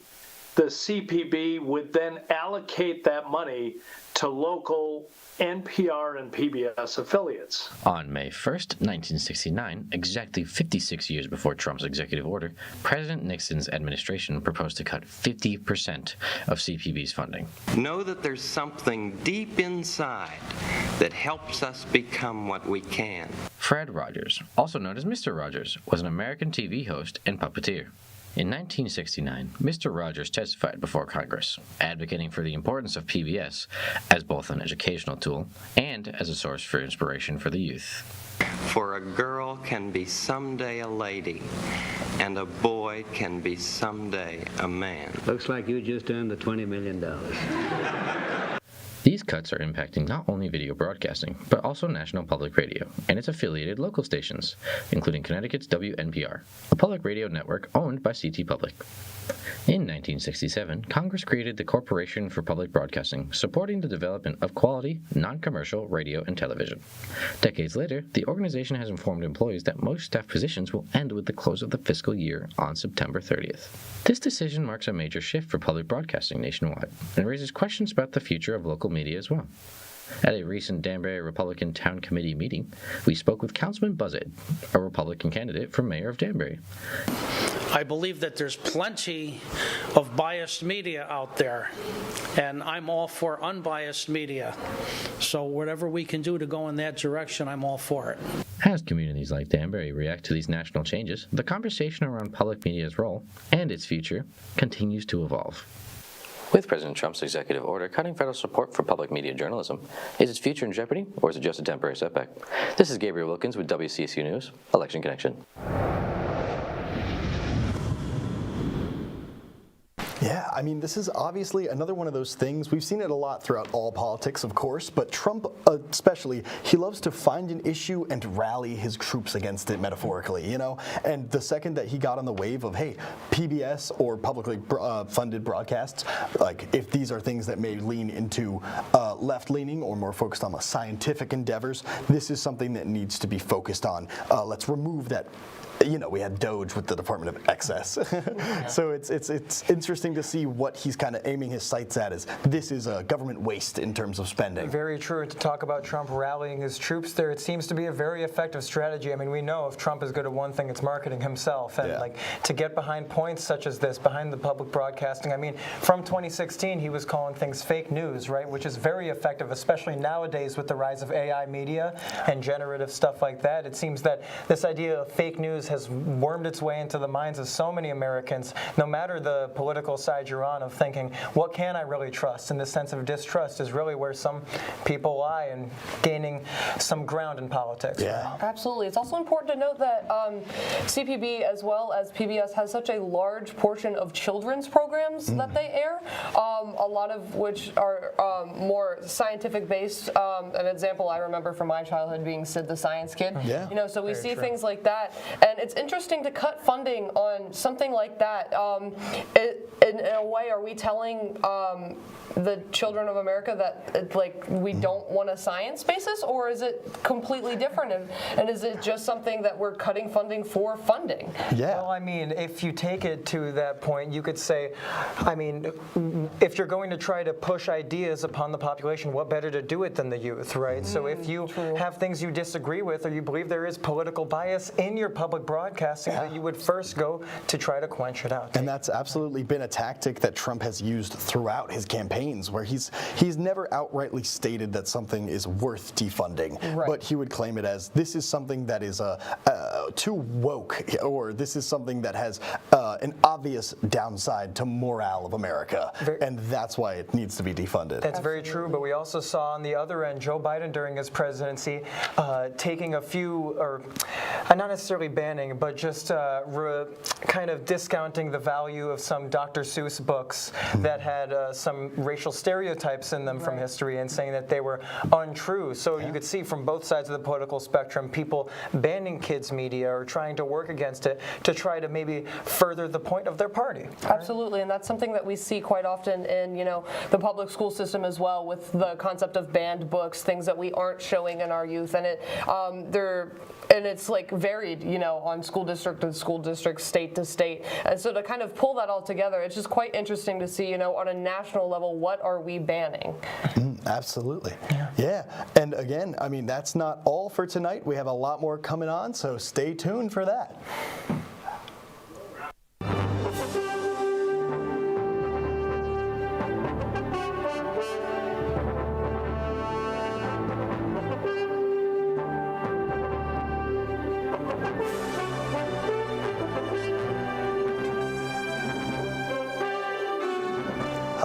Welcome back to WCSU Live News and Election Coverage. I'm Buster Kamaski. I'm Becca Hensley. And I'm Jackson Chase. This has been Election Connection's 15th year on air, and we have a lot more to cover still. That's right. It's been a busy night. We've covered weather, we've covered sports, and we've covered municipal elections across Connecticut, including Danbury, New Britain, and Bethel. We've focused on the Danbury mayoral race, which covered Emil Bazade and Democratic incumbent Roberto Alves, with the Alves win tonight. We've also been touching on topics such as gun regulation, infrastructure, income equality, and the cost of living. And not only that, Buster, but larger issues such as your ability to vote, the culture wars we've been talking about, and ICE's involvement on college campuses. As always, you're catching us live on WXCI 91.7 FM Danbury, as well as Facebook and YouTube at WCSU Election Connection. Another thing that our audience can do for us tonight is hop on our Instagram. We've got some behind-the-scenes action there, so let's get right back into it. Yeah, I mean, as you said there, we were very heavily focused on Danbury mayoral election. We now have a confirmed win for Alves. This is going to be incredibly interesting to see as these numbers roll in. We're pretty much getting the jigsaw puzzle of how the next year will kind of go politically. And it's always incredibly interesting to watch. Yeah, and it seems to be a sea of Democrats right now lining up these things, and you could paint that as maybe Connecticut just being a more Democratic state. I mean, we know Seth Bronco talked a bit about being a political super minority in Connecticut as a representative, but still you can also maybe paint that as some kind of pushback against President Trump, who had a massive victory last year, and with a lot of people across government really turning red there. So maybe we're seeing a switch here. Who's to say? Absolutely. It's important to note, though, that we are still seeing some Republican wins. We can use the example of Dan Carter, who we actually just had the pleasure of speaking with. With his past 4 runs, he's run completely unopposed, and now this time he's still come out on top there in Bethel. So it'll be interesting to see as our last couple numbers come in, as our last couple towns are giving us our data. What's going to end up in Connecticut tonight. That's it's always been a point of our show to at least mention the fact that while there is an increase in political division nowadays, there is a lot of emphasis in small towns that if it's working, there's not a direct bias in hand. Sometimes it really is just a matter of this is the guy for our town, and it's always more interesting to see, are people voting on party lines or are people voting for one specific candidate? That's exactly what I was about to say. Yeah, Buster. Are people voting on consistency or are people voting on party lines? It's a big up in the air for that. Just the same as wondering whether people's media on their phones or news is directly informing what they're going to vote, or whether they're making these decisions on their own based off of what they're seeing from the media, right? Absolutely. We talk a lot on this show, as well as with our representatives, Corey Paris and Seth Bronco, who we had the pleasure of speaking with a couple weeks ago, about that kind of echo chamber that we see on social media. So it's quite interesting to see, how relevant that is in a modern age. Social media tends to kind of skew things the way that people are, dramatically left-leaning or dramatically right-leaning, when that's not always the case, especially in these municipal elections. We've talked a lot about how a lot of these individuals have the same kind of ideas. That's just what they want to do with them and how they want to get there and how they want to drive in their point. That's what's different. Yeah, but I mean, I think it's a symptom of our modern culture to say that people who are on these more partisan lines, who are drawing away from this, are the most vocal out of them all. I mean, we know that Pew Research data said that 80% of both Republicans and Democrats say they can't even agree on basic facts now. Yeah. So if we're looking at that, I mean, where is the bias really coming from but maybe the minority who is vocal about it? Absolutely, but one thing we can agree on, at least here at this table, is what an interesting year for WestCon sports it has been. And who better to tell us about it but Emily and Dylan? We'll throw to you guys now.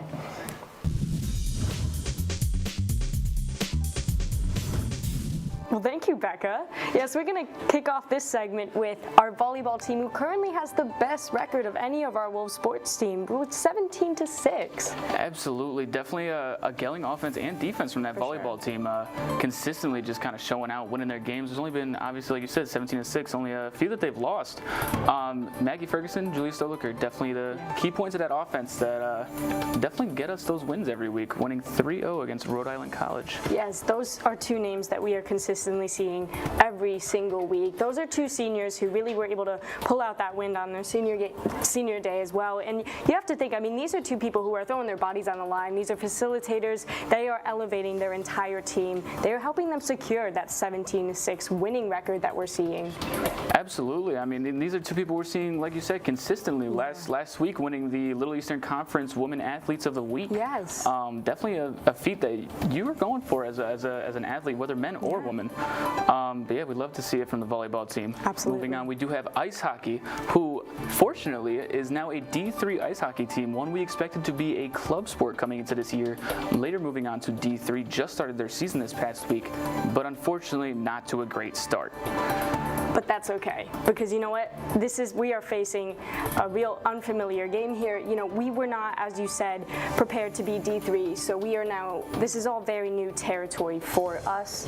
So I'm really proud of the effort we were able to put, especially that overtime, to go into overtime against Albertus Magnus. Yes, it was a loss, but to know that we were able to put up a combined 11 shots as well, just to know that we were attacking that goal to get the job done. I mean, that combined 11 shots was only between two of the players, between Scott McNulty and Francis Rose. Between the two of them, 11 shots, 2 goals, 2 assists. Definitely a good combination I'm starting to see from honestly, just looking at the stat line. I was there at the game. That overtime goal was very exciting for that entire stadium. Going into overtime 4-4, unfortunately losing 4-5, but an even worse loss to Post University. Yes, but once again, we see Francis Rose attacking the goal with 6 shots. Absolutely. I mean, you see the consistency in Francis Rose. Just seems like that team couldn't get something coming together against Post University, but we hope to see something different in the coming weeks. I mean, you're still trying to get into it, not so much familiarity of going against these teams yet.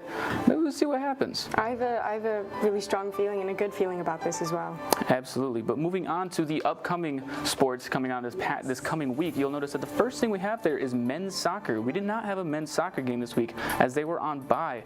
Now going to the Little Eastern Conference Championship semifinals against UMass Dartmouth. Yes, and you know what? We are seeing a lot of consistency with the men's soccer team as well. Absolutely. I mean, going against Dartmouth earlier this season, winning 1-0. Yes, back on September 27th. Absolutely. You're seeing the familiarity thing coming again. We're hoping that we can come out with a win once again. Absolutely. But with volleyball going against University of St. Joseph and Keene State this week. Yes, and we face Keene State, so we have a sense of familiarity there. You know, once again, that is one of those games where we heard the names Maggie Ferguson, Julia Stoliker. We've seen that consistency from those players that once again has secured them such a winning record. Absolutely, and I think I can confidently say we're going to come out with wins in both of those games. But knock on wood, but I have a very good feeling about it. Definitely knock on wood. I mean, something we say in football is any given Sunday, anything can happen. So, I mean, I feel like that goes for, honestly, any sport, but we can pray for our WestCon Wolves. Yes. Ice hockey, 2 other games, again, with the familiarity thing. We don't know these opponents. We don't. Who are we going against? We are going against the University of South Maine and Dobson College. Yeah, so we're hoping to come out with wins this week, or at least something that we can put forth and look forward to watching through this ice hockey team. Maybe put forth that effort.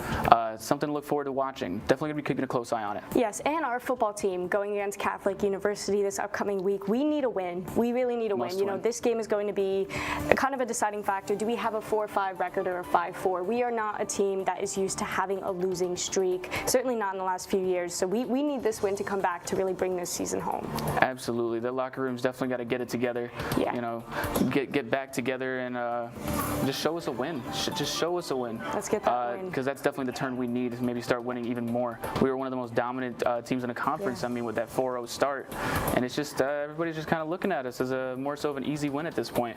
We got to show them what's up. Well, we are far from an easy win. But that's all we have for you on WestCon Sports.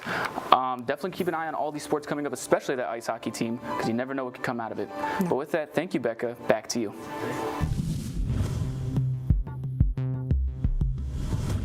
Thank you so much, Emily and Dylan. We've got quite the interesting kind of juxtaposition of things going on in the sports world at WestCon, especially with our new ice hockey team. I know as of, when they were talking about creating that last semester, as Emily and Dylan mentioned, it was originally potentially going to be just a club sport, but to actually have us on the D3 map is quite awesome.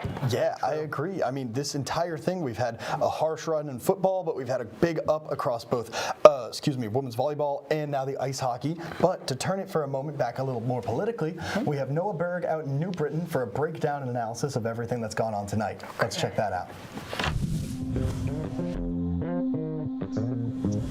Here we are reporting from the Back Nine Tavern.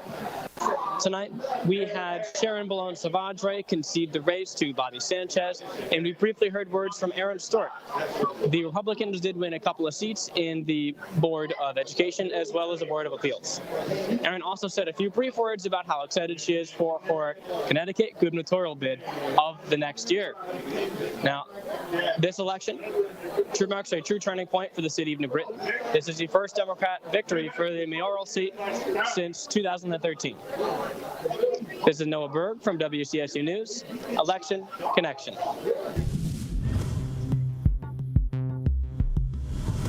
Thank you very much, Noah Berg. Yeah, I mean, it's always great to hear, as we talked about a lot on the show tonight, New Britain's current or former mayor now, Aaron had been speaking very much about being excited to go for the bid of governor of Connecticut. So it's always interesting to count who's going to be moving up in the world and who's going to be maybe stepping out, as we've seen for other current mayors. Very true, very true. And just to see that the Board of Education is also getting some attention from the opposing party, even if they didn't win for the opposing party of the Democrats who won this election. But to see a few Republican seats on there, it's good that we're getting a bit of mix of these partisan sides in politics, even if it means that, you know, you're not seeing it as a full success as the candidate. Absolutely, especially with Aaron's, potential, run for governor. She's going to be the first Democrat since 2013, so that'll be quite interesting to see how that goes for her. Yeah, I mean, it's always incredibly exciting, especially now we have this, as we mentioned before, the blue wave going across. We have New Britain is now under Bobby Sanchez, who is a Democrat. This is always going to be something to keep an eye on, especially he's already in the past, he's ran a homeless shelter, and now he also is interested in trying to get a new high school built with no additional cost to the taxpayer. These are all things that you would kind of expect out of a Democratic mayor. That it's incredible that he's already making those promises. That's very true. And to talk more on the climate of that, or at least the climate outside of the election here, in the outside, let's go to Cam with weather, why don't we?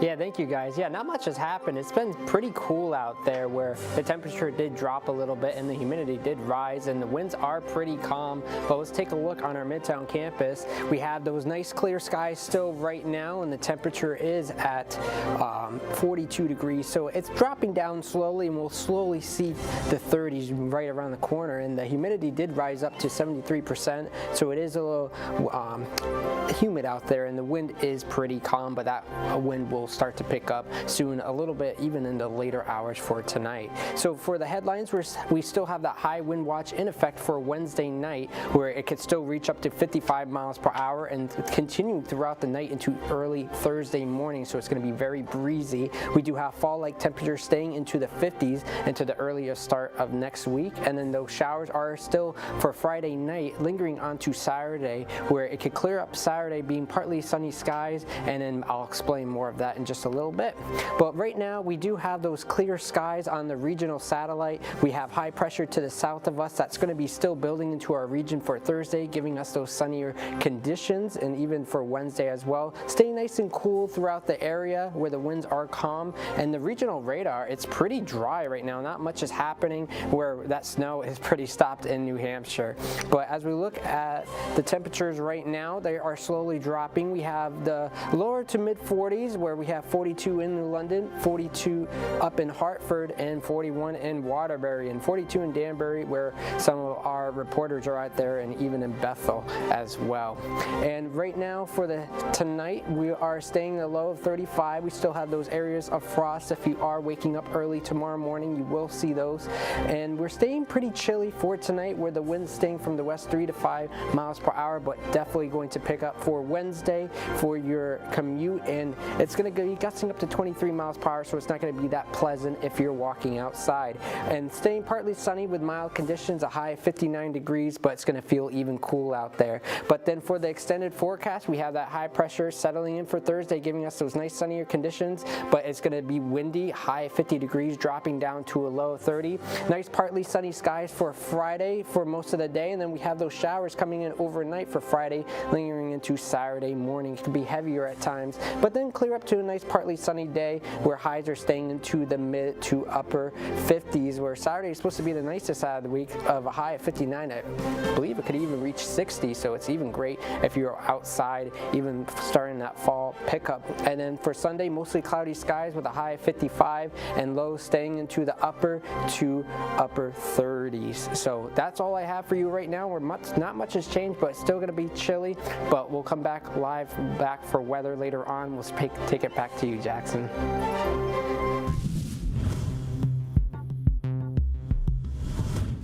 Thank you, Cam. It still seems like we're a bit consistent with this weather here. We're still going to be bundling up out there. I'm glad I'm wearing a suit. I don't know about Absolutely. Well, it's awesome to see how, Cam's suit has actually changed color with the weather going on today. He had his nice blue suit on earlier when we still had some daylight, and so now he's got his black suit on for the nighttime. Nice to see how innovative our costume department has gotten. Wardrobe changes. That's how you know that we're professional. I will also say, just to bring it back a little more here on the topic of the win of Alves and Danbury, excuse me, is that his main campaign promise was to fix these roads. I mean, this is going to be a major precedent set that he is going to be focusing on that, and we're seeing it now with these colder winters. It's going to be something that if he's looking to start now, it's going to be catching up to do. He's got some catching up to do. Absolutely, with constantly working on the roads in this bad New England weather, on top of maybe needing salt on the roads as the snow comes in. It's going to be potentially rough, so we'll have to see how that goes here in Danbury. Yeah, switching our focus now from Danbury out to Bethel, we have Matt Moody out in the field. Let's hear from him.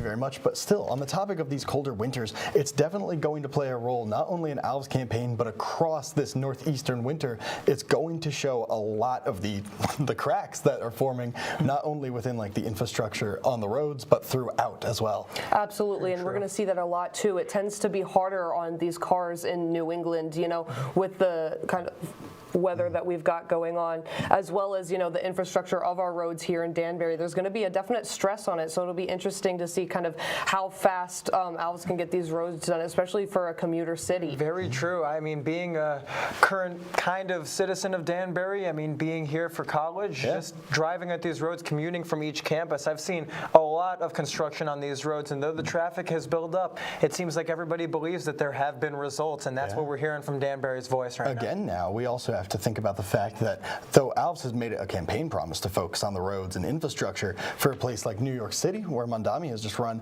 he hasn't mentioned infrastructure that heavily. And as a part of that, you have to think about this might be something that does he have a plan for? Obviously, he has a lot of very high scale, high kind of exciting ideas to try and shake up how NYC has been ran. But again, when winter comes, it's going to hit hard. Very true, yeah. But just as you were talking about in New York, such a big city, such a contentious election, is it really going to matter what infrastructure is happening there when most of this debate is happening probably from people outside of New York wanting to move a political leaning here?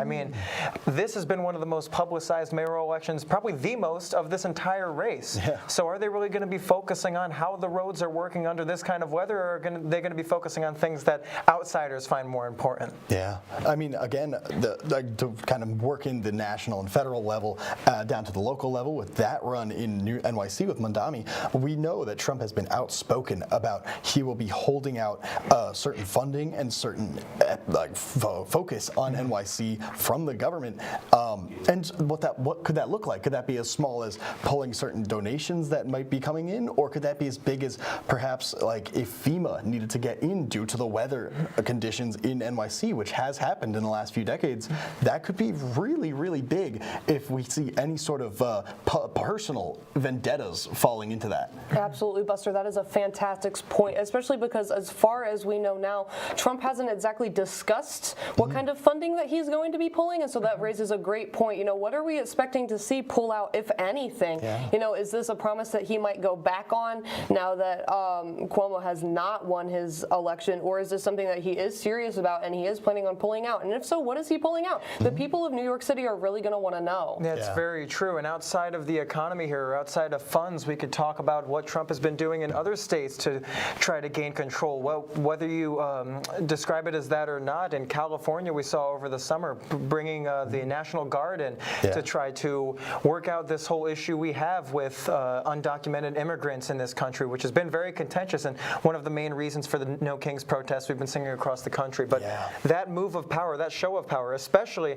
with his military parade he had also on the day of his birthday over the summer, just seeing that and seeing that show of power, I mean, what is Trump really looking for? Is he looking to actually try to get across what he wants to happen? Or, I mean, in that same vein, is he trying to just gain a bit of power over these places? Yeah, absolutely. We talk a lot here about the shifting power dynamics, and now bringing it a little more local, we have Matt Moody out in Bethel with The Scoop.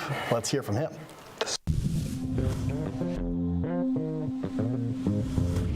As tallying and polling has come to a finish, Dan Carter has been re-elected for first selectman of Bethel for 2025. There's been a great attendance tonight, both Republican and Democrats coming together throughout Bethel for this year's first selectman election. The energies were high, and the candidates did great. It's been a great night here, and this is Matthew Moody with WCSU News, Election Connection.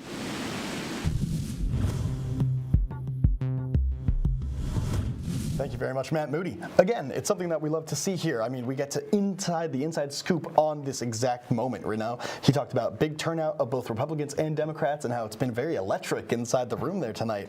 It's something that you can kind of see not only through the physical rooms that these mayoral candidates have been in, but also in the studio. You see that reaction. Oh, very true. Yeah, a lot of people are very excited about these local elections, especially if they're watching these types of things at home. And to look at what he said about both Republicans and Democrats kind of being excited in this current circumstance. I mean, there's a lot of fire in people's hearts for these kind of elections because they hit so close to home, because there is so much responsibility on the individual with how few people there are for municipal elections. And to look at it like this, it just seems that this bipartisan thing, we were especially talking about in our interviews with Representatives Bronco and Paris, that people may come together on a local level more because you're seeing people face to face, as opposed to the federal level where you're just arguing with these loud people online. Absolutely, Jackson. That's a great point. Again, we've talked about this evening, as well as before with Corey Paris and Seth Bronco, how a lot of times there's less of a focus on these municipal elections because, again, we kind of tend to look to the presidential elections and these bigger governmental elections here in America just because they get so much press online. But we're actually now seeing a shift of these smaller, municipal people, such as Seth Bronco himself, taking up social media platforms. I know Bronco has been working on his own TikTok, which he actually showed us some videos off of. So it'll be kind of interesting to see if this is a common theme. Yeah, absolutely. I mean, we've been referencing it throughout the broadcast, but we had the pleasure of interviewing Connecticut State Representatives Corey Paris and Seth Bronco, state legislators and members of an organization known as Future Caucus. This organization focuses on creating a nonpartisan unity between young elected officials across the nation. Here's what they had to say on the topic.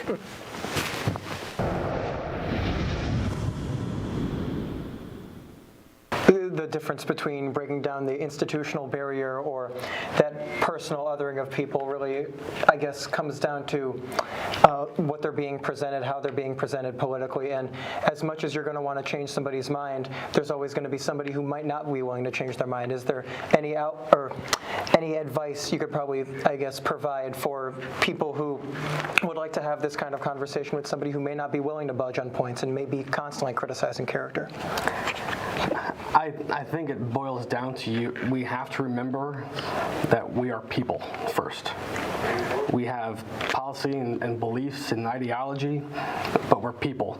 And when you could listen, online and social media has really empowered people to criticize and tear down and embolden people to do it because they don't have to say it to your face. They can hide behind a screen, be faceless, and throw all all of the most hateful rhetoric that they want and not care. But when you sit down face to face with someone, it's hard to say a lot of what you see online to someone's face. And transferring that, belief in that example, you have to realize that, like Corey was just saying, we built our relationship from a personal level before there was ever a policy discussion. Right. You're at events, we're talking, you find out about families and what's going on, and you realize it's hard to hate someone when you like them, regardless of how they vote or what their policies are. And so getting to know people from that personal level and remembering, even if you don't like them, they're a person first. And it's incumbent upon all of us to remember that, elected and not. Yeah, and I'll say this too, this job is so challenging. If you're in public office, whether you're on the Board of Ed in your local town or city, or you are President of the United States, and everything in between, it is a really tough job, and our families don't ask to do this job. They encourage us, they support us to do it, but they oftentimes get caught in the tailwinds of so much divisiveness and ideological extremism, and that's, I think, a major concern for all of us. The safety net in terms of our loved ones and even our colleagues, and I think what we have to do again is just always, even when it feels super uncomfortable, it is always the right time to do the right thing.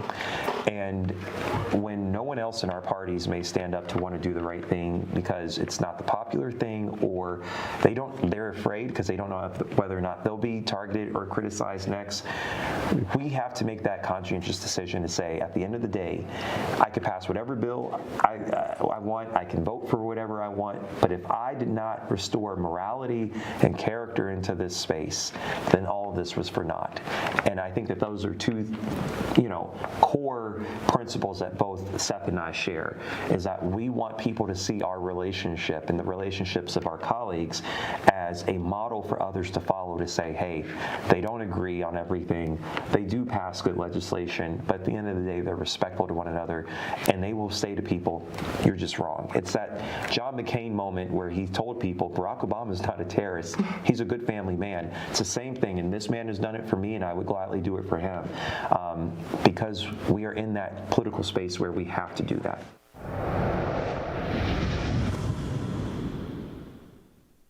Always amazing that we were able to get such an amazing interview, especially with two people on different sides of the political spectrum, but who have both come together kind of unified in this belief that regardless, we should lose that division that we have currently. Especially, he talked there so much about how easy it is to fall into rhetoric and echo chambers and hate in general when you're through the veil of anonymity that you get online, and how there's trying to find ways to counteract that. Absolutely. Paris and Bronco are just the perfect example of, how when you take things off of the internet, when things aren't as divisive as they seem because of the algorithm, we can get along and not share the same political parties. They've stated both of them, both on and off the record, that they are friends, despite the fact that they are not in the same political parties, and that's, the beauty of Future Caucus. That's very true, and exactly what Representative Bronco said. You have to look at people as humans. What I was talking about before, going to these local elections, not only does it make a difference in how you're interacting with people, how immediate the result of whatever you're voting is, but the fact that you're actually communicating face to face with the people who are directly affected by the same vote that you are putting in, right? On this federal level, you're not going to be seeing most of what's happening when you are putting in this vote, but you are basing it off of an ideology, right? You are basing it off of whatever you're communicating online, and that is what I think drives people into such specific ideological standpoints. Yeah, we saw throughout the interview, not in that clip specifically, but throughout, these are people who have gone to each other's family gatherings. They are very close, but at the same time, Corey Paris had also mentioned, I know this is a place we disagree throughout.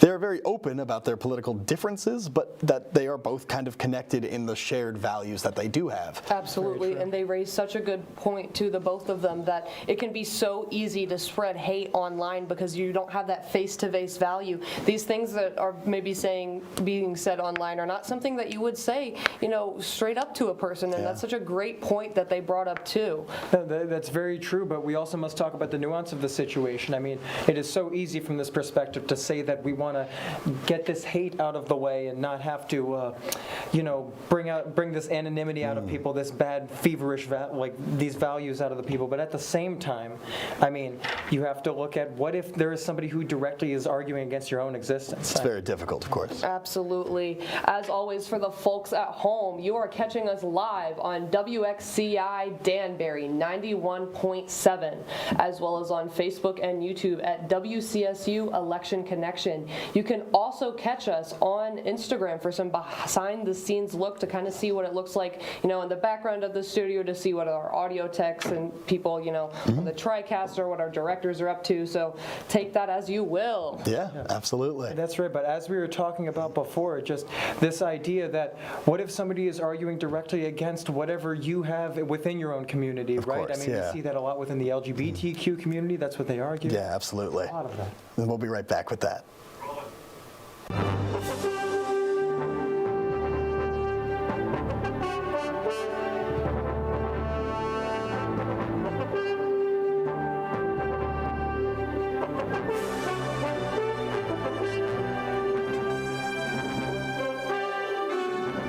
Hello and welcome back to WCSU Live News and Election Coverage. I'm Buster Kamaski. I'm Becca Hensley. And I'm Jackson Chase. This is Election Connection's 15th year on air, and we've been covering a lot tonight.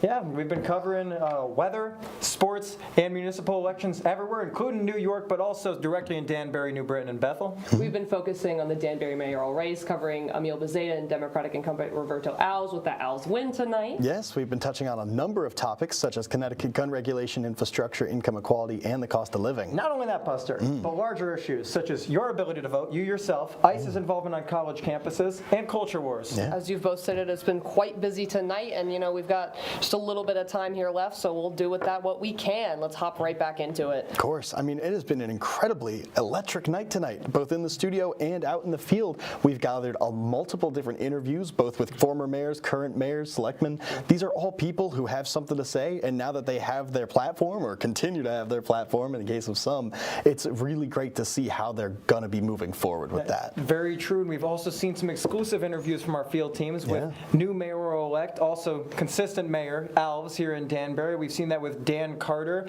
all the way across the water in New Britain, right? We've also had the previous mayor of Bethel, who is looking to become the governor as well. So there's a lot of incredibly interesting firsthand accounts we're able to get due to that. Absolutely. We've been very fortunate here to have our field teams out in Danbury, New Britain, and Bethel, connecting that election. So, we'll continue on for the rest of the night. Yeah, and then not only in Connecticut, but of course the larger area. We've been touching on New Jersey and New York. These have been very influential elections. I mean, they're pretty much going to spell how the next year might go for not only, New England, but the rest of the nation in general. Yes, and especially for these outsider elections we're talking about in New York, New Jersey, and Virginia, it is an important point to say how this is going to affect federal politics. I mean, we have Trump in office right now. What kind of wins is he looking for? Is he more focused on New York with Mamdani, or is he going to put some attention towards Virginia and New Jersey for getting these governors in place? It seems like that's playing out right now, but also with how people are being influenced by these federal politics and specifically culture wars online. I mean, we saw Cuomo was posting AI videos of Mamdani directly relating him to certain groups that he might not affiliate with and representing him through maybe unfactual news with a bias, but one that people are very much in the light end of the pool on. We haven't seen the full mechanics of generative AI yet, but still, I mean, it's being utilized in elections, and that's very important to know. Absolutely. To touch on that kind of general AI, we talked earlier about how, a while back, calculators, that was a human job, and so the idea of a computer that could do math for you was just baffling. We look back at, back in the early days of things such as grammar checkers and spell checkers, a lot of colleges had those banned because they considered it, cheating. And so it'll be interesting to see, on a college level, especially for people, around our age and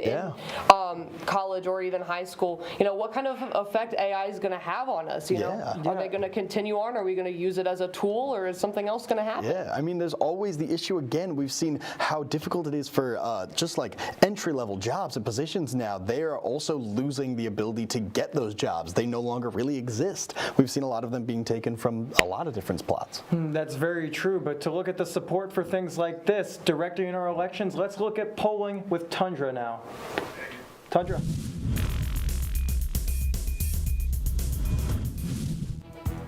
And welcome back to the live race coverage here at Election Connection. We have had such an interesting night here tonight. We have had a lot of declared victories, and some of which are declaring victory without yet having that victory set in stone. Now, of course, here tonight on election night, we are still waiting on official results, as every vote we have so far here tonight is currently unofficial until it is confirmed by the state of Connecticut. So we'll be keeping an eye on the fact that everything here has enough votes to declare a victor earlier on, but although we have a very special case coming up, and I will lead you through it as we continue through the night over here in, excuse me for just a brief moment, in Middletown here, where we have our incumbent of Gene Nocera actually becoming the victor here for Middletown over the challenger of Sebastian Giuliano. Now, those in Middletown will be familiar with both of these names that were on the ballot, as our challenger, Mr. Giuliano, was actually a former mayor of Middletown in years prior. But of course, the people have spoken, and they have declared Gene Nocera the victor over while declaring and counting votes. So now we're going to be shifting on over here in just a bit to Torrington, where we actually have Molly Spino going up against Stephen Ivane. And while yes, we do see we have a winner, she is declaring victory without yet having that victory declared officially through the results. Torrington had to be forced to manually count their votes through broken tabulation that occurred in Torrington. So we're receiving those specific updates as the night goes on. However, this election is shaping up to take more time than was initially expected. But that's no worries, as we have our systems in place to make sure that every vote is counted properly to make sure things go according to plan. Now, of course, we will be continuing on here in just a brief moment here as we continue over in Hamden, where we actually off our radar to have a victor declared in Adam Sendroff.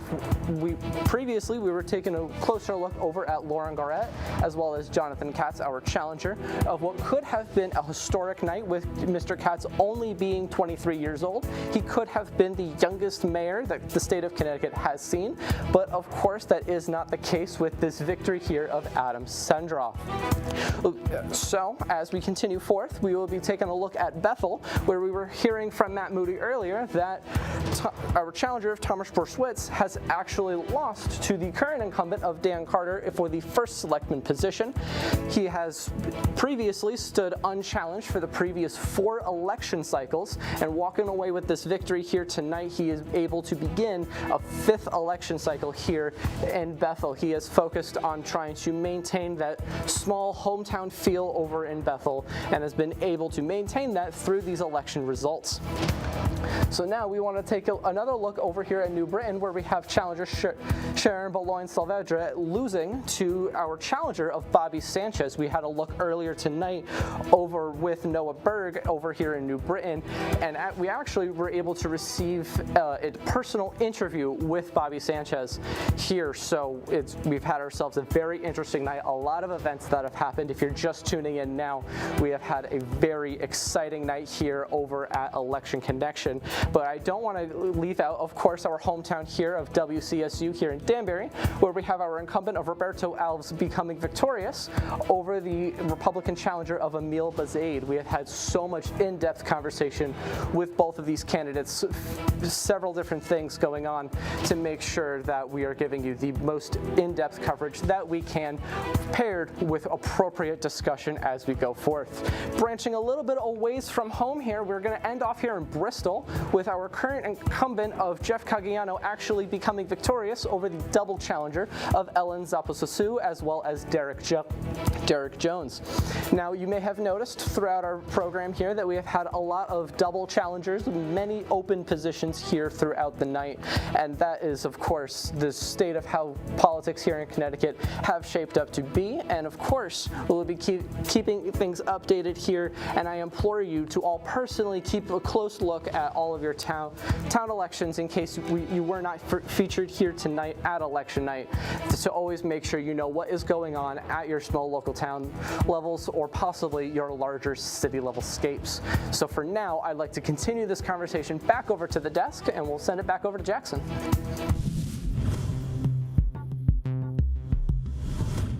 Thank you, Tundra. That was very informative with what we're getting here tonight. I mean, keeping up with your local towns, that's exactly what's got to be on top of your list right now. And absolutely. Especially if you weren't covered here. I like that he said that. Make sure you're keeping up with it. Make sure you're staying engaged even beyond the election night, because you never know what's happening unless you're trying to involve yourself in your community. Yeah, we made it a big point on our show to kind of mention how people both our age and older and anybody in any walk of life can get engaged not only in their community but also in politics in general. It just is such an important aspect, especially right now with how, as we mentioned before, politics is seeping into everything. I mean, if you watch something online, you're getting campaign ads or you're getting basically you're getting a take, whether you want it or not. So it's good to stay informed and up to date on the facts. Absolutely, and to pivot a little bit, we've been covering tonight some major wins, not in Connecticut with that Democratic win over in New York City. Yeah. We also had the Spanberger win in Virginia, that projected win. So not only is that another blue win for Virginia, but it's also Spanberger is going to be the first woman governor in Virginia to lead the Commonwealth. So that's quite a historic moment that we have here tonight. That was reported from NBC just at 10:30. So it's a very recent thing that's being reported. So that's quite nice. Very interesting. I mean, what Trump was looking at, or at least what a lot of people working in the Trump party currently were looking at, were these going to be Republican wins? They would have been very helpful if they were, but it seems that they're still continuing to vote blue in the same way that they had been. And we also see that along with, Virginia, Spanberger, excuse me. We also have Cheryl over in New Jersey. There's a lot of firsts, or just a lot more women being able to take these offices, and that's always a great sight to see. Absolutely, Buster, and we do see that on a municipal level as well. We look over in, I believe it was Middletown, or not Middletown. We had the projected win of maybe Katz being the 23-year-old mayor, but then we had that third win just out of nowhere, that third contender that shocked everyone. So there's been a lot going on tonight. A lot of shakeups. A lot of shakeups over in Hamden. Very true. I mean, people are excited to see what's going to happen locally. People are ready for shakeups. It seems like we're in an environment right now where it is a bit unstable economically, politically. You never know what's going to happen, but to have some consistency in a party, especially a municipal party that you can get behind and keep under at least something that people can understand on a base level for their community and know exactly how that person's going to directly affect them. I mean, we were talking about that transparency earlier. That's exactly what people are looking for with these things. Absolutely, and one of the most important things, especially in the state of Connecticut, has always been gun regulation and gun laws. And we've actually got a story here speaking on the current gun registration. Let's take a look.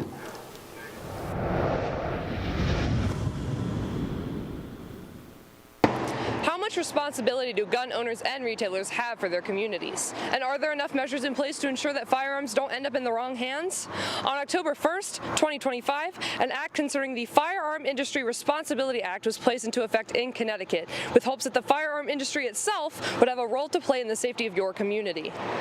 Being a contentious issue across the country, especially in Connecticut's case, the debate of responsible gun ownership has left many wondering what the best course of action is in preventing further gun violence, while also considering the preservation of Second Amendment rights. We had a conversation with Jimmy Aberzetti from Norwalk, Connecticut, on the process of obtaining his gun permit. From my perspective, it was just an application through the state, and then going to my town hall in Norwalk, Connecticut. And then after that, the last step was to go to Bridgeport to the, I think it's the state police building. By Connecticut law, in order to obtain a firearm, the following must have occurred. Firstly, you must be 18 years of age to obtain a long gun permit and 21 years for a pistol permit. Background checks on potential buyers must extend to private firearm transfers as well as public ones and must pass through a federally licensed dealer. As of House Bill 7042, retailers must implement reasonable controls to prevent straw purchasers, firearm traffickers, or those who present a potential risk to themselves or others from getting a hold of a firearm.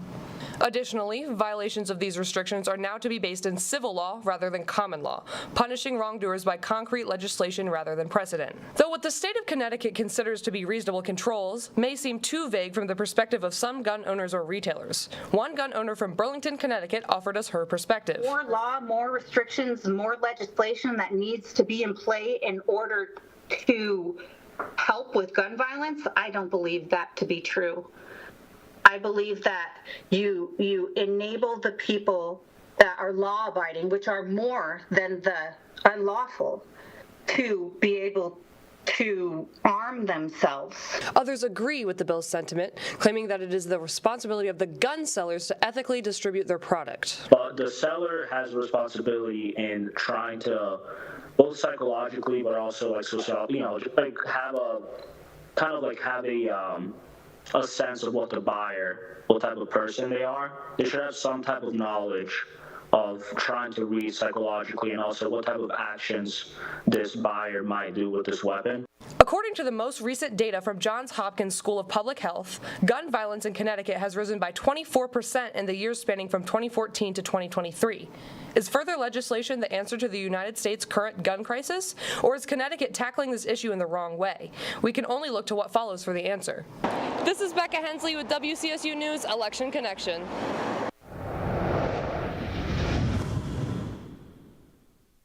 As we've spoken about before on this show, but also very pertinently as of right now, I mean, gun control and gun regulation has played a huge role in not just this election, but previous ones as well. Absolutely, and so that was actually Jackson and I's package. Also, we had Gustavo with us, so shout out Gustavo. But something interesting about that when we were working on that project was that a lot of people, both in favor and not in favor of that bill, did not want to speak on it, and I think that's very telling in this kind of political climate that we've got going on with something as prominent as gun safety as well as political violence, that people are afraid to speak out. No, that's very true. We know that there was an 11-hour Senate debate over that bill, but these are new Connecticut bills, right, that we're looking at. I mean, putting the emphasis of responsibility onto the people selling the guns is very different, and we know Connecticut has had a harsh past with guns, especially with school shootings in the case of Sandy Hook.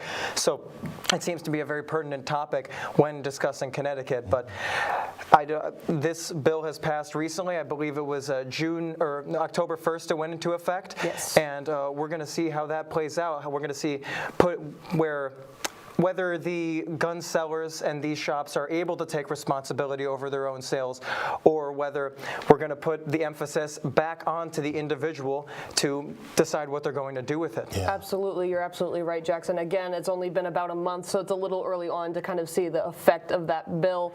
But also something else interesting that bill did was it closed a loophole on the way that guns are dealt with if there's a crime outside of the state, but the gun is registered in Connecticut, so that it can now be tried for the same thing. They will be tried for the same. So it'll be quite interesting to see, what kind of effect that has on the state. That's very true, and at the same time, we also see that they're bringing this law from common law into civil law. So it's not as much based on what history of laws we've come to or what we've based in how we've represented it in the past. We are writing these laws down. We are making sure we have a stern basis on how we are controlling guns in Connecticut. Yeah. So it's very exciting to see how that's going to work out. But taking it back to our elections tonight, we can look at and review what we've seen so far. I mean, right here in Danbury, we've seen Mayor Alves win again. He's coming back and he's continuing his 15 miles for 5 years road plan. We see that with the infrastructure we see in Bethel and New Britain. What have we seen there, guys? I mean, it's been incredibly telling how many Democratic wins we've had tonight. I mean, across Middletown, Watertown, Hampton, New Britain, Danbury, also in NYC and New Jersey.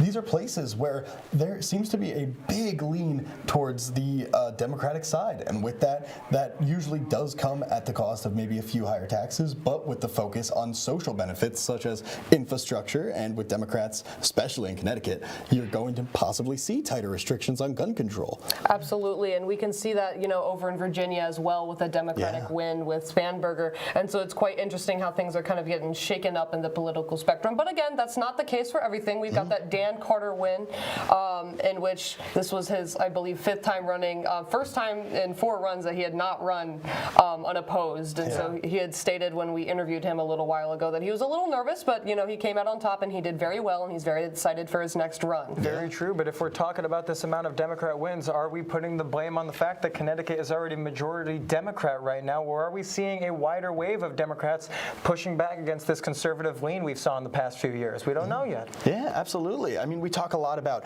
how much algorithms, social media, AI, how big of a role that plays in today's politics and societies. But to take a quick look back at the technology before all that, we have a quick story about the technology of the before time. Let's take a look.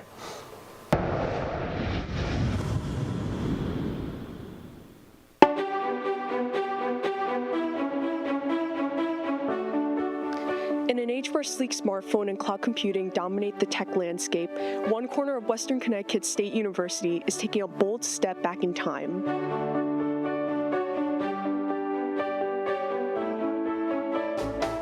The lab, currently under development in the MIS/cybersecurity department, features a growing collection of vintage hardware, ranging from compacts to IBM PCs. This is a student-based project, and students are working together to restore and preserve these machines, not just for display, but for interactive learning. The goal? To give students a tactile understanding of how computing has evolved through hardware and software, and spark curiosity about the foundations of today's digital world. To find out how this retro revival is resonating with the campus community, we spoke with a few students. I heard about the vintage computer lab over on the West Side campus. I myself haven't seen it. Pretty sure there's a bit of students that are interested in it. A lot of kids that were in my Python class last semester were very interested in it when Professor. Let's retrieve further insight and hear from students who are currently involved in creating this lab. What stage is the lab currently in, and what's next? I would say that the lab is currently in its infancy, but fully estimated around January of 2026 we get it open, but it will still be in its bare bones form. From punch cards to processors, the Vintage Computer Lab isn't just preserving the past, it's inspiring the future. What have you learned personally from working on this project? Things about computer hardware and wiring, but also in general navigating different computer systems and how they work. As students power up these relics of innovation, they're not just learning history, they're living it. It's a hands-on journey through the evolution of technology here at WCSU.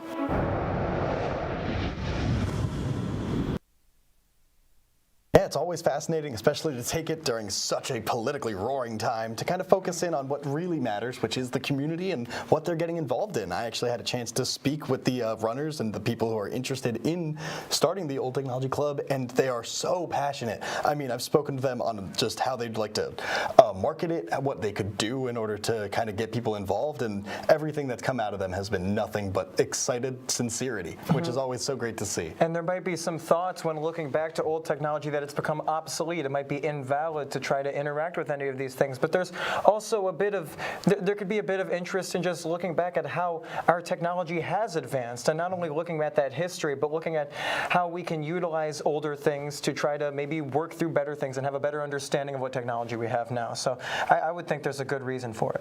Absolutely. I mean, it's so nice to kind of see, a group of people that's so invested in kind of the timeline that we have of this technology, especially here at WestCon, to have this so locally is very, very awesome.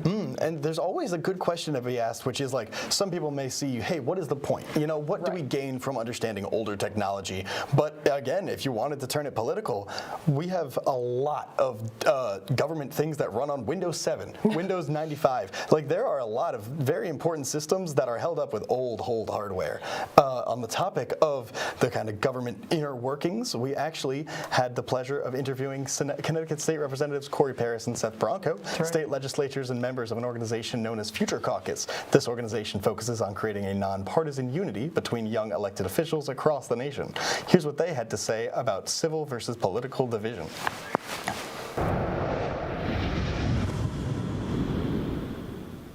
But we just had, right next door to our city here in Bethel, we had a huge No Kings protest here. They're happening all across the country. There's minimal violence in all of these, at least as we're seeing reported. What do you guys think about that? Do you guys think that it is a sign of federal overstepping, or how do you say that the population is kind of speaking out about this and using their First Amendment? Well, I would imagine that my good friend and I might disagree on this, and so you guys are ruining our bromance that we have here. But look, I mean, it is important for people to be able to voice their opinions. The Tea Party movement did it during the Obama administration. We had the conservative movement uprise during the Clinton administration. And so it's important for people to voice their opinions around the way that their government is running. Right now, a poll that was released yesterday in Washington Post showed that 63% of Americans feel like we're on the wrong path in terms of the country going in the wrong direction. And you know, you've got the cost of student loans going up, which is really important, and now the federal government's going to sell off their student loan portfolios. So your loan balances to private lenders, the cost of hamburger helper going up, which is a sign that the economy is in decline. But I will also say this, and going back to the question around the theatrical piece, character does matter. And so we do want people who care to run for office. And I can say, I think George W. Bush cared, I think Mitt Romney cared, I think John McCain cared, I think Democrats who they ran against cared. But character matters in terms of how we speak to people, of how we engage with people, of how we treat our fellow person. And that's something that you'll obviously see with people who are public servants like Seth Bronco and myself, but I don't necessarily see that on the federal level anymore. And that's concerning to me, and it would be concerning to me if it were a Democrat, much less a Republican. And so while we do want more, we want less polished people to be able to get elected to office, we do want people who have the character and the decency, and that's missing in every office and in many offices across the country. It doesn't matter whether it's Congress, Senate, the White House, state legislature. We need people to recommit to that civility in some form or fashion. Would you like to speak on that? Yeah, he brings up a good point, because one of the challenges that I think we face now is just candidate recruitment. Yeah. So many people seeing the public discourse. It is not easy to put your name on a ballot, to get elected by a whole group of people, when you know as soon as you're elected, half the people are going to hate you for no good reason other than the letter after your name. And that's what you're volunteering for. And it's unfortunate, and it's something I hope that we can begin to turn the tide on, but it's the reality of today. And so finding those good people of character, I've talked to far more people than I'd care to count who would be fantastic elected officials that want no part of getting involved because they don't want to subject themselves to that torture. And again, that goes back to finding good people that will serve, and it's a challenge. I don't quite know how we overcome it, but I do hope it's something that can change. Especially, I mean, as both sitting co-chairs of the Future Caucus, you guys kind of have that through point of, we are looking to build a better tomorrow. We're looking to try and bridge a lot of the political division, which we've seen, again, multiple times, kind of really at a tipping point as of late. It feels more divided than ever, although I'm sure everybody always feels that way. What are some key points you guys feel we'd be able to hit on with the Future Caucus in terms of kind of repairing the political dissonance that we've seen here? Well, I think that there are issues that we all care about. You know, Seth and I agree on a lot of issues. I agree with many of my Republican colleagues on a lot of issues. I I think in terms of how we implement those issues and execute them and what the final product is the disagreeing part. But we find a way to have some kind of common ground to better sell the good work that we're doing in the legislature. And look, here's the thing: we have leadership members. We have leaders in leadership, either the speaker, the majority leader, minority leader, who care really deeply about making sure Republican bills, even though they're in the deep minority, making sure. And that was not what the kids called shade, but making it proves my point coming up. But making sure that Republican bills are heard and Republican legislation is passed, and that there are compromises on good Democratic bills as well, because we are truly bipartisan in Connecticut on a number of issues, and people fail to realize that. I think not only are the issues important, and that's how we can galvanize people, move people forward, but also just saying, you know what, I may not agree with everything on that issue, or I may not agree with how the opposite party is handling this particular situation, but I'm going to come together with other like-minded young people who are in elected office to say, how can we handle this in a civil way? And it's worked for us. It's harder to get people together right now, but it's worked for us, at least on issues that we care about.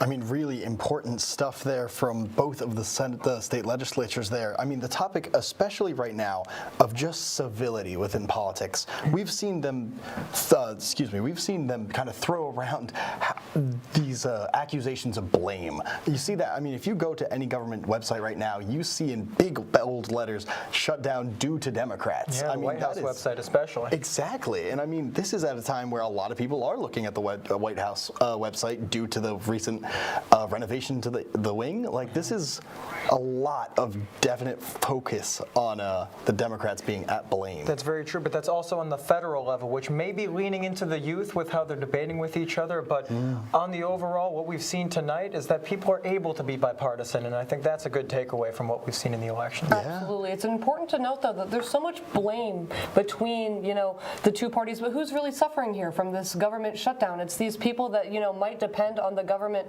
for things such as food stamps that they're not getting right now because the government shut down. And so coming into a hard winter such as this, are these people going to care about, who's being blamed here? No, they're going to want something to eat, and they're going to want to stay warm and, take care of their families. And there's definitely something to be said. I mean, there is an argument to be said that Republicans are almost using that necessity of needing to get them fed in order to try and push through this current blockage Also and the very shutdown. True. Yeah. So just a reminder to everyone at home that you are watching us or hearing us live at WXCI Danbury 91.7 FM, and you can also catch us on Facebook and YouTube at WCSU Election Connection. We've still got the Instagram up and running as well if you're interested in some behind the scenes. So yeah, absolutely. Be sure to stay tuned with us.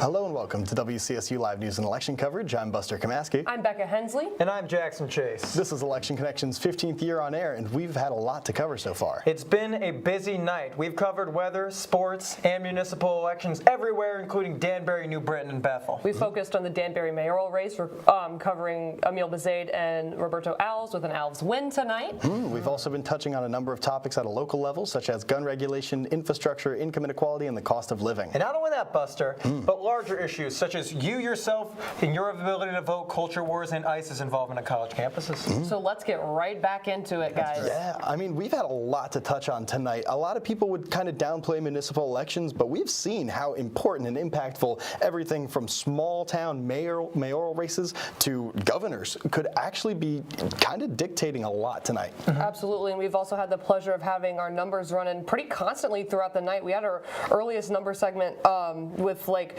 legit endings at about 9:30, which is pretty insane. It's been an early night, and they're still coming in. It's always incredibly important to keep us as up to date as possible. And speaking of being up to date as possible, why don't we take it to the polling numbers right now with Tundra? Tundra, what do you got for us?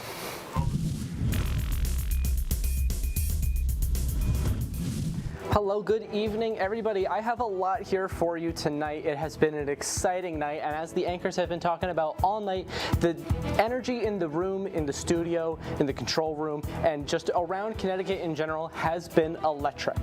We have had votes coming in, results coming in all night long, and with those results, I would like to preface everything I'm about to tell you now that all of these results are unofficial numbers. Because of the state of things, we have the results that come in from the towns need to be confirmed by the state of Connecticut in order for them to be confirmed numbers and confirmed results. So with that, I would like to begin over here actually in Middletown, where we have enough votes and results to declare Jean Nocera, our current incumbent here in Middletown, as the winner, up against challenger Sebastian Giuliano. And those in and around Middletown are familiar with both of these names, as our challenger here of Mr. Giuliano actually was once a former mayor of Middletown. However, it would seem as though the people have spoken and have elected to keep the person that is currently in office, Mr. Nocera, continue to keep him in office and remain as the mayoral position. Now we're going to be shifting on over here to Torrington, where we have double challenger Molly Spino as well as Stephen Ivane. However, we have ourselves an interesting case here in Torrington, as there is actually a broken tabulation machine requiring Torrington to manually count their votes. However, even with this machine, and as they manually count their votes here throughout tonight, Molly Spino has actually declared herself as the winner, even though everybody around, including Torrington itself, is still receiving those updates and still seeing exactly what the night brings for Torrington. Now we're going to be continuing on over here to Hamden, where actually we have a bit of a surprise to us here at Election Connection, where previously we were focused more so on incumbent Lauren Corrett as well as challenger Jonathan Katz, although it would seem as though we have ourselves a winner here, as challenger Adam Sendroff steals the show here from what over here at Election Connection feels out of the blue. Hamden's election here is not the historic election that we were all expecting here, with challenger Jonathan Katz being only 23 years old, allowing for the potential of the youngest mayor Connecticut has seen, although of course, as the votes are currently speaking, that is not the case here tonight. So we'll be keeping updates on everything as things come through throughout the night, even though we are approaching the end of our Election Connection program. That will not stop us from working diligently to get you the most up-to-date live numbers. Now, of course, we're going to be taking it over to the middle here, where we have had several coverage pieces from our field team reporters. This does, of course, include Bethel, where we have our challenger of Thomas Berschwitz, unfortunately losing to our incumbent of Dan Carter, taking the first selectman position. Dan Carter has previously run unopposed for the past 4 election cycles, and so coming into tonight he was feeling a little bit nervous, as we saw in a personal interview as well as a speech. However, he is of course more relieved after securing this victory and seeing exactly what he is able to bring to Bethel. We're going to be continuing on forward to New Britain, where we had challenger Sharon Boulogne-Saavedra, going up against challenger Bobby Sanchez. Now, of course, this was a double challenger race, as the current mayor of New Britain was actually stepping down from the mayoral position in hopes to run for a governor position in future elections. So I implore you to stay with Election Connection, not just through the rest of tonight, but also in future installments and future election years, where I'm sure we will be covering that more in depth. Now, of course, challenger Challenger Boulogne-Saavedra actually had an endorsement from the current mayor that is about to change, of course, with Bobby Sanchez's win. We will be seeing exactly what brings New Britain in the future. But of course, we're going to not quite end off, but we're going to touch close to home here at WCSU, where we have our incumbent Roberto Alves becoming victorious over challenger Emile Bazaid. We heard our anchor speak about that extremely in-depth earlier throughout the show, and just a moment ago with our brief recap. Now, of course, I don't want to end off just too early, because we also have Bristol, where we have our incumbent of Jeff Caggiano becoming victorious over yet another double challenger of Ellen Zapusu, as well as Derek Jones. Here we have what was shaping up to be a close 3-way race, although as numbers are still coming in, we can tell that Jeff Caggiano is going to walk away with the victory here tonight on election night 2025. So for now, we have a lot of discussion to come. There's a lot of discussion that has been had, and I'd like to send it back over to the desk where we are able to continue that conversation. Jackson?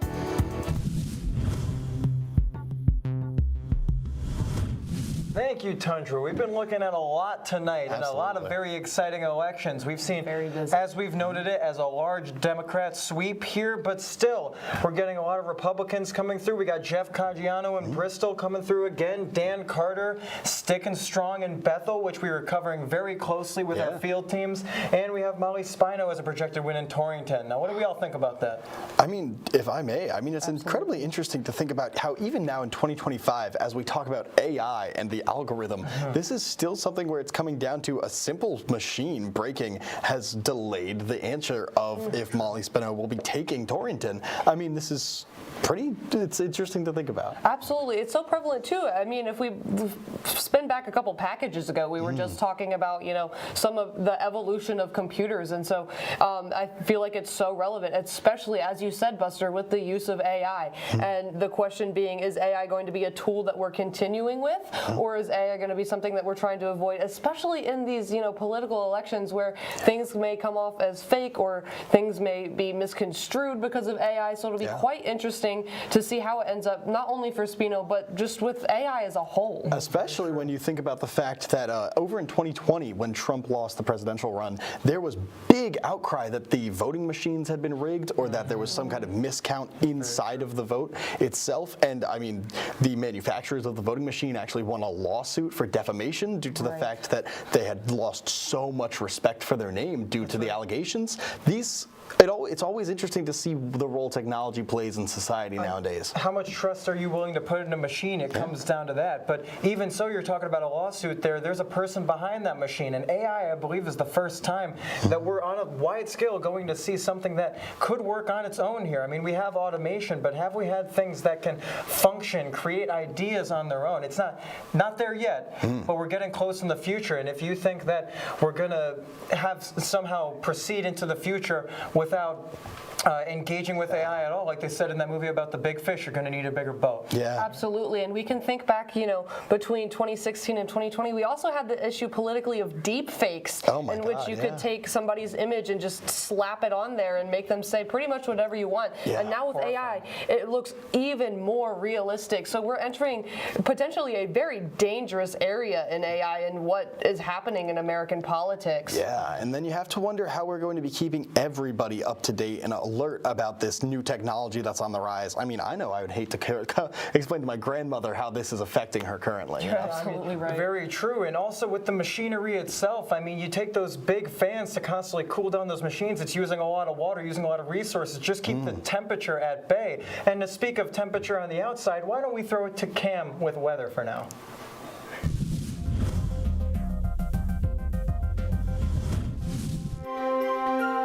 Pretty chilly out right now, where the winds are staying pretty calm out there, and it's not even a bad idea to grab a sweater if you're out and about. And I'm student meteorologist Cameron Krab, here bringing you the forecast today for Danbury. And Thank you, Cam. That was a very insightful few words about the weather there. But to take it back to what we were talking about with our political climate and how AI is going to play a role in the future. Yeah. I mean, what are we thinking for that? Could we see in the future maybe even an AI leader? Well, there was a recent situation wherein a mayoral candidacy, a Republican candidate who could not get their Democratic rival to actually agree to a debate, created an AI creation of the Democratic mayoral runner, then tried to debate it, and it gets into this strange obfuscation of knowledge and realism and like reality at that point. How much trust can we put in that kind of technocracy? Absolutely, and we're seeing that not just in politics, but in all sorts of industries around America. We had that AI actress come out Tilly, which is an AI actress who her slogan is the actress that will do anything. And so a lot of people have varying opinions on that. You know, a lot of people don't consider that to be real art such as acting. And a lot of actors are worried, you know, if we kind of keep this up, you know, are we going to need an entertainment industry, or is it all just, we see that in the music industry as well, with AI songs being created, with AI bands being created. We're seeing that a lot on platforms such as Spotify. And so it'll be kind of interesting to see, you know, where this takes us in both entertainment and politics. Very true, and to take it back to that idea of the industry, I mean, if we're talking about money, how are these artists going to fund themselves in such a hard economy here? I mean, money talks. Maybe that's right, and maybe it is more beneficial for the artists to be utilizing AI for these types of things, at least in a financial way, to better their production value, and it's just a sad thing to see. Absolutely, especially in the topic of the entertainment industry. We've seen how big a role that immigrants have played in establishing both the sound and culture of music, as well as breaking barriers through film and entertainment. So it's interesting to see how that's going to be affected with the recent escalation of the presence of ICE throughout America. We actually have a story on that now.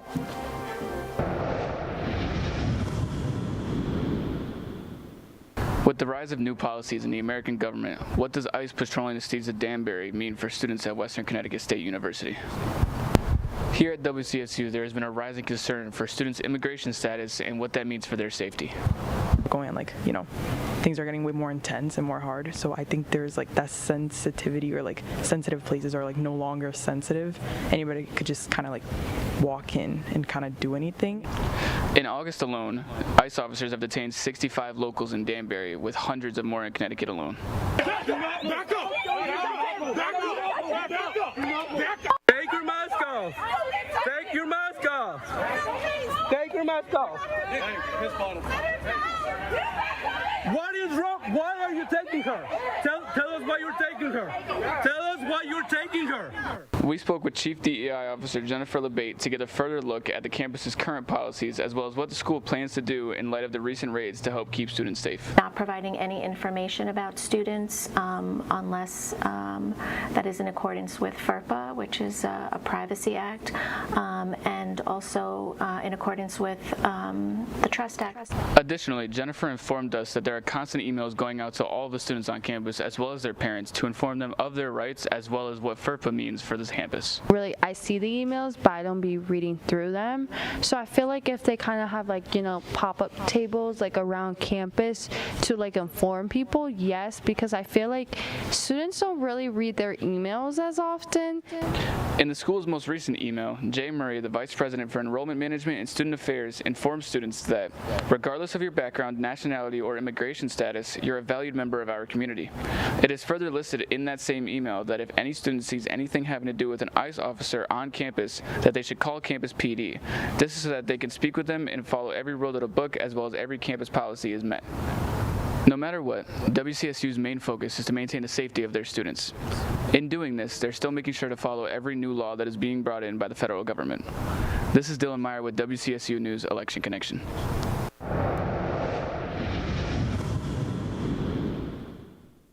An incredibly difficult topic to have to discuss, especially when there's so much heated language, and every person will have a very different belief in how they're being handled currently, and it's very difficult. Very true, and it also brings up the argument of, is there government overstepping with this ICE debacle here? I mean, again, we saw it over the summer with California sending the National Guard in there to take care of issues like this. I mean, is this really what we're thinking of when we think of a free America here? I mean, a lot of people might not think so. Absolutely, and this issue is so pertinent in a place such as Danbury, with a large population of Latin and Brazilian and Portuguese people that we have in a city like this. You know, our mayor who just won tonight is a Brazilian immigrant, and so it'll be, you know, kind of interesting to see, you know, where this continues on, how this is going to continue on, and what places such as colleges, how are they going to deal with this? Are they going to kind of consider themselves a haven for Latin individuals and Latin students, or are they going to have to, you know, surrender over to ICE and, you know,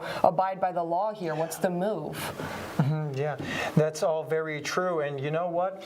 This is always a pertinent topic, especially with how many are influenced by it. And we also have seen a lot of influence for our weatherman Cam here across our social media. So why don't we throw it back to our meteorologist there and see what he's up to.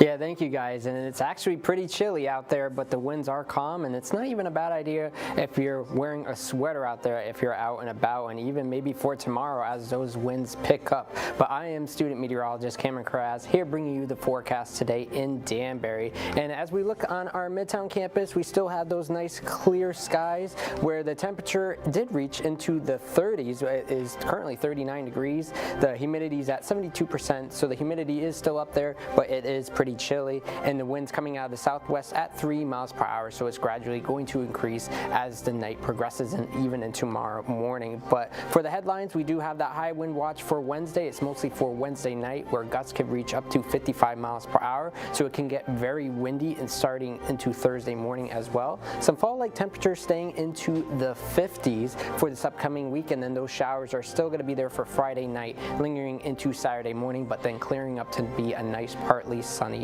day.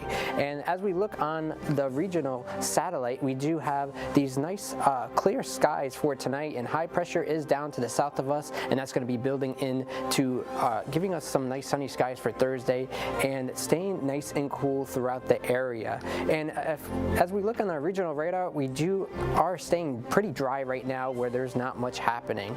And temperatures across Connecticut are staying into the lower 40s. We even reached some 30s as well. We have 39 in Middletown, we have 38 in Waterbury, and even 39 in Danbury. So that's why I said bring out those sweaters, because it is pretty chilly out there. But for tonight, we're reaching a low of 35 degrees where we have those areas of frost that's going to happen as you wake up for tomorrow's commute. You'll see that on your car and even on your windshield as well. Wind staying from the west 3 to 5 miles per hour, staying pretty chilly, but those wind gusts are going to reach up to 23 miles per hour gusting, so it's going to get pretty breezy out there with partly sunny skies, a high of 59 degrees, staying mild, but it's going to feel chilly out there. But for the extended forecast for Thursday, nice sunny skies once again, but it's going to stay pretty windy, so it's going to be a high of 50 degrees, dropping down to a low of 30. After that high pressure moves out, we do have partly sunny skies for Friday with some showers mostly overnight, lingering into Saturday morning with a high of 54,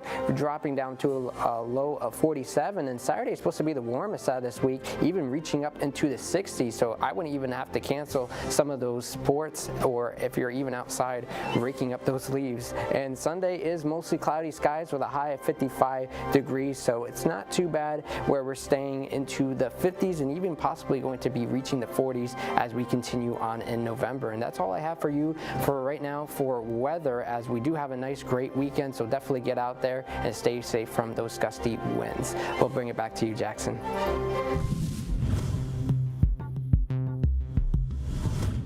Thank you from everyone, Cam. You know what? I got to stay out of the way of those winds, but it seems like I could still get down to playing some football outside with the type of weather we're going to be having. That's exciting. Yeah, because Jackson loves football. Oh, yeah, he's a big football star. Now, moving a little further into a more political side of things, we would love to take a moment to talk about how the difference in income inequality that has been affecting most of Connecticut. We have a story on that here. Let's take a look.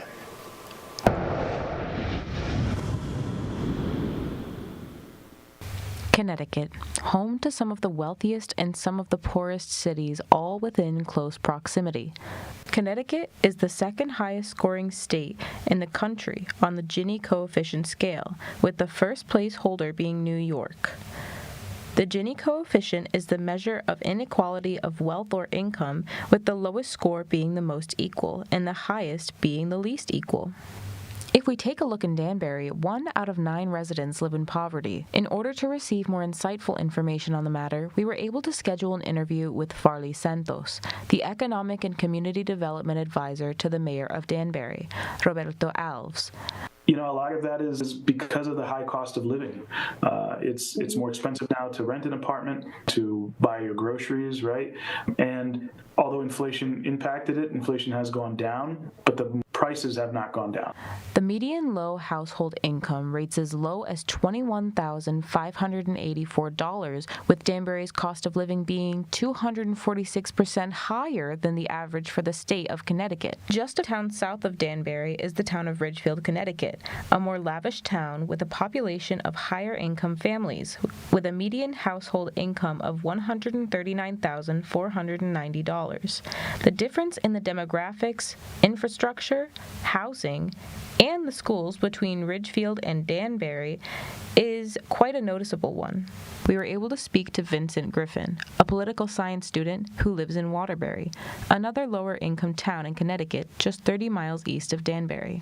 One of the issues is that the minimum wage is only $16.70 an hour, and no one can live on that anywhere in the United States, especially Connecticut, because we are one of the most expensive states to live in because of our taxes. According to a Massachusetts Institute of Technology study, a single person in Connecticut would need to earn more than $105,000 per year to live comfortably in Connecticut. And with Connecticut's minimum wage of $16.35 per hour, a single person would only be making $34,000 per year. No one has really addressed the problems that we're facing, and no one has really done anything to really hold corporations accountable for jacking up prices.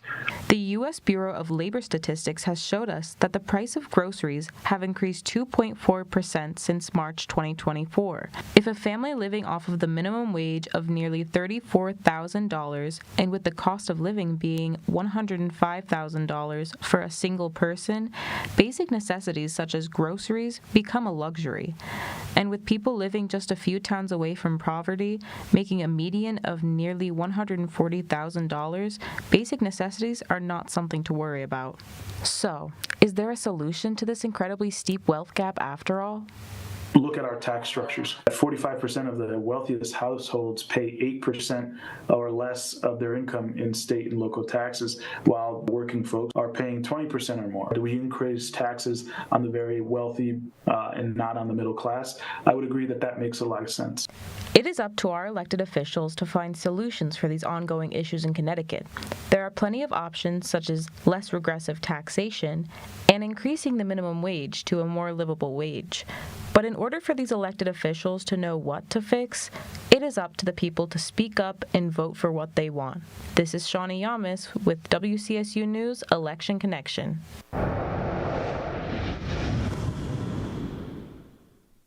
I mean, very important stuff there. They said 1 in 9 residents in Danbury live in poverty, so that definitely would play a role in how they end up turning out during election season. Absolutely, especially in a time like this where we're in the midst of a government shutdown. This is going to be an extremely relevant issue. Yeah. Very true. But again, too, since we're in the middle of an election season right now and we're just wrapping up today's election day, let's throw it to Tundra to wrap up the numbers for now and see what we've got. Tundra?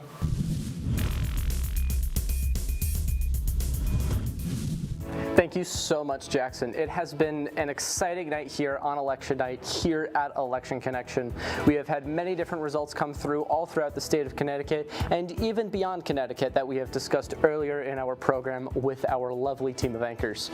But now, here tonight, I want to preface everything I have here for you by letting you know, and those who have tuned in know this, that everything I have here tonight is unofficial results until it is able to be confirmed by the state of Connecticut. This process usually will take about a day or so everything here is results from the towns and cities themselves and is yet to be confirmed by the state of Connecticut. But we're going to take a quick look here at our cities and towns here, where we will begin in Middletown, where we have a winner here with our incumbent Jean Nocetta going up against Sebastian Giuliano.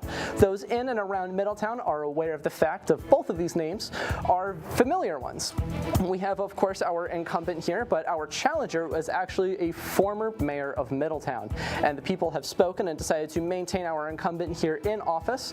And we will be seeing in the coming years what this means for Middletown and how things may or may not be shaken up as time progresses. We're going to be shifting along over here to Torrington, where we have Molly Spino, who went up against Stephen Ivane. And we have ourselves a special case here in Torrington, where we have actually had a broken tabulation machine, forcing those in Torrington to manually count out the vote. votes. It is going to take a little longer for Torrington residents to receive the exact information regarding the specific number of votes, although that did not stop Molly Spino from declaring victory herself in such interesting and different times. We're going to be continuing on over here in Hamden in just a second here, where we have ourselves a double challenger race. We had our incumbent of Lauren Garrett, who actually was taken by, in our case, a result that felt like it came out of left field.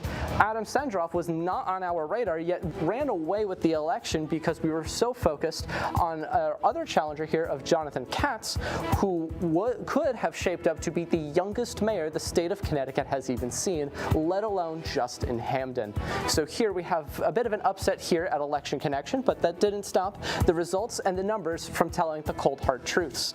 Now, of course, we also had plenty of discussion here tonight from not just our anchors, but also from our field team reporters, going over Bethel, New Britain, as well as Danbury. And to begin here in Bethel, as you can see, we have our incumbent of Dan Carter maintaining the first selectman position here in Bethel and has won over Thomas Berschwitz, where we had ourselves an interesting race given the fact that our incumbent and still incumbent of Dan Carter tonight receiving his first challenge in the past 4 election cycles. And we see that history, that reputation has maintained and preceded him here tonight, declaring victory yet again. Now, of course, we have spent a lot of time and a lot of focus here close to home in just a brief moment, because we have New Britain here, where we actually have a double challenger race that ended in Bobby Sanchez's victory. Here we see 2,383 votes, winning over Sharon Boulogne-Salvedra's 2,037 votes. And this was a bit of an upset that we were expecting to see due to the fact that the current mayor of New Britain, Aaron Stewart, actually endorsed Ms. Boulogne-Salvedra, and through this endorsement of a current mayor, we were expecting to see that turn out differently within the voting results, although, of course, we see that turn out differently for Bobby Sanchez here. Now, to come back to what I was alluding to in just a moment, we have Roberto Alves as our incumbent, winning in the Danbury election over Republican candidate Emile Bazade. We have had a plethora of discussions here at the desk over with the anchors, and it has turned out here tonight to be a victory for our incumbent. Now, to end off here, we have Bristol here, where our winner is Jeff Caggiano, our current incumbent, who went up against a double challenger of Ellen Zaposasu as well as Derek Jones. This had previously shaped up to be a close 3-way race that seems to have ended in our incumbent's victory. Now, of course, we are about to wrap up our show here tonight. I implore all of you to stay tuned with Election Connection, not just for our upcoming years and for our upcoming broadcasts. So, with that, I would like to turn our final conversation back over to the desk.